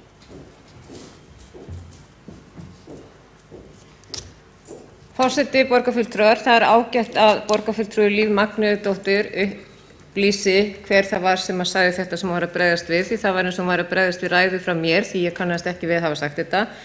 Þannig að það liggur þá ljóst fyrir að við erum sammála við Líf Magnúsdóttir þetta atriði og auðvitað þurfum við að aðlagast öðru fólki eins og annað fólk þarf að aðlagast okkur. Það erfitt að vera manneskja.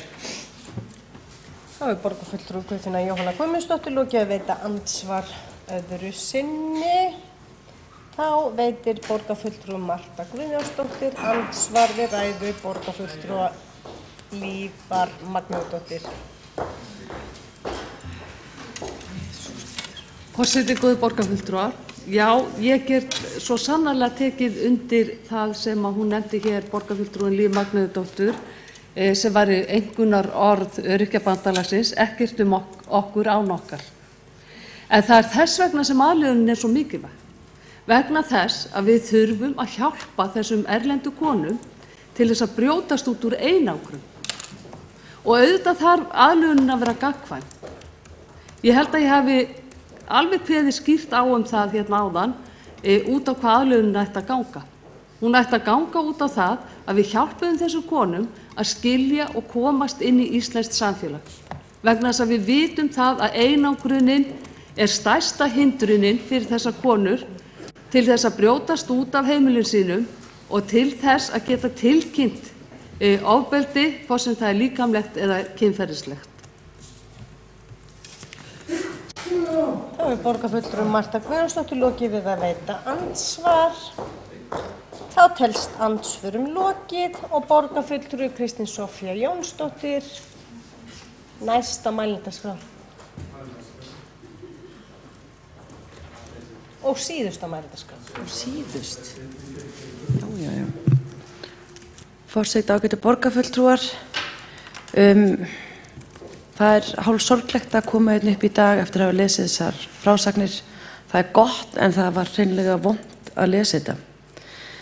Við erum ekki að koma upp í fyrsta skipti að ræða MeToo. Við höfum talað frásagnir kvenna í íþróttum, stjórnmálum og fleira. Það sem stendur kannski upp úr eru allir gerendurnir.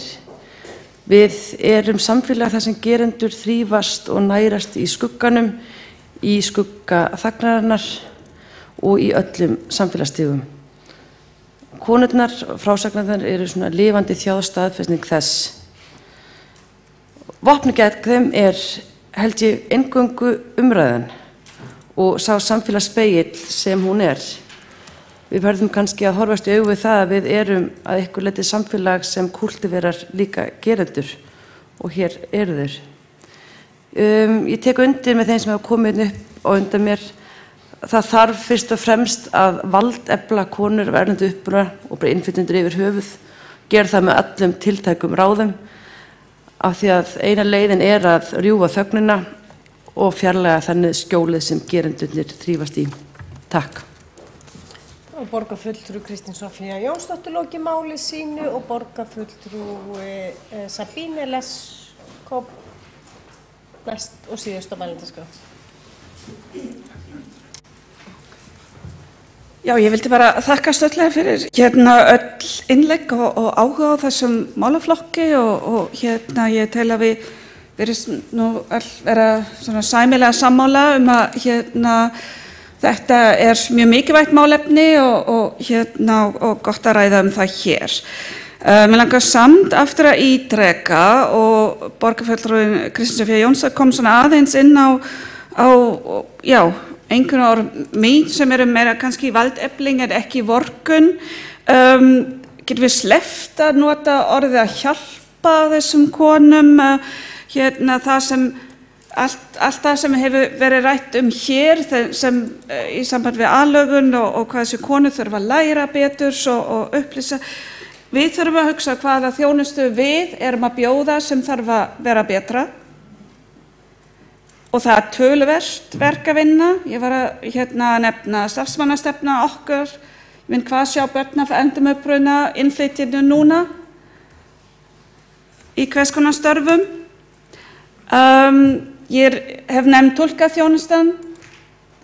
Það getur ekki verið að starfsfólk borgarinnar að leyfa börnum að túlka fyrir foreldra sína. Það þarf að efla fræðslu til starfsfólksins okkar að taka á móti innflytjendum. Við erum ofta að upplifa þetta ef það kemur eitthvað útlendingu þá bara kalla annað útlendingu til að tala við hann. Ekki af því að hann tala tungumáli þess, af því að hann kann að tala við útlendinga. Þannig að við þurfum að einbeita okkur á það sem við getum gert til að bæta okkar þjónustu til starfsfólks, Reykjavíkurborgar, fræðslu til starfsfólks, en líka gjarnan það sem hver og einn borgari hér í Reykjavík getur gert. Ég hef áður nefnt dæmi að ég sem foreldrafulltrúi í bekknum hjá yngsta dóttur minni var fyrsta manneskja sem komst að því að í Facebook-hópnum fyrir árganginn var fyrir utan mig enginn af erlendu foreldrum og þegar ég var farið inn á Mentor og ég fór í gegnum alla krakkars, það var ekkert netfang af foreldrum erlenda barna skráð. Sem sagt foreldrar af erlendum uppruna fengu enga upplýsingar bekkjaafmæli eða annars slíkt. Þannig að það er það sem við þurfum að gera, hvað getur Reykjavík gert sem bætt sig í þjónustunni og hvað getur hver og einn gert til að valdefla þessa konu, ekki bara vorkenna þeim. Og hefur borgarfulltrúi Sabine Leskop lokið máli sínu og borgarfulltrúi næstur á mælendaskrá. Nei, borgarstjóri. Forseti ágæta borgarstjórn, ég vil hér bara við lokumræðunar fá að þakka fyrir hana. Þakka sérstaklega þeim konum sem hafa stigið fram og dregið fram þennan veruleika sem við vorum að ræða hér á sameiginlegum fundi borgarstjórnar og fjölmenningarráðs á dögunum. Þar sem lýst í raun tvöfaldri mismunun, annars vegar vegna kynferðis og hins vegar vegna uppruna. Ég vil sérstaklega þakka Sabine Leskop fyrir hennar ræðu hér, borgarfulltrúa. og öðrum konum sem hafa verið í fararbroddi þessara umræðu. Ég held að við séum í þessu eins og í öðrum hlutum MeToo-byltingarinnar að horfa í spegil sem samfélag og það ekki fögur mynd sem blasir við okkur og mér finnst gott að finna þá samstöðu sem að hér ríkir að láta ekki þar við sitja, heldur grípa til raunverulegra aðgerða. Við getum staðið okkur svo miklu betur og það engin spurning við verðum að gera það. Takk fyrir. Þá hefur borgarstjóri lokið máli sínu og þá hafa ekki fleiri hvatt sér hljós undir þessum dagskrárlið og telst umræðu lokið. Við tökum matarhlé, 1 og bingo.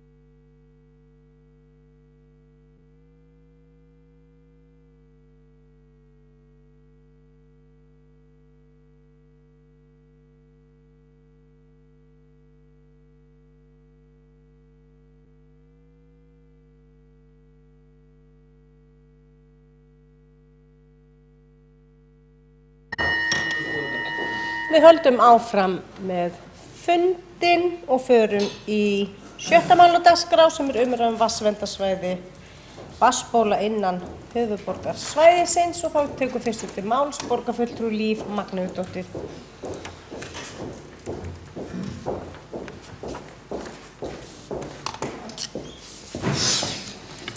Kæra borgarstjórn og forseti, já, ég bað að þetta mál yrði sett á dagskrá.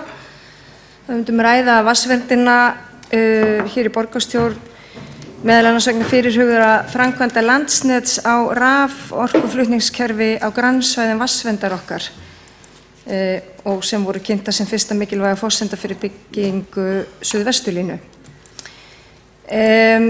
Þó svo að Reykjavík hafi ekki beina aðkomu með þeim hætti að gefa út framkvæmda leyfi, þetta fer ekki yfir land Reykjavíkurborgar að því leytinu til nema það, mér skilst að við þurfum að gefa út framkvæmda leyfi til þess að rífa niður Hamraneslínuna, þá vatnsverndarsvæðið vatnsból okkar allra og þetta vatnsból sér meiri hluta landsmanna fyrir vatni.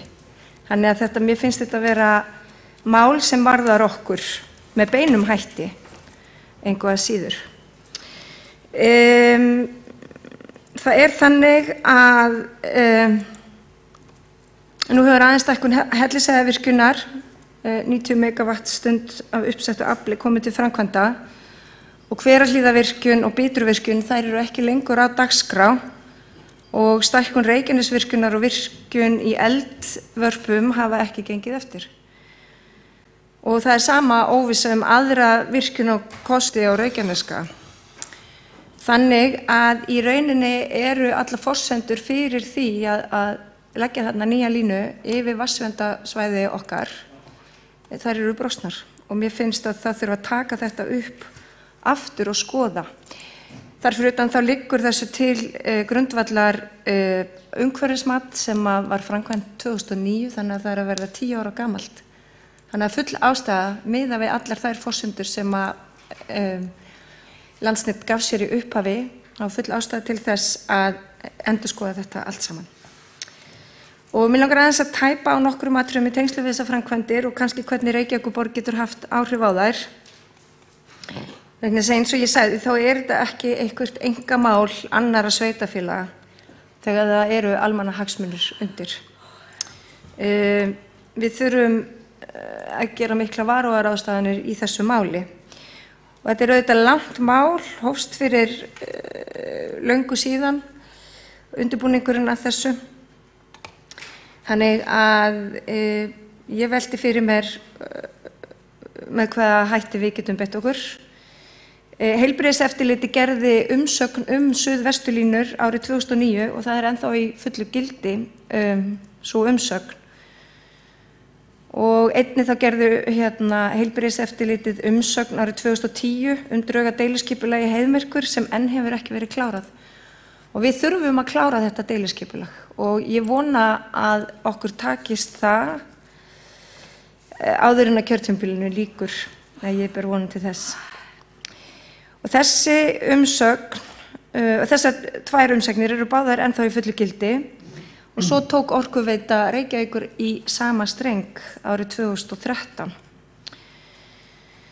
Og varðandi Heiðmörk þá langar mig líka að taka það fram að við þurfum að aðgangsstýra þar umferð miklu betur. Við höfum séð nýlega dæmi bíla sem að aka út af og þær hætta á olíuslysum. Bílar hafa oltið bæði vegna hraða, aksturs og svo skilir það eins og sköpuðust til dæmis núna daginn í hálkunni. Þannig að ég held að það sé líka full ástæða til þess að loka þessum vegi þarna Reykjavíkurmegin. Og þá þarf að setja þetta deiliskipulag eins og ég var að segja af stað og að það sé fyrst og fremst vegna vatnsverndar en ekki af því að það útivistarsvæði. við þurfum að geta ýtrustu varúðar vegna vatnsverndar þar, en ekki sem, þó þetta sé vissulega svæði okkar allra og við getum gengið þar að þá að frekar að skilgreina þessi vatnsvernd. Þetta skiptir miklu máli. Og það eru auðvitað aðrar hættur líka inn á þessu svæði, ekki bara olíumengun, en eldar, það verið ekki grafa gæludýr til dæmis, farga úrgangi, svo hrossaskítur og eitthvað svona óleyfisbúseta. Þannig að við þurfum að passa vel upp á þetta svæði. Og þá að sama skapi, þá, svo ég víki mig nú aftur að Litlafellslínunni, já, Litlafellslínu eins og hún núna kölluð. Að þá samþykkti bæjarstjórn Kópavogs núna bara daginn að veita framkvæmdaleyfi til Landsnet fyrir háspennulínu í upplandi Kópavogs. Og þar greiddu reyndar Vinstri græn og Samfylkingin gegn því. Sem að mér fannst mjög gott hjá kollega mínum þar. Og við veltum því fyrir okkur, er þörf á þessum línum? Og svarið við því nei, við þurfum þær ekki núna. Og þá þurfum við væntanlega ekki að ráðast í þessar framkvæmdir, Landsnet þarf ekki að ráðast í þessar framkvæmdir. En kannski liggur þeim á þar sem að umhverfismatið fellur úr gildi eftir 10 ár, eins og lögin eru núna. Og það nefnilega dálítið sérstakt við þetta umhverfismat, að það, sko, öll framkvæmdaleyfin hafa verið kærð og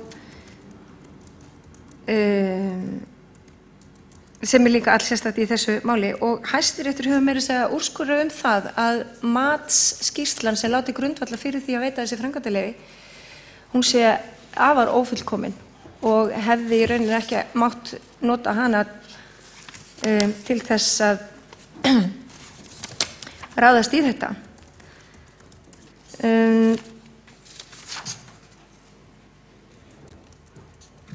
Þannig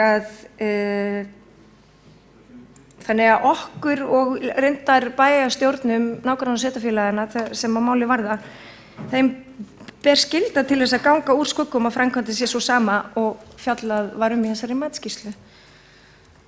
Þannig að þetta er allt hið undarlegasta mál, og mér finnst að Reykjavíkurborg eigi að beita sér í þessu máli, og það getum við meðal annars gert með því að hafa áhrif í framkvæmdastjórnar vatnsvernd. Við getum beitt okkur fyrir þessu á vettvangi SSH og tekið þetta upp.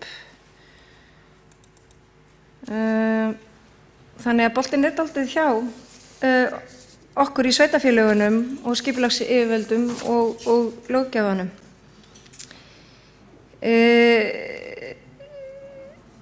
Forsendur eins og ég sagði áðan, þær hafa breyst. Það eru 10 ár síðan að þetta umhverfismat fór fram og síðan þá eru komin ný lög um náttúruvernd og orkuþörfin hefur líka breyst. Og það er algjörlega óvíst að það verði nokkuð tíma þörf fyrir þá orku sem að Litlafellslínan á að flytja. Og svo hefur líka Orkustofnun hafnað kerfisáætlun Landsnets fyrir 2016-25. Þannig að þessi Litlafellslína er ekki sú sama lína og sú sem að sætti umhverfismatið árið 2008. Og það fylgir mikil rask og áhætta þegar þessar línur eru lagðar. Og eins og ég sagði áðan að þá liggur Litlafellslínan grannsvæði vatnsverndar höfuðborgarsvæðisins og allar framkvæmdir sem mögulega hafa áhrif á vatn og vatnsvernd, við finnast þær óafsakanlegar. Og við þurfum líka að taka náttúruverndarsjónarmið inn í þarna. Þannig er víðfeðmt hraun,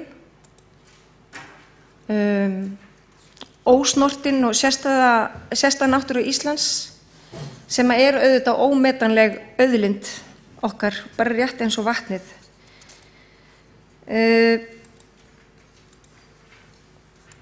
Já, við gefum út framkvæmdaleyfi til þess að rífa niður Hamraneslínuna og það held ég líka að sé rétt að þeir kostir hafa ekki verið metnir að sama skapi að leggja línunar í jörðu.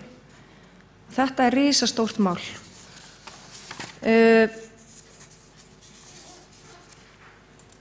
Og ég tel að sé til bóta og við höfum að reyna eftir fremsta megni að leggja línur í jörðu. Mig langar að vísa hér í grein,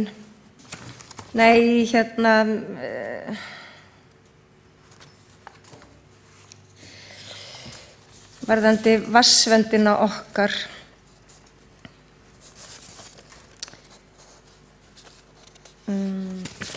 Sem ég var með hér eitthvað staðar.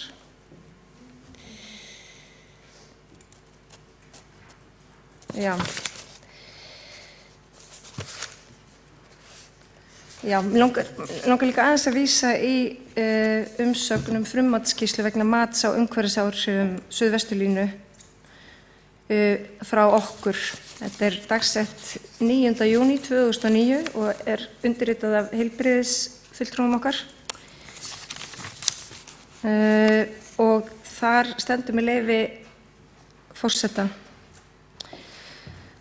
Umhverfis- og samgöngusvið vill byrja á því að taka fram að fyrirhuguð framkvæmd getur haft áhrif á vatnsból þrátt fyrir öryggiskröfur og mótvægisaðgerðir. Framkvæmd vatnsverndar getur farið í uppnám, einkum inn á grann- og brunnsvæði í námunda við og með aðrennsli að vatnsbólum. Stóraukin umferð vinnutækja getur leitt til ófyrirséðra mengunaróhappa sem í þessari nálægð gætu mengað vatnsból.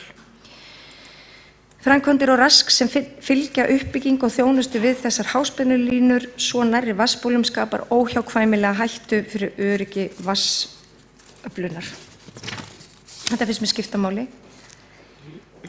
Þannig að það hefur í rauninni ekkert breyst eftir að við gáum út þessar umsagnir og ég tel að við sveitarfélagið Reykjavíkurborg eigum að beita okkur í meira mæli fyrir því að finna aðra lausn á þessu máli en að leggja þessar línur yfir vatnsverndarsvæðin okkar og skoða aðra kosti en við þurfum jafnvel ekki að gera það fyrir eftir kannski 20-30 ár vegna þess að þetta ekki það áríðandi mál. Þannig að ég kannski kem aftur hérna upp eftir að hafa heyrt umræður þetta.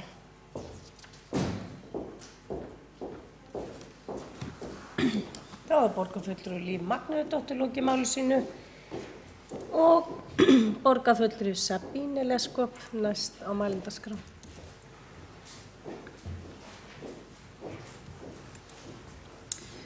Já, forseti og borgarstjórn, þakka fyrir að við setjum þetta hérna fyrir frumkvæði að setja þetta mál á dagskrá.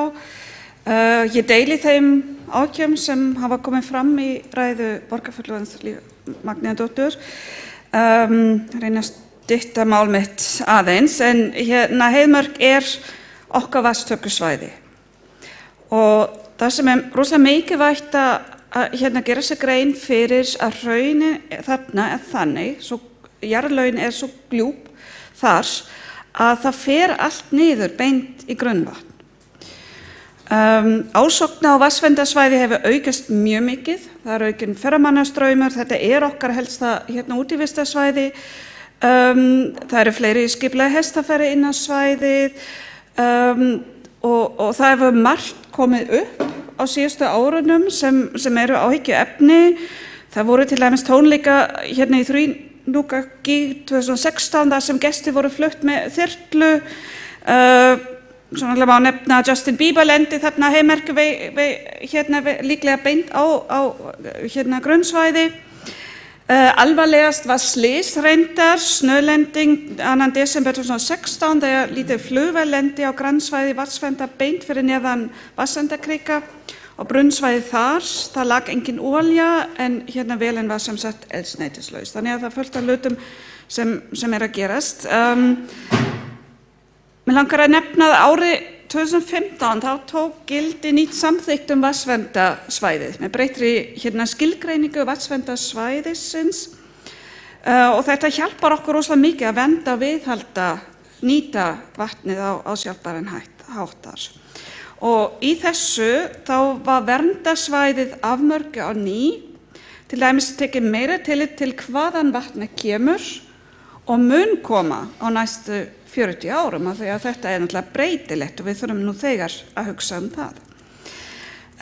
Við erum þarna síðan þá með mjög öflugt tæki í formi einmitt framkvæmdastjórna sem borgarfulltrúi Líf Magnúsdóttir nefndi líka, framkvæmdastjórn vatnsvernd á höfuðborgarsvæðinu sem vinnur samkvæmt þessari samþykkt nr. 555/2015 verndarsvæði vatnsbóla innan lögsagna Mosfellsbæjar, Reykjavíkurborgar, Seltjarnarnesbæjar, Kópavogsbæjar, Garðabæjar og Hafnarfjarðar með því markmið að tryggja hámarkshollustu neyslu vatns á höfuðborgarsvæðinu. Þessi stjórn vinnur sérstaklega sem fulltrúi allra sveitarfélaga. Þegar til dæmis einmitt framkvæmdir eins og þessa eiga sér stað en eru ekki á landi alla sveitarfélaga því að þetta kemur okkur við. Ég hef haft samband við framkvæmdastjórn nú nýlega og beðið að heilbrigðiseftirlit og heilbrigðisnefnd Reykjavíkur færi að fylgjast náið með öllu sem fer þarna fram og fundargerðir framkvæmdastjórnar eru teknir til umræðu á fundum heilbrigðisnefndarinnar. Og gott dæmi hversu virkt þetta tæki þessi framkvæmdastjórn er til dæmis einmitt lágflug.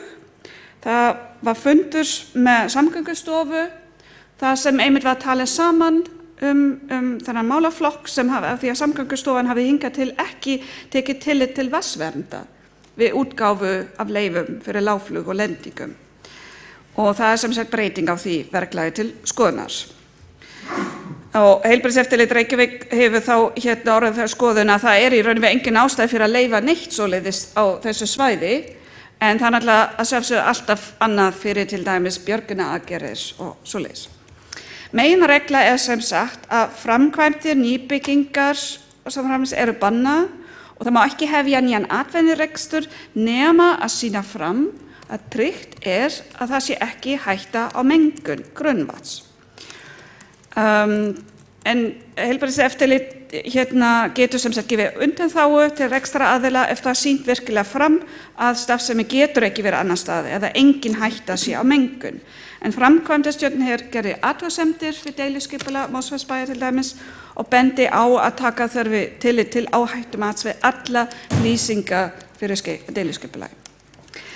Að sjálfsögðu öflugt dreifikerfi og afhenda öryggi öllum í hag, það er ekki spurning, en hér mikilvægt að heilbrigðiseftirlit verður að sinna sínu hlutverki að vernda vatnsból á höfuðborgarsvæðinu.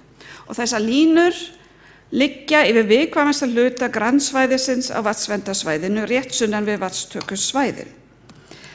Og mestar áhyggjur eru vegna framkvæmda. Það sem sagt niðurrif og að sjálfsögðu framkvæmdi við að setja upp masta. En ekki bara, og það hefur Landsnet eiginlega ekki svarað hingað til. Þessar möstur eru húðaðir heitir skalvanisera en þetta með efni sem getur flagnað. Þannig við höfum ekki í raun og veru fengið svars hvaða áhrif þetta gæti haft. Eins og borgarfulltrúi Líf Magnúsdóttir kom inn á þá hefur heilbrigðiseftirlit Reykjavík ekki fengið máli til umsagnar síðan 2009 þannig að þetta stendur í raun og veru enn. En hefur tekið afgerandi afstöðu varðandi framkvæmdi og kerfisáætlun Landsnets að það þarf að ganga út frá því að hér stafa mikil mengunarhætta. Það ber sérstaklega nefna aukin umferð vinnutækja og mengunaróhöpp sem gæti gerst í námunda við grann- og brunnsvæði. Það þarf að tryggja gæði og efnasamsetningu sem galvanhúða á þessum háspendu möstrum og niðurrif loftlína sem fer fram. Og Landsnet hefur haldið fram að áhætta vegna vatnsbólum sé nánast eingöngu á framkvæmdatíma eins og bendi á. En það þarf að huga meira að hvað gerist seinna meir. Við þurfum viðtækar og skýra heimildir til að geta brugðist við, til dæmis þegar ástæðan þykir að loka vegum fyrir umferð, eins og hefur verið núna í veturs. Það voru settu vegatálma en fólk fór bara framhjá og það var bíl sem keyrði út af. Garðabær hefur lokað, hefur sett upp líð. þar til að loka alveg fyrir. Ég held ég þurfum alveg að huga hvaða möguleika við höfum þar. Við þurfum að fræða fólk betur að svona ráðstafanir eru meira en bara einhvers konar viðmið. Og það gilda, sem fólk finnst stundum að það gildi bara fyrir ferðamenn, en þegar maður að góðum jeppa þá er það ekkert mál. Sem sagt umferð á vatnsverndarsvæðinu og þá viðkvæmsta hluta grannsvæðina sem eru sprungusvæðin í Heiðmörk eins og nánast óheft. En slys með olíumengun gæti gert stór hluti vatnsbólan þar alveg ónothæfar. Og það ekki bara núna, ekki bara í mjög stuttan tíma, þetta jafnvel árum saman. Og það erum við að tala jafnvel bara, það versta tilfelli, það er búin að reikna þetta út, þegar 20 lítra af olíu myndi fara á svona versta möguleika stað niður í jörðina, þá gæti það sem sagt spillt verulega vatnsbólið í áratug jafnvel. Já, og það sem sagt þurfum við að hyggja bara meira möguleika að grípa einfaldlega inn og líka fræða fólk. Eins og borgarfulltrúi Margrét bendi á, þá umgengni oft ekki til fyrirmyndar. Ég lendi í mikilli umræðu fólk sé að grafa gæludýrin það, sem er kannski ekkert stór vandamál, en það bara sýnir að fólk gerir sér einfaldlega ekki grein fyrir þessu. Að hversu viðkvæmt svæðið er. En ef við viljum nýta Heiðmörk áfram sem okkar helstu útivistarsvæði, þá þurfum við kannski einmitt að hugsa þetta lengur í heild sinni, hvernig við viljum nýta svæði og hvernig við verðum að vernda vatnsbólið. Það var borgarfulltrúi Sabine Leskov, lokið máli sínu og borgarfulltrúi Líf Magnúsdóttir, næst á mælendaskránni.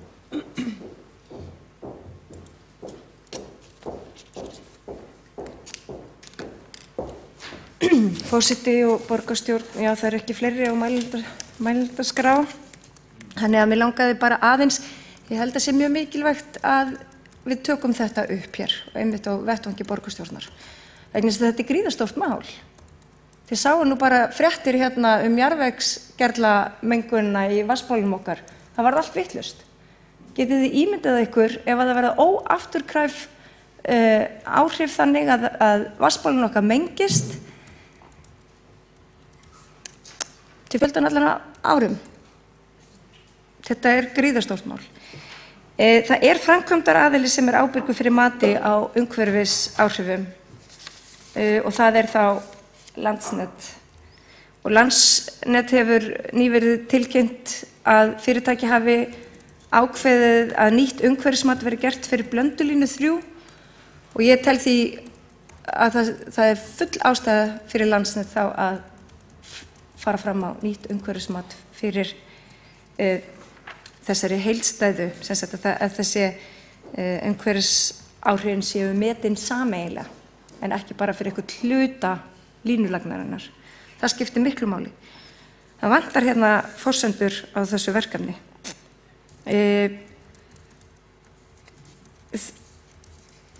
Já, en ég vildi bara koma þessu hér líka á framfæri. Það er galli á umhverfismatinu. Það hefur Hæstiréttur úrskurðað og þess vegna held ég að ég er svo sem ekki að menna tillögur en ég tel rétt að Reykjavíkurborg beiti sér í þessu máli. Það var borgarfulltrúi Líf Magnúsdóttir lokið máli sínu. Það var ekki, borgarfulltrúi Kjartan Magnússon, næstur á mælendaskrá.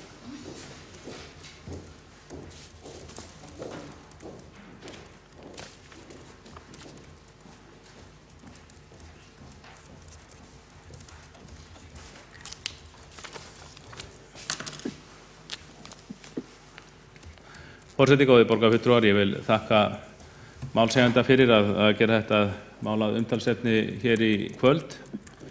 Þetta mál er síst ofrætt hér í sölum borgarstjórnar og ég tek undir það sem hefur komið fram að það er mjög mikilvægt og það er bara einstakt eða mikið lán fyrir okkur borgarbúa, Reykvíkinga, hvað við höfum aðgang að tæru og hreinu vatni.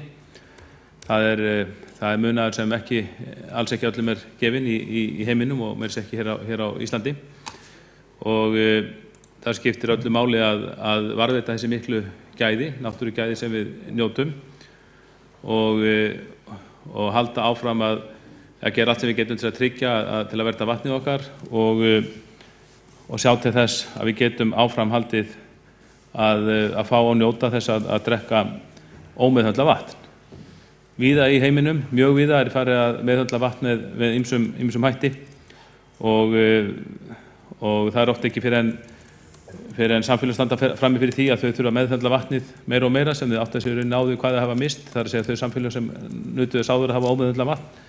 Þannig að hér mikil verðmæti að ræða og ég held allir flokkar séu sammála það að við þurfum að varðveita þetta og einmitt með svona umræðum í borgarstjórnum þetta mál. Þetta mál er ekki ágreiningsmál neitt að neinu leyti en með því að fjalla öðru hvoru þetta í sölum borgarstjórnar þá höldum við okkur á tánum og ítrekum mikilvægi þess að hér sé vel haldið á málum.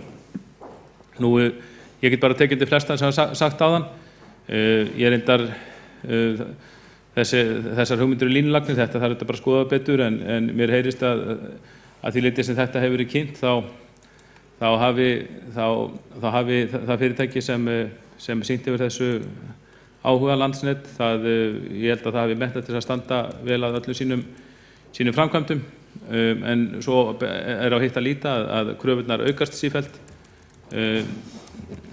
að sömu leyti má líta gagnrýnum augum á framkvæmdirnar þegar þær eru kannski ekki nauðsynlegar alltaf og þá auðvitað hljótum við að benda á það ef við teljum ekki sem bráðnauðsynlega framkvæmdar ræðu hvort það þurfi að fara í hana ef það steðjar að því einhver áhætta fyrir viðkomandi vatnsverndar svæði og oft er í þessum málum eins og öðrum hægt að leggja lykkju á leið sína fram hjá viðkomandi vatnsverndar svæði kostar auðvitað eitthvað fé en sem oft er ekki mikið í samhengi hlutana hver gífurlega hagsmunamála að ræða. Eins og ég segi, þetta er ekki pólitískt mál í sjálfu sér en hins vegar þá hafa viðhorfin þau hafa mjög breyst til starfsemi inn á vatnsverndarsvæðum á 10 árum og þar kemur auðvitað til dæmis skíðasvæði okkar Reykvíkinga í Bláfjöllum þar sem við höfum fjárfest fyrir það skiptir allir ekki uppreiknað fjárfest fyrir einhverja milljarða og við auðvitað viljum sem borgarfulltrúar og lýðheilsufólk við viljum þá auðvitað að þessi mannvirki okkar séu sem mest í notkun og sem flestir njóti þess að geta farið á skíði en svo kemur á móti að vegna þess að þetta vegna þess að þau eru á skilgreindu svæði og vegurinn þangað liggur yfir vatnsverndarsvæðið að þá í hinaröndin einhvern veginn erum við smá skuldböngu til þess að grípa ekki til neittar ástæðanir sem gætu aukið umferðina á viðkomandi svæði. Það var rætt hérna þríhnúkagíg, tímalaus starfsemi sem er auka aðsóknina á svæðið og borgarfulltrúar greiddu fyrir þeirri starfsemi vitandi vits og það er töluvert hefur verið löng umræða snjóframleiðslu á höfuðborgarsvæðinu og það hefur verið lagst gegn henni ákveðnir aðilar meðal annars á þeirri forsenda að hún sé inn á eða mjög nálægt vatnsverndarsvæði á Helgunarsvæði en ég held að sé búið að sanna það að snjóframleiðslan sem slík mun mjög ólíklega eða ekki hafa neikvæð áhrif á vatnsverndarsvæði. Þetta er bara tilbúin snjór sem bránar úr venjulegu vatni en það hefur verið bent á það sem er örugglega rétt að með tilkomu snjóframleiðslunar þá muni aðsókn mjög líklega stór aukast í Bláfjöll, líklega jafnvel margfaldast og það er þá hægt að stunda skíði mun stærri hlut ársins núna hægt og aðstæður þar mynda allar batna til íþróttarinnar þannig að það er líklegt að aðsóknin myndi aukast og það væri þá í rauninni í andstöðu við eins og ég skil það stefnumörkunina að borgarstjórn eða sveitarfélögin hér í kring beiti sér ekki beinlínis fyrir starfsemi sem mun hafa auka notkun þarna til muna. Þannig að þarna erum við í svolítilli klemmu, borgarfulltrúar góðir, annars vegar held ég að við viljum bæta aðstöður til skíðaiðkunar og nýta mannvirkin okkar sem best. Hins vegar erum við ekkur leyti bundin eða þurfum að fara að stíga varlega til jarðar og jafnvel bundin í hinn skóginn. varðandi það hvort að við grípum til ástands sem stórauka aðsóknarna uppbyttir. Og það ekki laust við að það gæti óþolinmæði hjá skíðamönnum í Reykjavík og rauninni bara höfuðborgarsvæðinu öllu út af því að það hefur gengið illa að fá niðurstöðu í þetta mál. Þetta hefur verið skoðað af ýmsum fræðingum, vegum Reykjavíkurborgar, heilbrigðisfulltrúa hinna sveitarfélaganna, Orkuveitan og svo framvegis og framvegis. Og ég veit að það er skýrsla á leiðinni eða kannski komin, ég held að það hafi átt að kynna hana í þessari eða næstu viku sem ég held einhvern veginn að myndi skera úr þetta en svo skýrst mér að það kannski hafi ekki verið kveðið upp úr með það. Þannig að ég bara í tengslu við þessu umræðu þá vil ég bara hvetja til þess að við höldum áfram að skoða þetta mál og náum niðurstöðu sem fyrst. Ef að það er erfitt eða ókleift jafnvel að fara í snjóframleiðslu í Bláfjöllum miðað við þær reglugerðir sem eru í gildi og þá stefnumörkum sem eru átt sér stað hjá okkur varðandi vatnsvernd, þá held ég að segja bara þá væri nauðsynlegt að það lægi fyrir sem fyrst hjá okkur hvort svo að sé og til þess að við getum skoða aðra kosti. Nú ef svo er ekki, ef það er unnt að fara í slíka snjóframleiðslu í Bláfjöllum þrátt fyrir þessi mikilvægu vatnsverndarsjónarmið, þá getum við unnið okkur áfram frá þeim stað og farið í undirbúning að því. Þannig að þetta er svona dæmi kannski tvo hluti sem ég held að allir vilji en er erfitt að samræma. En ég hvet bara til þess að þetta verið skoðað betur, að verið kraftur settur í þessu skoðun þannig að það liggi sem ljóst, það liggi fyrir sig fyrst hvaða leiðir við höfum í þessum efnum. Þá er borgarfulltrúi Kjartan Magnússon lokið máli sínu og þá er ekki fleiri á mælendaskrá undir þessum dagskrá telst umræðu lokið. Við förum í 7. mál sem er umræða málefni Norðlingaholts. Þá tekur hver? Jú, borgarfulltrúi Kjartan Magnússon, fyrstu til máls.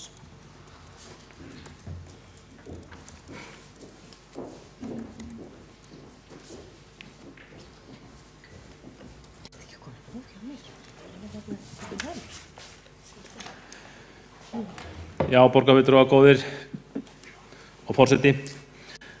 Áfram höldum við ferðalagi okkar hverfi borgarinnar. Fjöllum, tökum hvert hverfi í brennidepil eða fókus. Ég sé svona að tala svolítið þetta. Ég býst við að borgarstjóri fjalli líka máli hér á eftir og komi þá með einhverja flottar glærur að við komum til hverfi. Ég bara treysti því að hann myndi koma með þær þetta sinn. Og við fjöllum síðast þetta hverfi hér 2016. Það var einnig að ósku og frumkvæði borgarfulltrúa Sjálfstæðisflokksins eins og núna í kvöld. Nú, flest þekkjum við held ég Norðlingaholt, veit ekki samt hvað borgarfulltrúar, hvort allir borgarfulltrúar séu gjörkunnugir hverfinu. Þetta er að búa rúmlega 2700 manns í hverfinu og voru 2600 2015, þannig að það hefur tæplega 5% fjölgun orðið í þessu hverfi á 2-3 ára tímabili.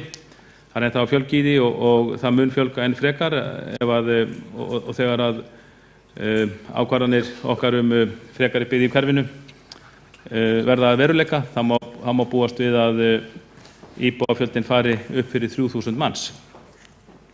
Hverfið afmarkast af Suðurlandsbraut, Breiðholtsbraut, ánni Bugðu og svo Rauðhólum og það má vel segja að hverfið sé útverðu borgarbyggðar í mjög góðum tengslu við náttúruna. Þegar maður fer þarna upp yfir þá sér maður að þetta er vinalegt þorp í borginni, vinsælt til búsetu og ég held að sé óhætt að segja að flestir ef ekki allir íbúar sem þar búa eru mjög ánægðir með hverfið. Þetta er náttúruparadís, það er örstutt í náttúruna, hvort sem fólk fara út í Rauðhóla eða Heiðmörk eða hvert sem er og íbúarnir nýta sér það í ríkum mæli. En það er með þetta eins og önnur hverfi borgarinnar, það má alltaf gera gott hverfi betra og þegar við aðdraganda fundarins auglýstum eftir athugasemdum til að fjalla hér í kvöld, þá barast okkur margar athugasemdir. Það er auðvitað eðlilegt að því þetta er nýtt hverfi, það er ekki mjög gróið og þó íbúarnir sé ánægðir þá telja þeir að það megi bæta henni meira. Nú, Sú ábending sem mér barst oftast sneri að því að fólk telur að framboð af stórum íbúðum, 4 til 6 herbergja íbúðum, það sé allt of lítið í hverfinu. Það hafi verið lítið sem ekkert og þetta leiðir til þess að fólk flytji úr hverfinu vegna skorts á rými. Fólk hefur hvatt til þess að það verið áhersla lögð á byggingu stærri íbúða í hverfinu svo fjölskyldur með 3 börn eða fleiri þurfi ekki að flytja burt úr því. Og til dæmis börn sem eru búin að venjast sínu skóla, lengi verið í skóla og íþróttastarfi fylki sem þarna og vill gjarnan verið í hverfinu áfram því það er ánægt að það eru fáir kostir fyrir fjölskylduna að stækka innan hverfis. Og síðast var ég bara að sjá það frá Árna Jónssoni, framkvæmdastjóra fylkis, fyrrverandi framkvæmdastjóra fylkis og núverandi sundlaugarstjóra í Árbæ og Grafarvogi. Hann hefur búið þarna í hverfinu og verið mjög ánægður en hann flytur núna vegna skorts á rými og við missum hann í Mosfellsbæ. Þannig að það er óskastaða að þarna væri fleiri lóðir fyrir íbúa að byggja sér meðalstóra eign á einni hæð. Nú það hefur verið að reyna að bæta úr þetta hluta, það er búið að skilgrina og afmarka byggingaritt síðst í hverfinu. Þar var skipulagi á athafnasvæði breytt í íbúa byggð, það er gert á fyrir 200 íbúðum og það má gera ráð fyrir kannski 250 til 300 íbúðum og þetta er skref í rétta átt en hins vegar hefði kannski mátt gera þetta betur. Mér skilst að þarna sé bara hluti íbúðana sem sé ætlaðir svona stórar sko. Og í október síðastliðnum þá samþykktum við í borgarráði breytingu á aðalskipulagi borgarinnar vegna Norðlingaholts og okkur bárust fjölmargar athugasemdir á þessum tíma, ekki síst út af þessu atriði og við lögðum á þá áherslu við sjálfstæðismenn við samþykkt aðalskipulagsins eða þessar breytingar að það væri æskilegt að fjölga íbúðum í Norðlingaholti enn frekar í því skyni að renna undir sjálfbærni hverfisins og fjölbreytilega þjónustu. Og í þessari skipulagsbreytingu sem var samþykkt í október þá hefði átt að taka meira tillit til athugasemda íbúa í hverfinu gert var. Og við óskum eftir því að slíkar ábendingar eru hafðar að leiðarljósi við nánari útfærslu skipulagsins, skoða leið til þess að auka þjónustu í hverfinu, skapa grundvöll fyrir matvöruverslun til dæmis og í ljósi fjölgunar skólabarna þyrfti líka að huga betur innviðum hverfisins, til dæmis skólahúsnæði. Og samhliða aukinni umferð líka mjög brýnt að bæta umferðaröryggi og umferðarskipulag í hverfinu, bæta göngu- og hjólaleiðir skólabarna. Við bentum á það að hlutfall fjölbýlis og lítilla íbúða væri mjög hátt í Norðlingaholti og með þessari skipulagsbreytingu þá gæti þetta hlutfall aukist enn frekar og stuðla að ákveðinni einsleitni. Þess vegna þyrftum við í þessu hverfi að stuðla að fjölbreytni húsagerð, til dæmis með auknu framboði 4 til 6 herbergja íbúða, raðhúsa og einbýlishúsa til að svara þörf stækkandi fjölskyldna í þessu hverfi. Engin skortur virðist hins vegar vera á minni íbúðum þarna. Norðlingaholt er mikið barnahverfi, æskilegt að sem flestum fjölskyldum verið gert kleift að vaxa og dafna innan hverfisins og börnum gert kleift að ljúka námi í sama grunnskóla og þau hófu skólagöngu í. Þetta eru svona það helsta sem brennur á íbúum varðandi skipulagsmál. Annað líka gamall kunningi sem við minnst á.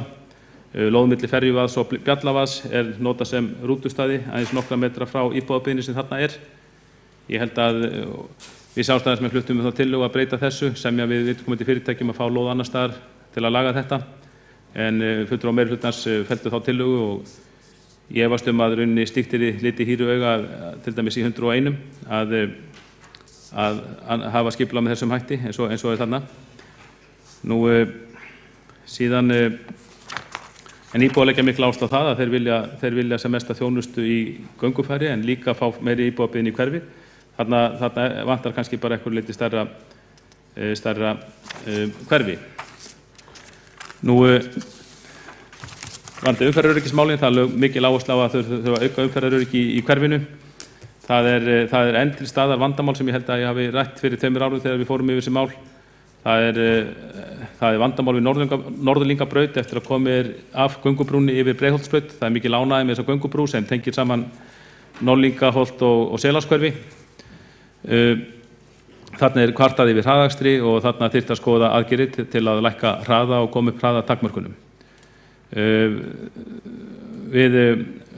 Göngubrún er af henni góða en við stefnum börnum yfir hana í miklum mæli og við þurfum þetta líka að tryggja öryggið eftir að börnin koma hann yfir göngubrúna. Þarna vantar almennilega gangbraut eins og víðarreyndar í hverfinu.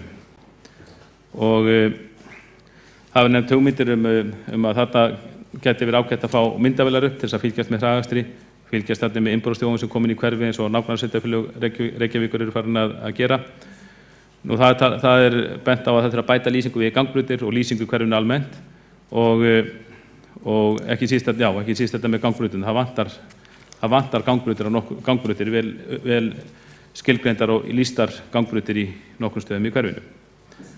Nú það kvartað þarna eins og reyndar í flestum eystri hverfum Reykjavíkur, kvartað yfir að þjónusta sé ekki eins góð og í öðrum hverfum varðandi umhirðu, til dæmis varðandi snjómokstur, það þurfa að bæta snjómokstur og söndun.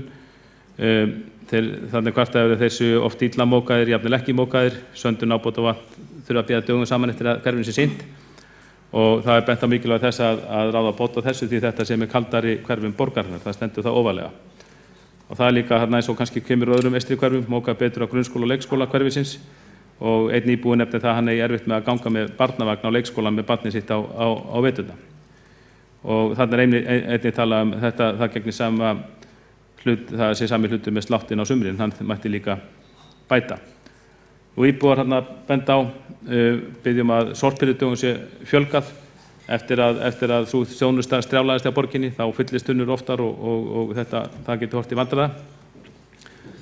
Nú síðan eru það skólamálin. Hverfi hefur sinn grunnskóla og leikskóla. Leikskólinn er á tveimur stöðum. Nú það er mikil ánægja með grunnskólan, mjög góður skóli og hann er að ýmsu leyti í fararbroddi. Hefur verið ófeimni gegnum tíðina við að taka upp ýmsar nýjungar. Var frumkvöðlaskóli í bókun 5 á sínum tíma svokallari meðan hennar naut við. Þarna hefur verið samkennsla og einstaklingsmiðað nám, áhersla lögð á teymisvinnu kennara og annars starfsfólks, mikil áhersla lögð á útikennslu og umhverfismál og börnum kennt þarna til dæmis í Björnslundi sem er algjör útivistar paradís og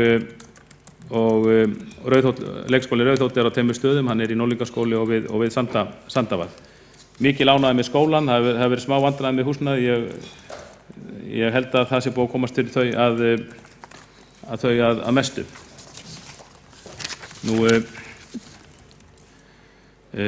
íþrótta- og tómstundamál, það verður kannski komið betur þau hér á eftir en íþróttafélagi Fylkir, það sinnir þessu hverfi mjög myndarlega.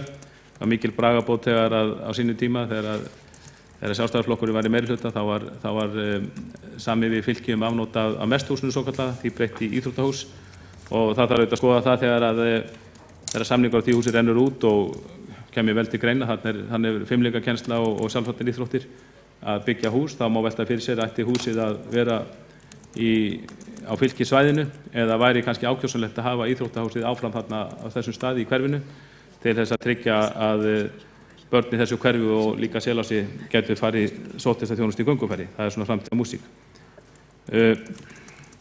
Eins og er í nýju hverfi þá áttir að klára ýmis frágangsmál, þá áttir að ganga frá göngustíðum hér og þar, til dæmis við Hólavað og ýmsir göngustíðar sem þarf að laga, bent á slysahættu þar, það er eitthvað sem ætti að vera hægt að laga nokkuð auðveldlega. Síðan má minnast á bugðumálið, svokallaða, sem er alveg örugglega eitt stærsta málið í hverfinu fyrir íbúa. Það er áin bugða sem á það til að vera kenjótt og stríðin. Hún á það til að flæða yfir bakka sína mjög myndarlega. Þannig að það myndast runni, það svæði hérna umbreytt í vatn, ég hafði talað um stöðuvatn sem nær þá við hluta af göngustíg fyrir neðan Hólavað til dæmis.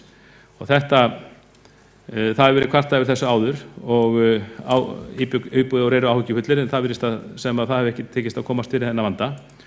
Þarna erum að ræða árleg stórflóð, ef svo má segja, jarðvegur skemmist og það flýtur hann upp undir hús og það hafa jafnvel skemmst hús af þessum sökum og íbúar benda á slysahættu hjá ungum börnum sem þarna eru ofta leik við þetta vatn og gætu slasast eða drukknað. Þarna flæðir semst yfir göngustígana og þarna töluvert að börn leiki sér eftirlitslaus. Ég held að það sé mjög mikilvægt að við hlustum á þessar raddir og fulltrúar Sjálfstæðisflokksins fluttu tillögu þetta mál á fyrri hluta síðasta árs ef ég man rétt og það átti að ganga í máli þá að laga það því að eins og við vitum hjá okkar góða borgarkerfi þá fara öryggismálin alltaf í forgang eða öryggi eitthvað sem stefnt í voða, það hefur þá forgang hjá kerfinu okkar og ég átta mikið alveg á hvað hefur gerst í þessu tilviki, hvort það hefur verið farið í lagfæringar, það hefur ekki gengið eftir en þetta er að minnsta kosti mál sem við þurfum að skoða sem allra fyrst og ráða bót á. Það minnast margir á þetta. Nú almenningssamgöngunar, eins og í mörgum eystri hverfum, þá þeim ábótavant. Það minnast margir á það að það þurfi betri strætósamgöngur, almenningssamgöngur við hverfið. Íbúar segjast vera ágætlega tengdir niður í bæ, en vanta almennilega svona hvað að segja norður-suður tengingu austast í borginni, tengingu við Mjóddina sem myndi nýtast þeim sem fara til vinnu í Kópavogi, Garðabæ og Hafnarfirði. Og það er bent á að þetta bitni mjög á framhaldsskólanemum í Norðlingaholti og þar kannski komum við enn einu sinni að þessu atriði sem við stundum rætt áður að það er ákveðin halli á staðsetningu framhaldsskóla í borginni.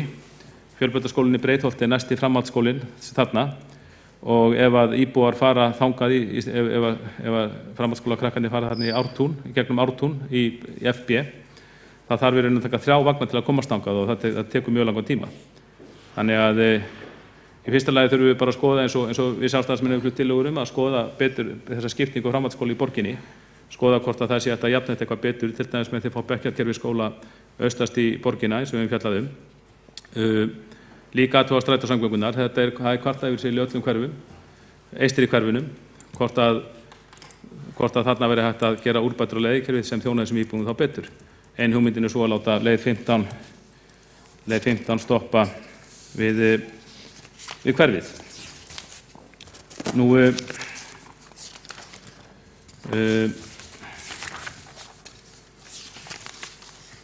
hérna,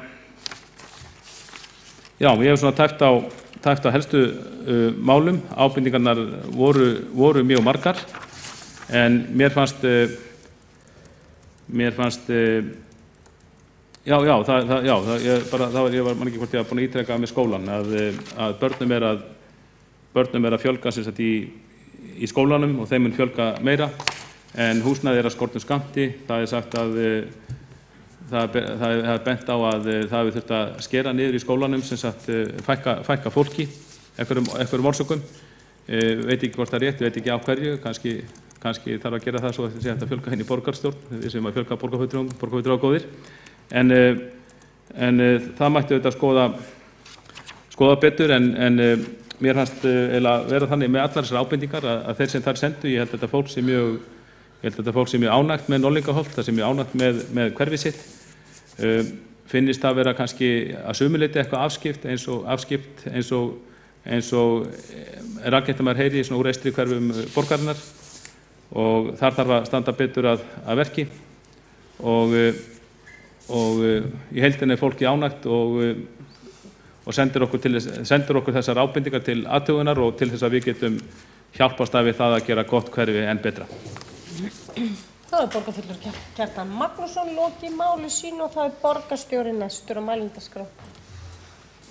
Forseti ágæta borgarstjórn, leið ég þakka fyrir að taka málefni Norðlingaholts á dagskrá, þá vil ég rifja upp að við fórum yfir það fyrir nokkrum vikum sem hluta við yfirferðin yfir Árbæinn, enda heyri það undir sama hverfisráð í skiptingunni hér og var fjallað það á íbúafundinum sem var haldinn í Árbænum á dögunum.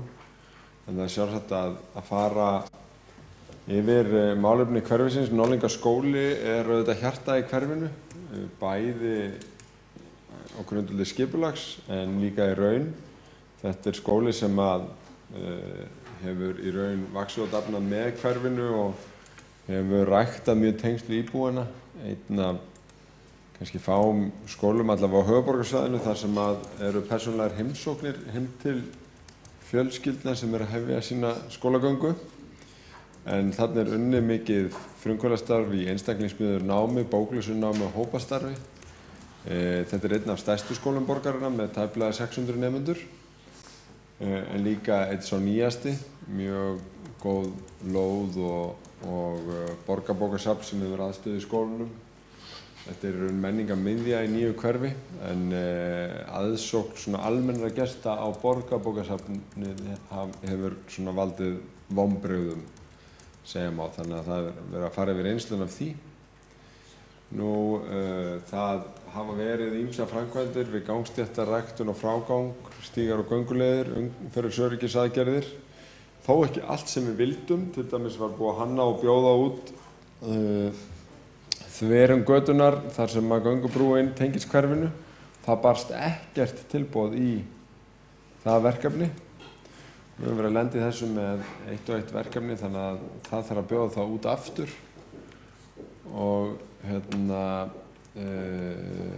og það verður gert.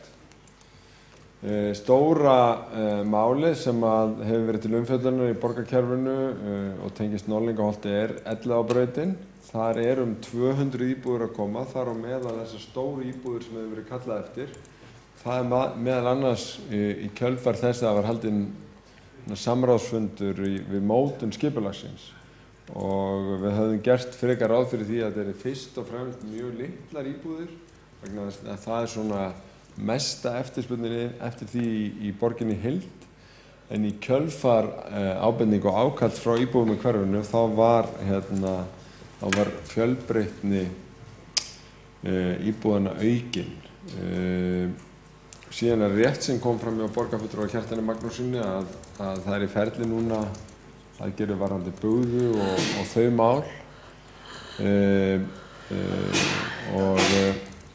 En í grunninn þá þetta Norðlingaholtinu takmörk sett, annars vegar var vitað af þessum flóðasvæðum og síðan þetta rauðþolarnir friðaðir og stórar umferðaræðar, þannig að með þessari byggð og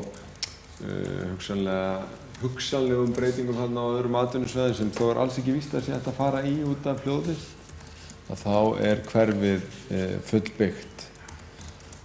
Það búið að taka til leigu þarna viðbótar húsnæði út af skólanum og hverfið að kannski ná hápunkti, þannig að þegar að barnafjöldin verður í rénum þá kemur þessi viðbót inn, þannig að við erum ekkert endilega búist við einhverju barnasprengju umfram það sem nú þegar til framtíðar lítur, en auðvitað verðum að vakta það vel og bregðast við þar. Við gerðum eftir umræðu í borgina aðeins, rifjum upp samningin Mesthúsið þar sem auðvitað fín fimleikaaðstaða fyrir fylki og vel sinnt. Hann rennur ekki út fyrir en 2025. Það hefur komið til umræðu að skoða hvort það verði hagkvæmara að byggja hús á vegum borgarinnar eða fylkis á þeim tímapunkti. Það bara ekki alveg komið að honum ennþá. En við höldum áfram að vera vakandi fyrir því. En göngubrún hefur skipt miklu fyrir krakkar sem að sækja íþróttir niður í laut og fyrir krakka á hverfinu sem að fara eftir í fimleikarna. Þannig að þetta svona kannski aftur yfirferð yfir sumt af því helsta sem að lítur á Norðlingaholti, því góða hverfi. Hefur borgarstjóri lokið máli sínu og borgarfulltrúi Björn Gíslason lastur á mælendaskrá.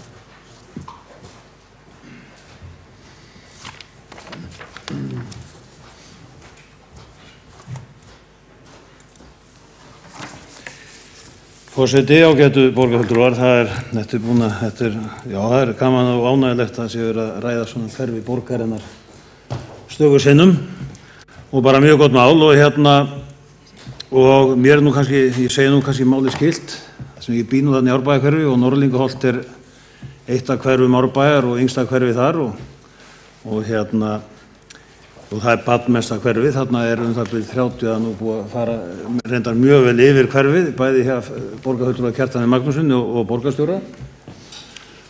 og þarna 35% íbúa eru börn sem að ég held að sé mesta hlutfall barna í hverfum borgarinnar og sem segir margt að þarna skólinn, ég hélt nú reyndar að það væri tæpir 700 nemendur í skólanum, ekki 600, en það skiptir ekki máli, þetta allavega mjög barnmargt og skólinn sprungið en búið að leigja þarna og greiða úr því að þarna komið húsnæði annað sem að tekur við börnum og það besta mál og ég held að íbúar almennt í hverfin eru ánægðir með hverfið og líður ágætlega og en það svona sumt sem áður, samt sem áður sumt eins og þjónusta, vantar til þessu verslun í hverfið, þetta það sem að fólk nú svona aðeins að kvart yfir.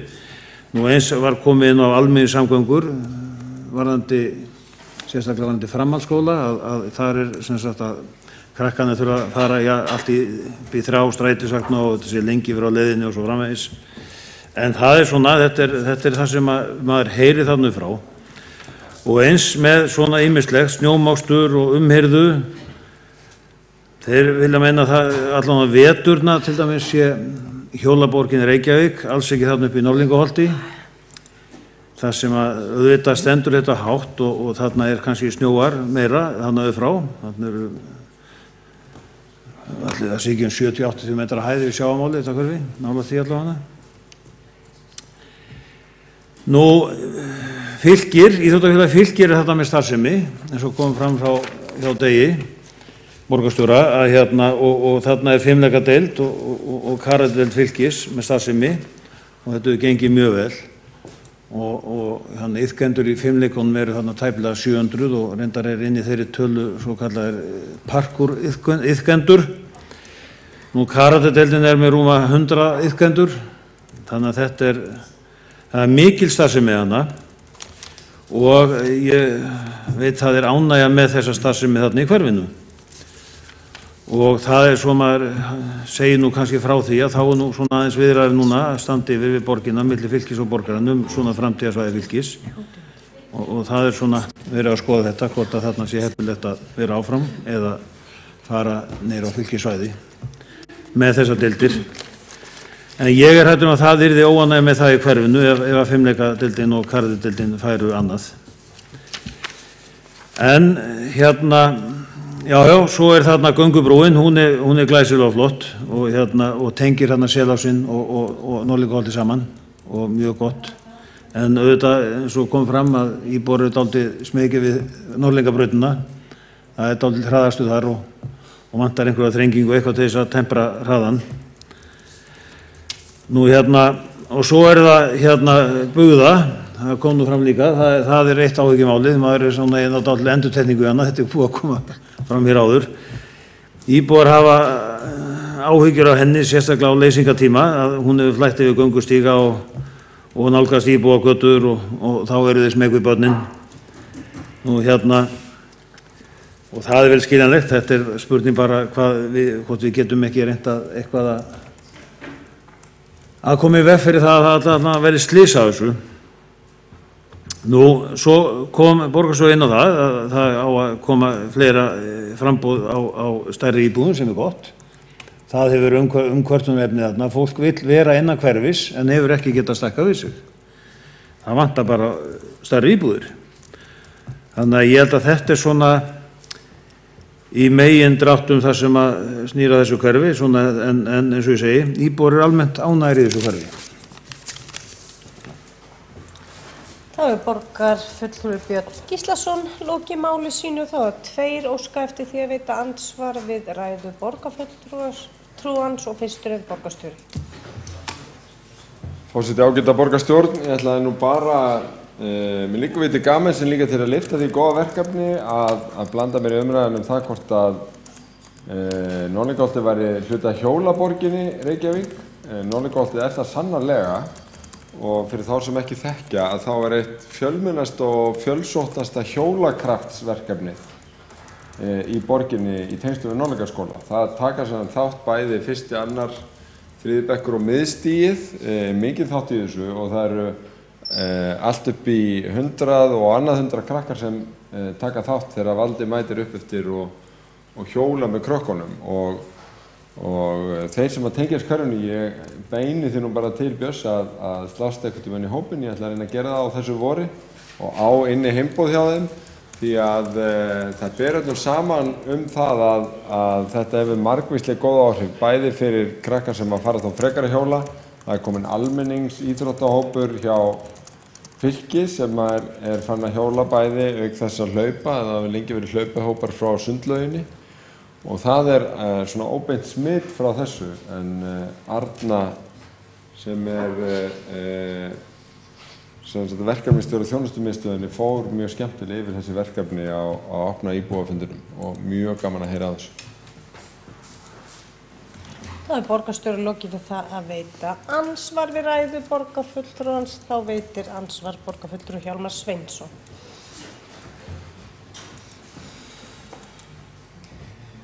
Forseti ágæta borgarstjórn, ég segi eins og oft sagt hérna í púltuna, þetta eiginlega frekar meðsvar en ansvar og það alveg rétt sem hefur komið hérna fram hjá Birni Gíslasyni og fleirum og ég veit það vegna þess að við höfum verið á fundum upp í Norðlingaholti, meðal annars að vera að kynna þessa byggð við Elliðaárbraut að fannst mér íbúa frekar jákvæðir gagnvart því og þá kom einmitt fram þessar skoðanir að það vantaði helst í hverfið sem smá óvenjulegt stórar íbúðir og ég get ekki ímyndað mér annað en að þeir verktakar sem að byggja þarna, þeir hafi það í huga því að þeir vilja byggja eitthvað sem þeir geta selt.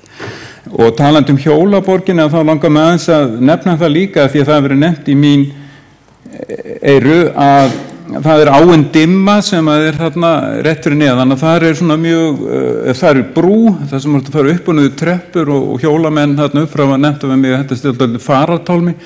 Þannig ég held að það væri nú ágætt verkefni fyrir borgina að ráðast í, það væri þá þriðji staðurinn sem kemur brú yfir og svo vildi ég líka nefna hitt sem kom fram á þessum fundum að eftir því sem fólki fjölgar því meiri líkur á þjónustuhverfinu og lokum vil ég eindregið mæla með stórkostlegu hlaupi sem á sér alltaf stað þarna á 13. og þá byrjaði í skólanum þarna inn í miðju hverfi og hlaupið allarleið vestur í bæ og hérna það mjög skemmtilegt að byrja í myrkrun og hlaupa eins inn í daginn. Ég hef gert þetta allavega 3 sinnum og það mjög gaman að koma þarna upp yfir á 13. Þannig að þetta hverfið sem maður kemur kannski ekki mjög oft inn í ef maður ekki heimaðar, en það gaman að kynnast hverfin á þennan hátt í íbúafundum og líka í útivistarhugleiðingum. Það er borgarfulltrúi Hjálmar Sveinsson, lokið við það að veita ansvar og þá telst andsvörum lokið. Þá ekki fleiri hvatt sér hljóðs undir þessum dagskrárlið og telst umræðu lokið.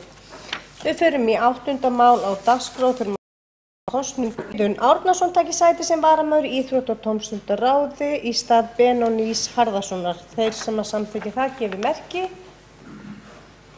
Það telst samþykkt með 14 atkvæðum og 1 hjásetu. Við förum í ný. Fyrirgefðu?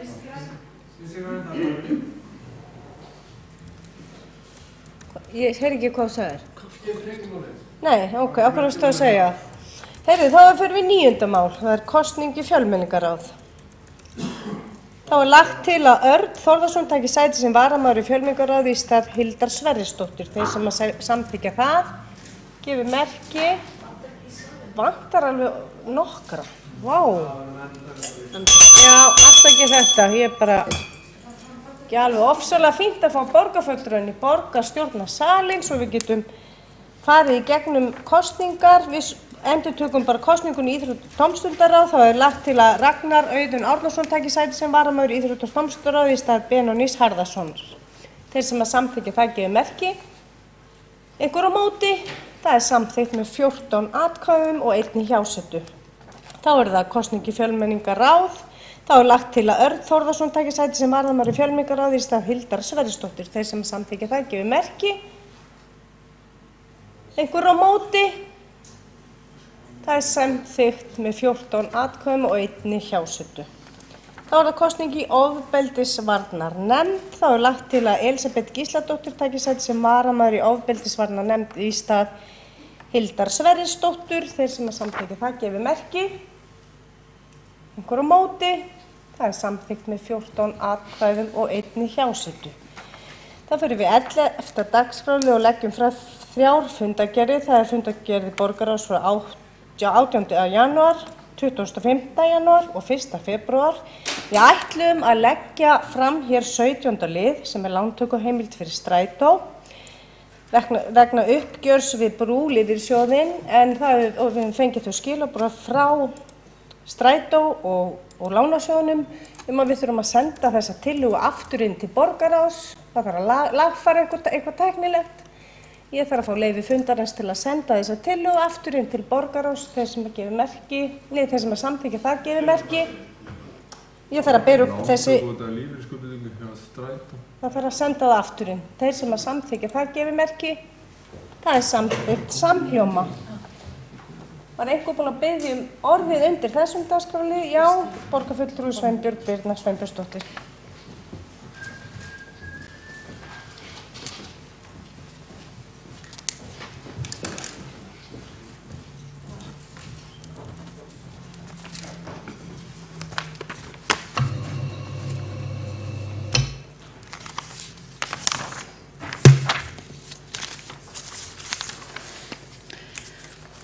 Frú forseti, borgarstjóri og ágæta borgarstjórn. Ég ætla að byrja því að taka til málsina undir fundargerð borgarráðs frá 18. janúar síðastliðnum og þar er það liður númer 18 þar sem var lagt fram erindi innri endurskoðunar áhættustýringu og greiningu á misferlisáhættu hjá Reykjavíkurborg ásamt minnisblaði innri endurskoðunar. Og fyrir þessu á bakvið þetta skjal þá liggur fyrir að innri endurskoðandi átti samtal við mikið af kjörnum fulltrúum til þess að fara yfir áhættuþætti, svokallaða misferlisáhættu, meðal annars í rekstri borgarinnar.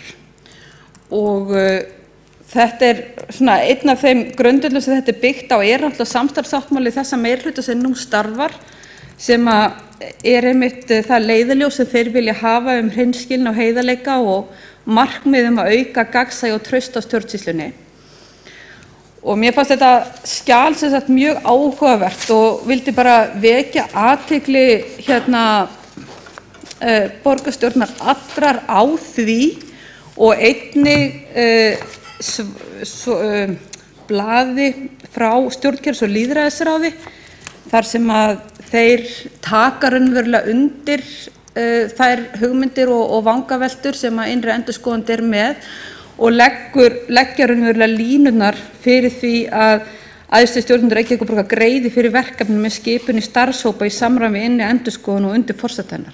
Og þetta misferlisáhætta er raunverulega rosalega stór og mikill þáttur og ég held að auðvitað hefði verið skemmtilega að geta byrjað að vinna þessa vinnu bara strax á kjörtímabilinu en það væri mikill hagur fyrir alla borgarfulltrúa sem hér sitja inni að hafa lagt stimpil sinn á það að þessi vinna hefjist áður heldur en að kjörtímabilinu er lokið. Og að því sögðu að þá boða ég sérstaka bókun undir þessu lið svona til áréttingar hvað það varðar. Ótrúlega formlegt og ekki svona mest pólitískt spennandi mál en engu að síður mjög mikilvægt fyrir okkur öll.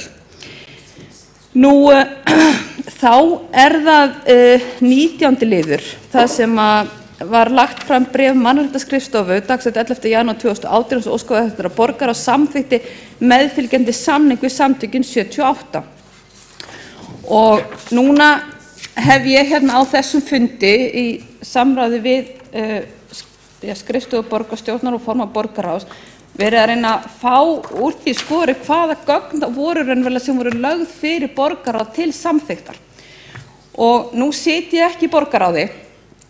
Þannig að ég fer inn á vefinn sem er opinn öllum, sem eru þau gögn sem eru lögð fyrir borgarráð. Og linkurinn þegar að vera að búa til borgarstjórnarfundar er með þessum fundargerðum og þar kemur þetta inn í. Ég veit að það er búið leiðrétt þetta núna og kann ég því vel, En það breytir því aftur á móti ekki að þau gögn sem að voru hérna þar til fyrir cirka hálftíma síðan voru hreinlega, þar var rauninlega bara einn samningur sem lá til grundvallar þessari samþykkt og það var samningur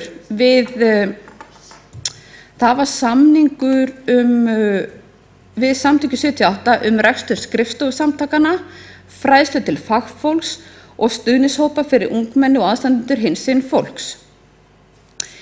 Í þessu bréfi frá mannréttindaskrifstofu þá líka vísað í annan samning sem samningur varðandi fræðslu í leik- og grunnskólum samkynhneigt, tvíkynhneigt, gagnkynhneigt, asexual, intersex og transgender fólk auk rekstur hinsegin félagsmiðstöðvar. Þessi samningur, hann lá ekki fyrir borgarráði þarna 18. janúar samkvæmt útsendu gögnum. Já, ég veit þú kemur í.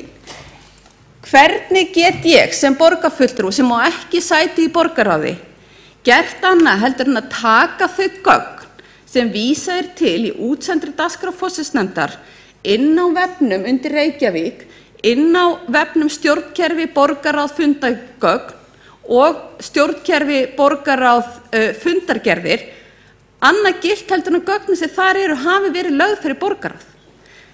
Þann tíma sem ég sat í borgarráði var mjög sjaldgæft að það væri komið með nýja útprentaða samninga og önnur gögn lögð fyrir borgarráð. Það gerðist einstaka sinnum.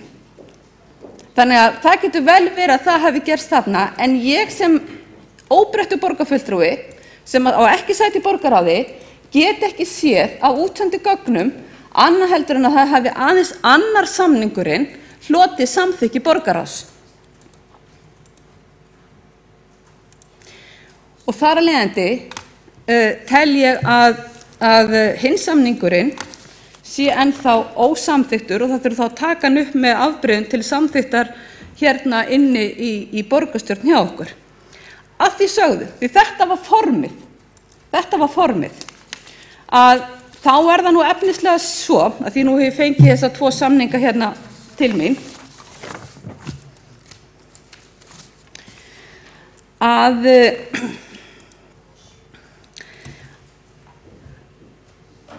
þá það svo að samningurinn sem gerður sem hljómar upp á 6,2 milljónir samkvæmt leiðréttarblaðinu en 6 milljónir samkvæmt útsenda fræðslu í grunnskólum Reykjavíkurborgar.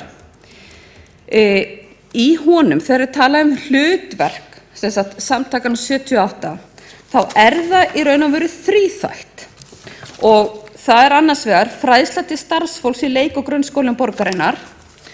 Það fræðsla til barna og ungmenni í grunnskólum Reykjavíkurborgar og það þriðja lagi rekstur hinsegin félagsmiðstöðva. Ég geri engar athugasemd við það sem og tilraunir og það sé bara mjög mikilvægt og þarft verkefni að samtökin 78 komi að fræðslu til starfsfólks í leik- og grunnskólum borgarinnar. Ég saknaði þess reyndar að sjá ekki þarna inni frístundamiðstöðvar líka og ég saknaði þess líka að sjá ekki hérna inni sérstaklega væntanlega fæddu skólahjúkrunarfræðingunum þarna undir líka. En ég tel algjörlega óþarft að það sé fræðsla til barna og ungmenni í grunnskólum Reykjavíkurborgar og það byggi ég á nýsamþykktri tillögu okkar hérna í borgarstjórn sem með tillögu stefnumótun kynfræðslu í skóla og frístundastarfi SFS. Og þar kemur skýrt fram og við vorum að samþykkja þetta hérna í janúar.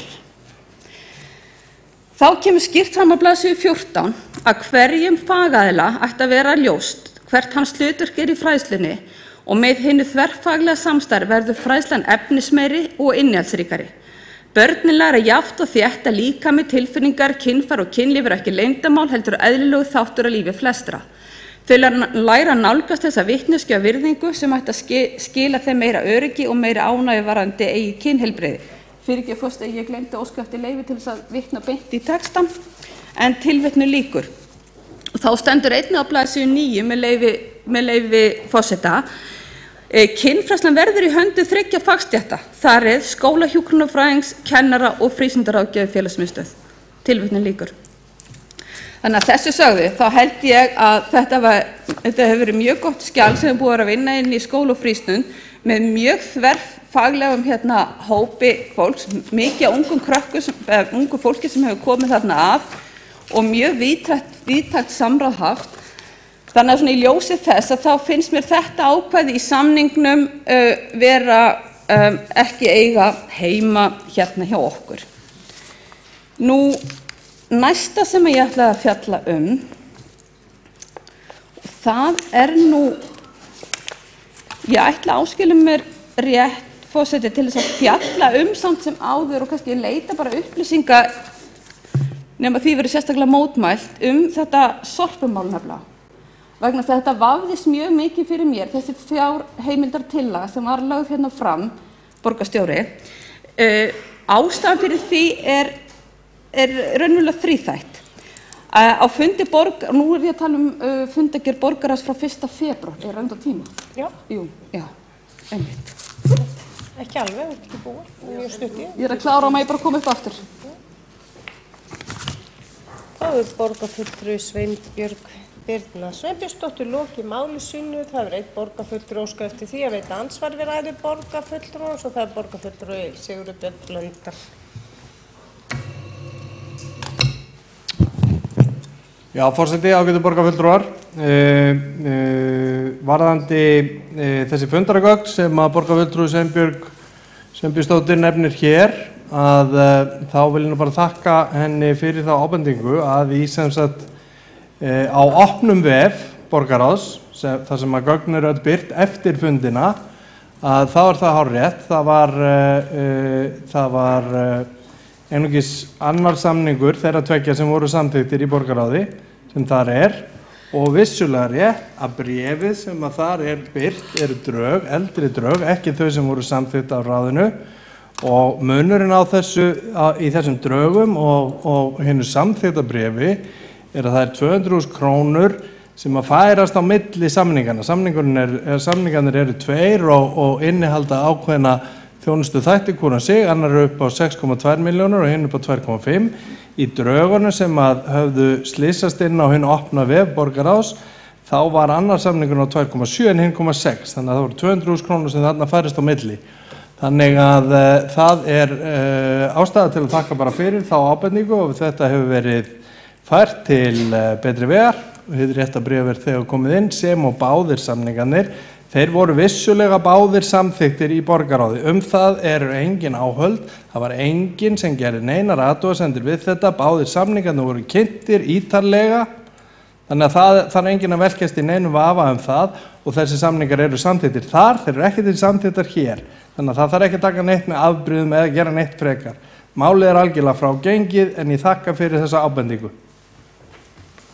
Það er borgarfulltrúi Sigurður Björn Blöndal lokið við að veita ansvar. Þá svarar ansvari borgarfulltrúi Sveinbjörg Birna Sveinbjörnsdóttir.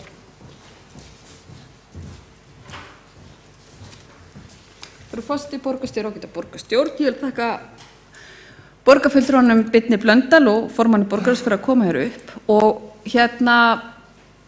ég bara trúi þessu og alveg viss að þetta alveg hárrétt sem hann segir. Og ég ætla bara að viðurkenna að ég var nefnilega, þú veist, ég var búin að gleyma þarna nýja formatinu inn á fundur borgarráð, þannig að mjög líklega hafa gögnin verið rétt þar og þess vegna hafi þetta allt verið lagt fram. Þannig að bara gott þetta hafi verið klerað og nú allavega liggja þá opinberu gögnin rétt fyrir. Takk fyrir. Það var borgarfulltrúi Sveinbjörg Birna Sveinbjörnsdóttir lokið við það að svara ansvari. Og þá skilst mér hún sé komin aftur á mælendaskrá. Gjörðu svo vel.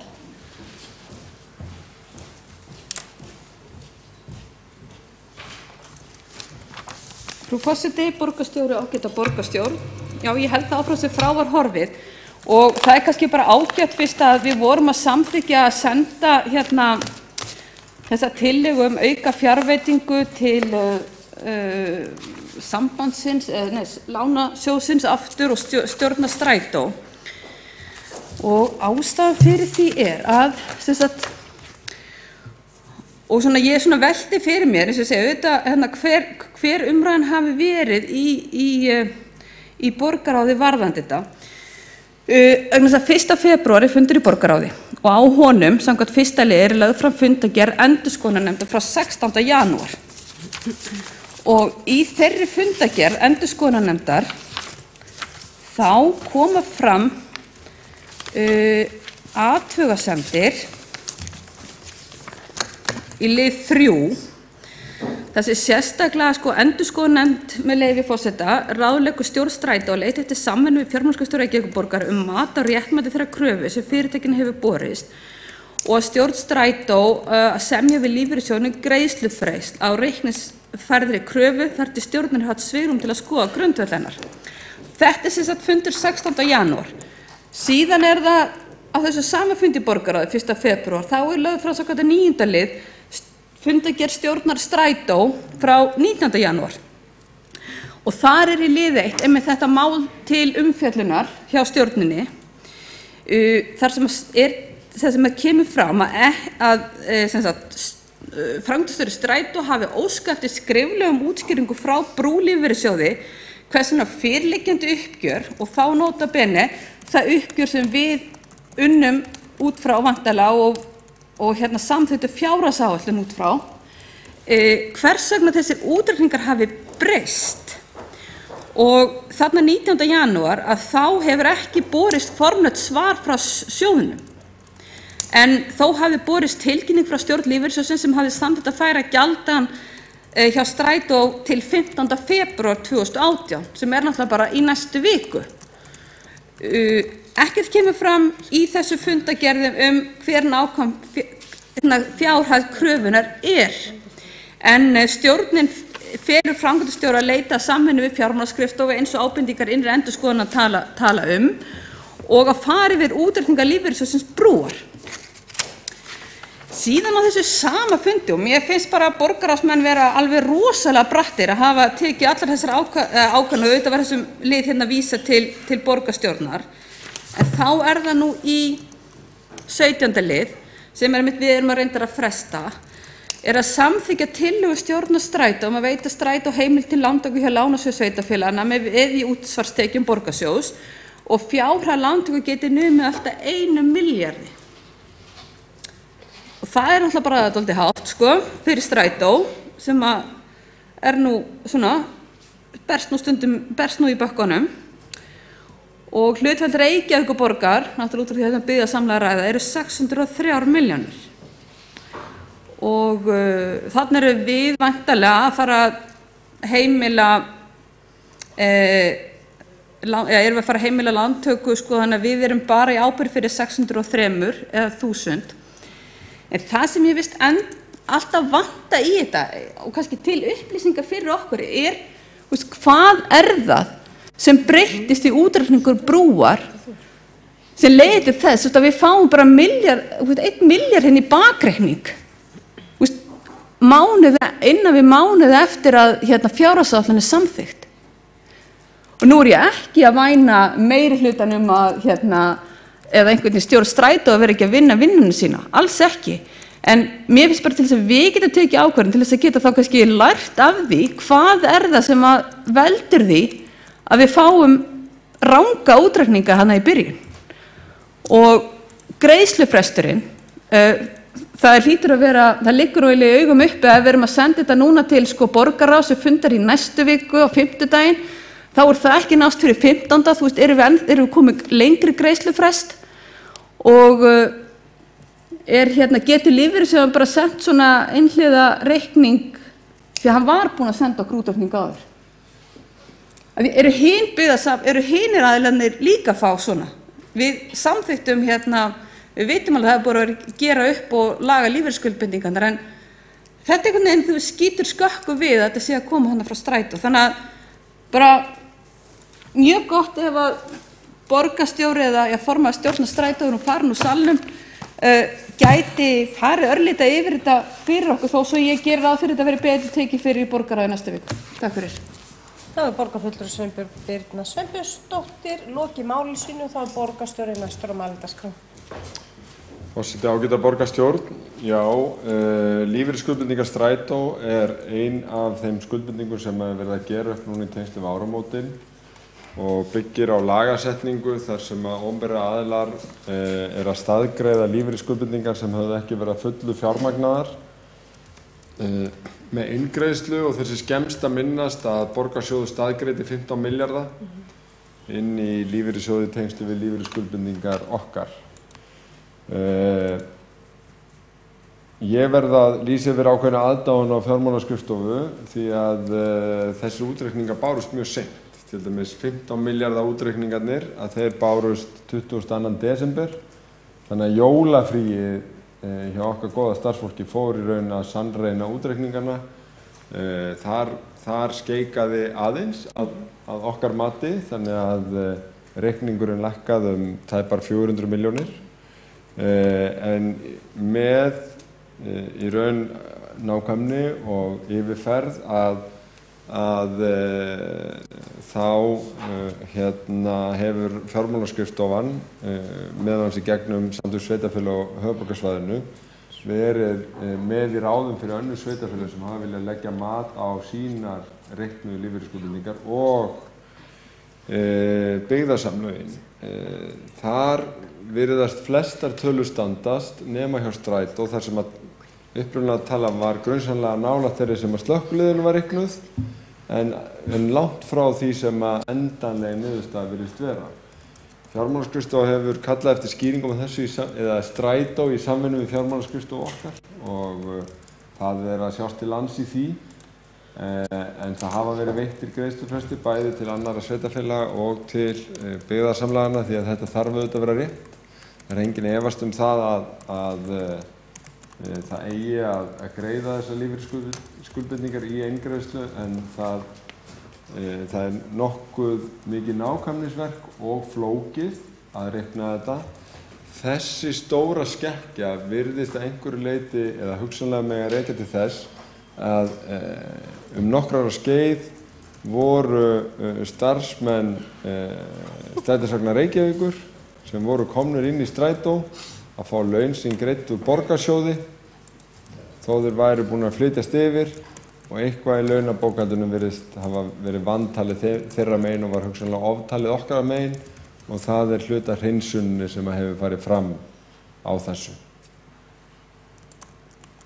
Býsna tæknilegt mál en þetta svona í stuttu máli, og ég held að kjarni málsins sá að fjármálaskrifstofa borgarinnar hefur verið mjög vakandi yfir því að fara þetta með lífeyrissjóðnum, og það verður ágætis samstarf af hálfu lífeyrissjóðsins, en því ekki að neita að þessar stóru tölur að koma ansi seint á árinu, og núna þetta komið fram á árið 2018.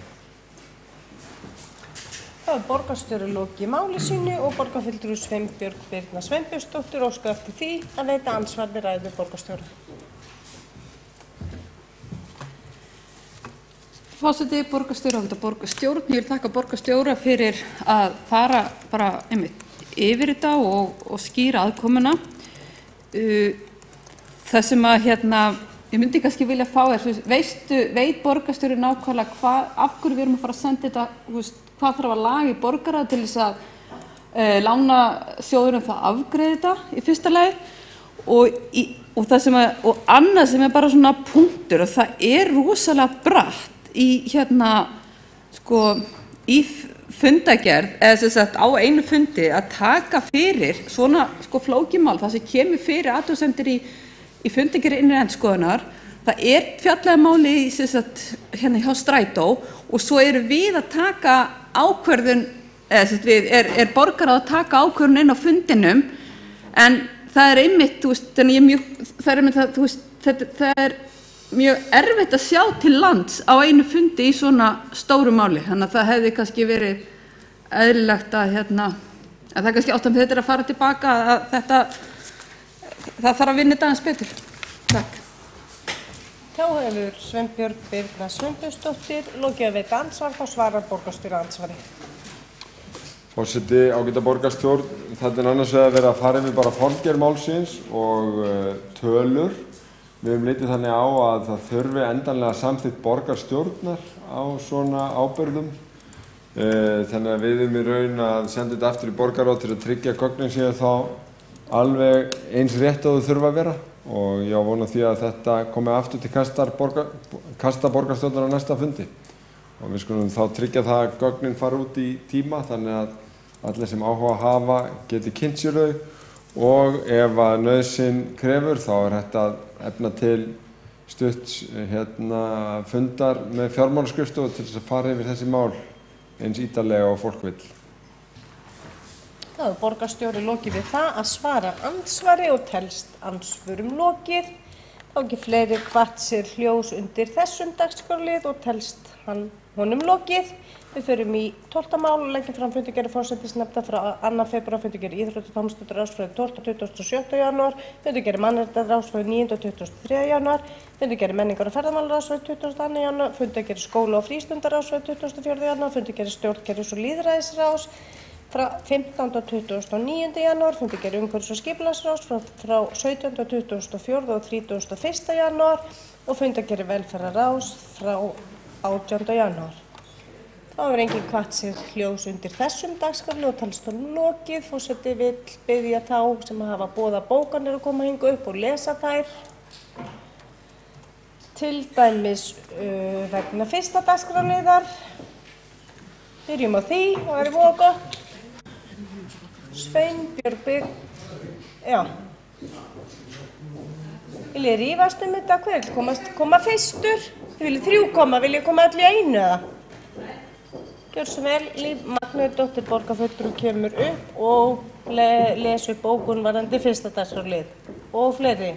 Já, ég ætla að lesa upp alla 3 bókanir meirihlutans og Guðfinnu Jóhannu Guðmundsdóttur sem með okkur í þessum. 1. Fyrsti liður á dagskrá. Í samþykktum stjórn Reykjavíkurborgar kemur fram að nefndir borgarstjórnar geta ákveðið að efna til opinna funda með borgarbúum, íbúum einstakra hverfa, félögum eða hagsmunahópum. Óski síðan fulltrúar í nefnd eftir því að fundur nefndarinnar fari fram fyrir opnum tjöldum og hluta til eða heild, þá er nefndinni skylt að verða við því sé það samþykkt mót atkvæðalaust. Á kjörtímabilinu hafa mörg fagráð borgarinnar haldið opna ráðsfundi og sendt á beint út á netinu. Tillagan hefur því ekkert gildi vegna þess að ekkert er því til fyrirstöðu að framkvæma það sem hún gengur út á. Nefndum er heimilt að halda opna fundi og hægt er að senda út frá þeim. Og svo er það liður 2 vegna borgarfulltrúanna. Í samræmi við gildandi lög hefur borgarstjórn nú þegar samþykkt á fundi sínum þann 19. september 2017 með 11 atkvæðum gegn 4 að fjöldi borgarfulltrúa verða á næsta kjörtímabili í lögbundnu lágmarki eða 23. Var forsætisnefnd falið að vinna að nauðsynlegum breytingum og samþykktum borgarinnar. Á sama fundi var samþykkt með 11 atkvæðum gegn 4 að vísa tillögunni að beina því til Alþingis að endurskoða lagaákvæði fjölda fulltrúa í sveitarstjórnum. Afstaða borgarstjórnar liggur því nú þegar fyrir og byggist hún á því að hún gat ekki látið upplausnar ástand í landsmálum tefja frekar ákvörðun fjölda borgarfulltrúa og vinnu við undirbúning næsta kjörtímabils innan ramma gildandi laga. Rétt er að taka enn og aftur fram og halda því til haga að sú útfærsla sem forsætisnefnd hefur unnið með myndi leiða til takmarkaðs kostnaðarauka fyrir borgarsjóð eða jafnvel sparnaðar. Þetta leiðir að því að nú þegar er greitt fyrir fundarsetu ýmissa fulltrúa í ráðum og nefndum sem sóttir eru út fyrir hóp borgarfulltrúa en með því að manna þær alfæri borgarfulltrúum er hægt að lækka það kostnað á móti auknum launakostnaði borgarfulltrúa. Þessa staðreynd hafa fulltrúar Sjálfstæðisflokksins í borgarstjórn aldrei ávarpað. Og 3, þetta er Miklubrautina. Gert er ráð fyrir mögulegri stokkalausn á Miklubraut í aðalskipulagi Reykjavíkurborgar 2010-2030 sem 12 af 15 borgarfulltrúum samþykktum 2014. Unnið hefur verið að málinu í samráði við íbúa í Hlíðum í tengslu við gerð hverfisskipulags. Miklabraut í Stokk hefur einnig verið til umfjöllunar í samvinnu sveitarfélaganna á höfuðborgarsvæðinu og vegagerðarinnar undanfarið misseri. Fagnaðarefni er að frummati þessarar mikilvægu framkvæmda sé nú lokið og mikilvægt að undirbúa markviss næstu skref. Það er borgarfulltrúi Líf Magnúsdóttir lokið við það að lesa bókanir. Það má bjóða Sveinbjörgu Birnu Sveinbjörnsdóttir að koma hingað upp.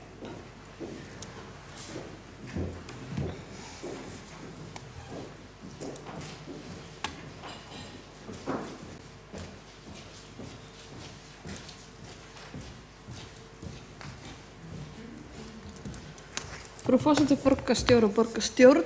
Ég er hérna með bókun undir fundargerð borgarráðs, liði 19, fundargerð 8. janúar.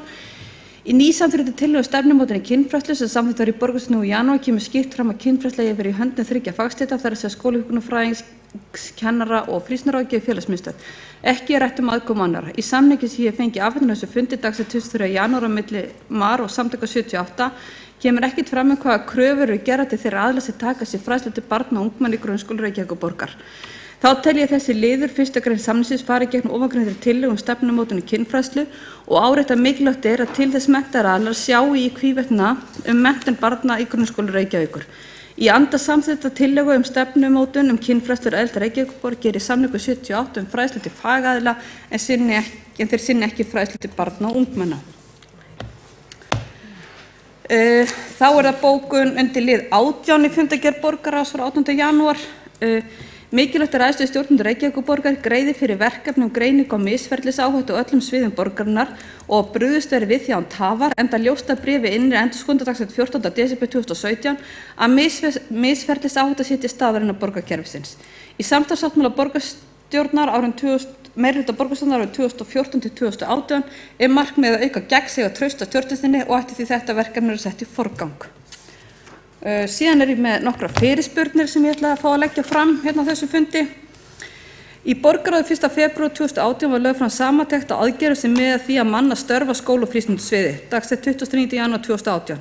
Ræða ítarlegt skjal þar sem margra leiða hefur verið leitað. Óskar eftir upplýsingum hvort að tekið hefur verið saman hver kostnaður hafi verið við alla þá 14 liði sem þar eru nefndir, hefur verið tekið saman tímafjöldi embættismanna sem að verkefninu hafa komið, hver var heildarkostnaður við lið 1.8 jólagjafir, hver var kostnaður við 2.2 nýtt útlit og nálgun í auglýsingu, var keyptur utanaðkomandi þjónusta, auglýsinga eða hönnustofu og þá hverrar og fyrir hvað fjárhæð, 2.3 við hvaða birtingaráðgjafa var gert samkomulag og hver var kostnaður við hann og hver var kostnaður við lið 2.7 þjónustu Kapasent og hver var kostnaður við lið 2.12 samning dansverkefni.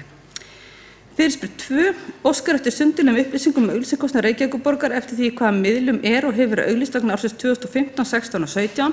Þá óskað eftir sundurlegum kostnaði við birtingarhús eða birtingaráðgjafa og hversu mikið sé greitt í kostnaðar auglýsingar á samfélagsmiðlum.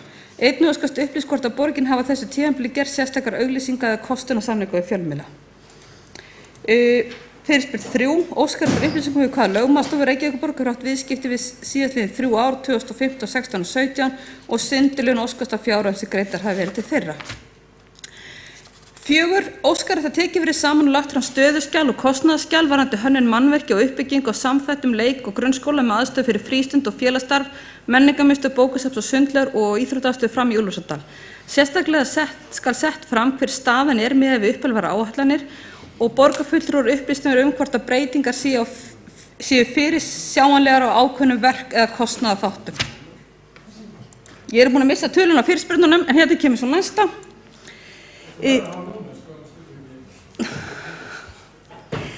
Árinu 2015 samþykkti meirihlutin í borgarstjórn að velferðarsvið tæki yfir rekstur gistiskilis fyrir húsnæðislausa karla sem hafa verið í höndum góðgerðarsamtaka áður í stað þess að ganga að framkomnu tilboðum Hjálpræðishertsins og eða Samhjálpar reksturinn.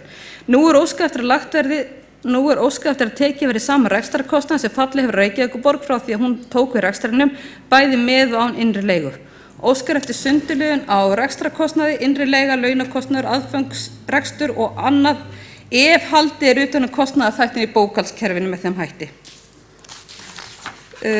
Þá það óskar eftir að tekið verið saman sundurliður heildarkostnaði sem Reykjavíkurborg hefur lagt í vegna a. þrengingu gatna, b. hjólreiðastíga, c. forgangsakreinar strætó innan Reykjavíkur, annars vegar á þessu kjörtímabili og hins vegar á árinu 2010 til 2014. Já, og fyrirspurn 7. Í aðgerðaáætlun 2015 til 2020 í framtíð úrgangsmáli Reykjavík kemur fram að söfnun á gler og steinefni að hefjast á grenndarstöðvunum árið 2015 til 16. Óskað eftir því hvar þær grenndarstöður staðsettar sem taka móti ofangreindu. Þá það 8. Óskað eftir upplýsingum hvort að fram hafi farið kostnaðar og hagkvæmniathugun á því að sameina fjármálaskrifstofu fyrirtæki Reykjavíkurborgar eins og malbikunarstöðvarinnar Höfða, Faxaflóahafnar og slökkvilis höfuðborgarsvæðisins, Strætó og Sorpu og ef svo þá óskast lögð fram þau gögn og skýrslur þau mál varða. Já, þá bara þetta komið. Þá er borgarfulltrúi Sveinbjörg Birna Sveinbjörnsdóttir lokið við það að gera grein fyrir bókunum. Einnig lokið við það að leggja fram fyrirspurnir sem við vísum til forsætisnefndar. Leggjum hér fram og vísum til forsætisnefndar.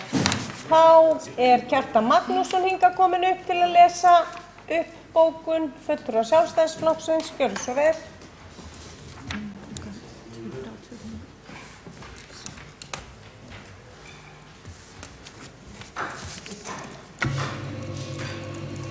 Forseti góði borgarfulltrúar, ég ætla að gera grein fyrir bókun borgarfulltrúa Sjálfstæðisflokksins Miklubrautarstokk sem svo hljóðandi. Árum saman hefur vinstri meirihlutin í borgarstjórn undir forystu Samfylkingarinnar hafnað stórframkvæmdum á vegum ríkisins í þágu samgöngubóta á stofnbrautum Reykjavíkur. Meðal annars hafa borgarstjóri og aðrir borgarfulltrúar Samfylkingarinnar tekið harða afstöðu gegn fækkun ljósastýrðra gatnamóta á Miklubraut, þótt margsinnt hafi verið fram á að mislægar lausnir auki umferðaröryggi og greiði fyrir umferð. Árið 2012 gekkst núverandi borgarstjóri fyrir því að gerður var sérstakur samningur á milli Reykjavíkur, borgar og annarra sveitarfélaga á höfuðborgarsvæðinu annars vegar og ríkisins hins vegar að fresta ýmsum stórframkvæmdum í þágu samgöngumála í Reykjavík óákveðinn tíma þar á meðal umræddum stokki á Miklubraut. Svo virðist en borgarfulltrúi á meirihlutans ætli nú að kúvenda í afstöðu sinni til slíkra samgöngubóta á Miklubraut og er það ánægjulegt í sjálfu sér. Vonandi er að hugur fylgi þar máli en ekki sé að ræða einhvers konar bragð í aðdraganda kosninga. Við samþykkjum því að tillögu Sjálfstæðisflokksins Miklubrautarstokk verði vísað til borgarráðs í trausti þess að þessi mikilvæga framkvæmd verði ekki tafin frekar heldur unnið að málinu af festu og heilindum. Er þetta undir fjórðalið eða þetta lítur alveg þrið? Þú sagði. Var ekki búið að samvinna liði? Ekki fullakefni. Þá hefur borgarfulltrúi Kjartan Magnússon lokið við það að lesa upp bókun. Þá kemur Björn Gíslason og lesa upp bókun fulltrúa Sjálfstæðisflokksins. Já, samningur milli Reykjavíkur borgar. Takk. Þetta er bókun við lið 2. Tillögu Sjálfstæðisflokksins áskorunina til Alþingis breytingar á sveitarstjórnarlögum. Hljóðar svo til að Sjálfstæðisflokksins felur í sér að Alþingi breyti lagaákvæði í sveitarstjórnarlögum þannig að borgarstjórn hafi sjálf dæmi hvort borgarfulltrúum verið fjölgað eða ekki. Með því að vísa tillögunni frá staðfesta borgarfulltrúar Samfylkingar, Vinstri grænna, Pírata og Framsóknar og Flugvallarvina afstöðu sína að þeir eru hlynntir fjölgun borgarfulltrúa og hafa engan áhuga á að sveitarstjórnarlögum verið breytt svo borgarstjórn geti sjálf metið þörfina fyrir fjölgun borgarfulltrúa.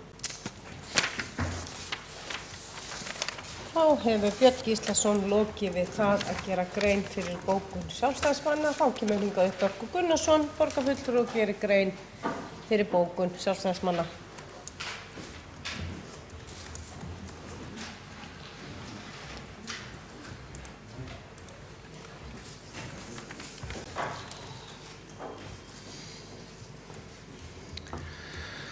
Selveri, forseti, borgarstjóri. Í upplýsingastefnu Reykjavíkurborgar kemur fram að Reykjavíkurborg eigi að vera leiðandi í nýjungum í upplýsingamiðlun og að ný tækni verði nýtt á markvissan hátt við að gera upplýsingar borgarinnar aðgengilegar. Sú nýja tækni sem nefnd í stefnunni hefur ekki verið nýtt á markvissan hátt og ekki hafa verið gerðar nauðsynlegar ráðstafanir til að hefja útsendingar frá fundum og ráðum. Það lýsir best vilja meirihlutaflokkanna til að gera stjórnsýsluna opnari og gegnsærri. Við Sjálfstæðismenn höfum flutt tillögur áður að gera stjórnsýsluna opnari og aðgengilegri en þeim tillögum hefur verið vísað í nefndir og ráð og hafa ekki enn komið að fullu til framkvæmda. Það því full ástæða að ítreka fyrri tillögur, auk þess sem lagt til hér í dag að tæknileg vinna hefjist sem fyrst til að gera það kleift að hægt verði að hefja útsendingar frá fundum og ráðum. Mikilvægt að gera vinnubrögð borgarinnar nútímalegri og gera ákvörðunarferli mála sýnilegri.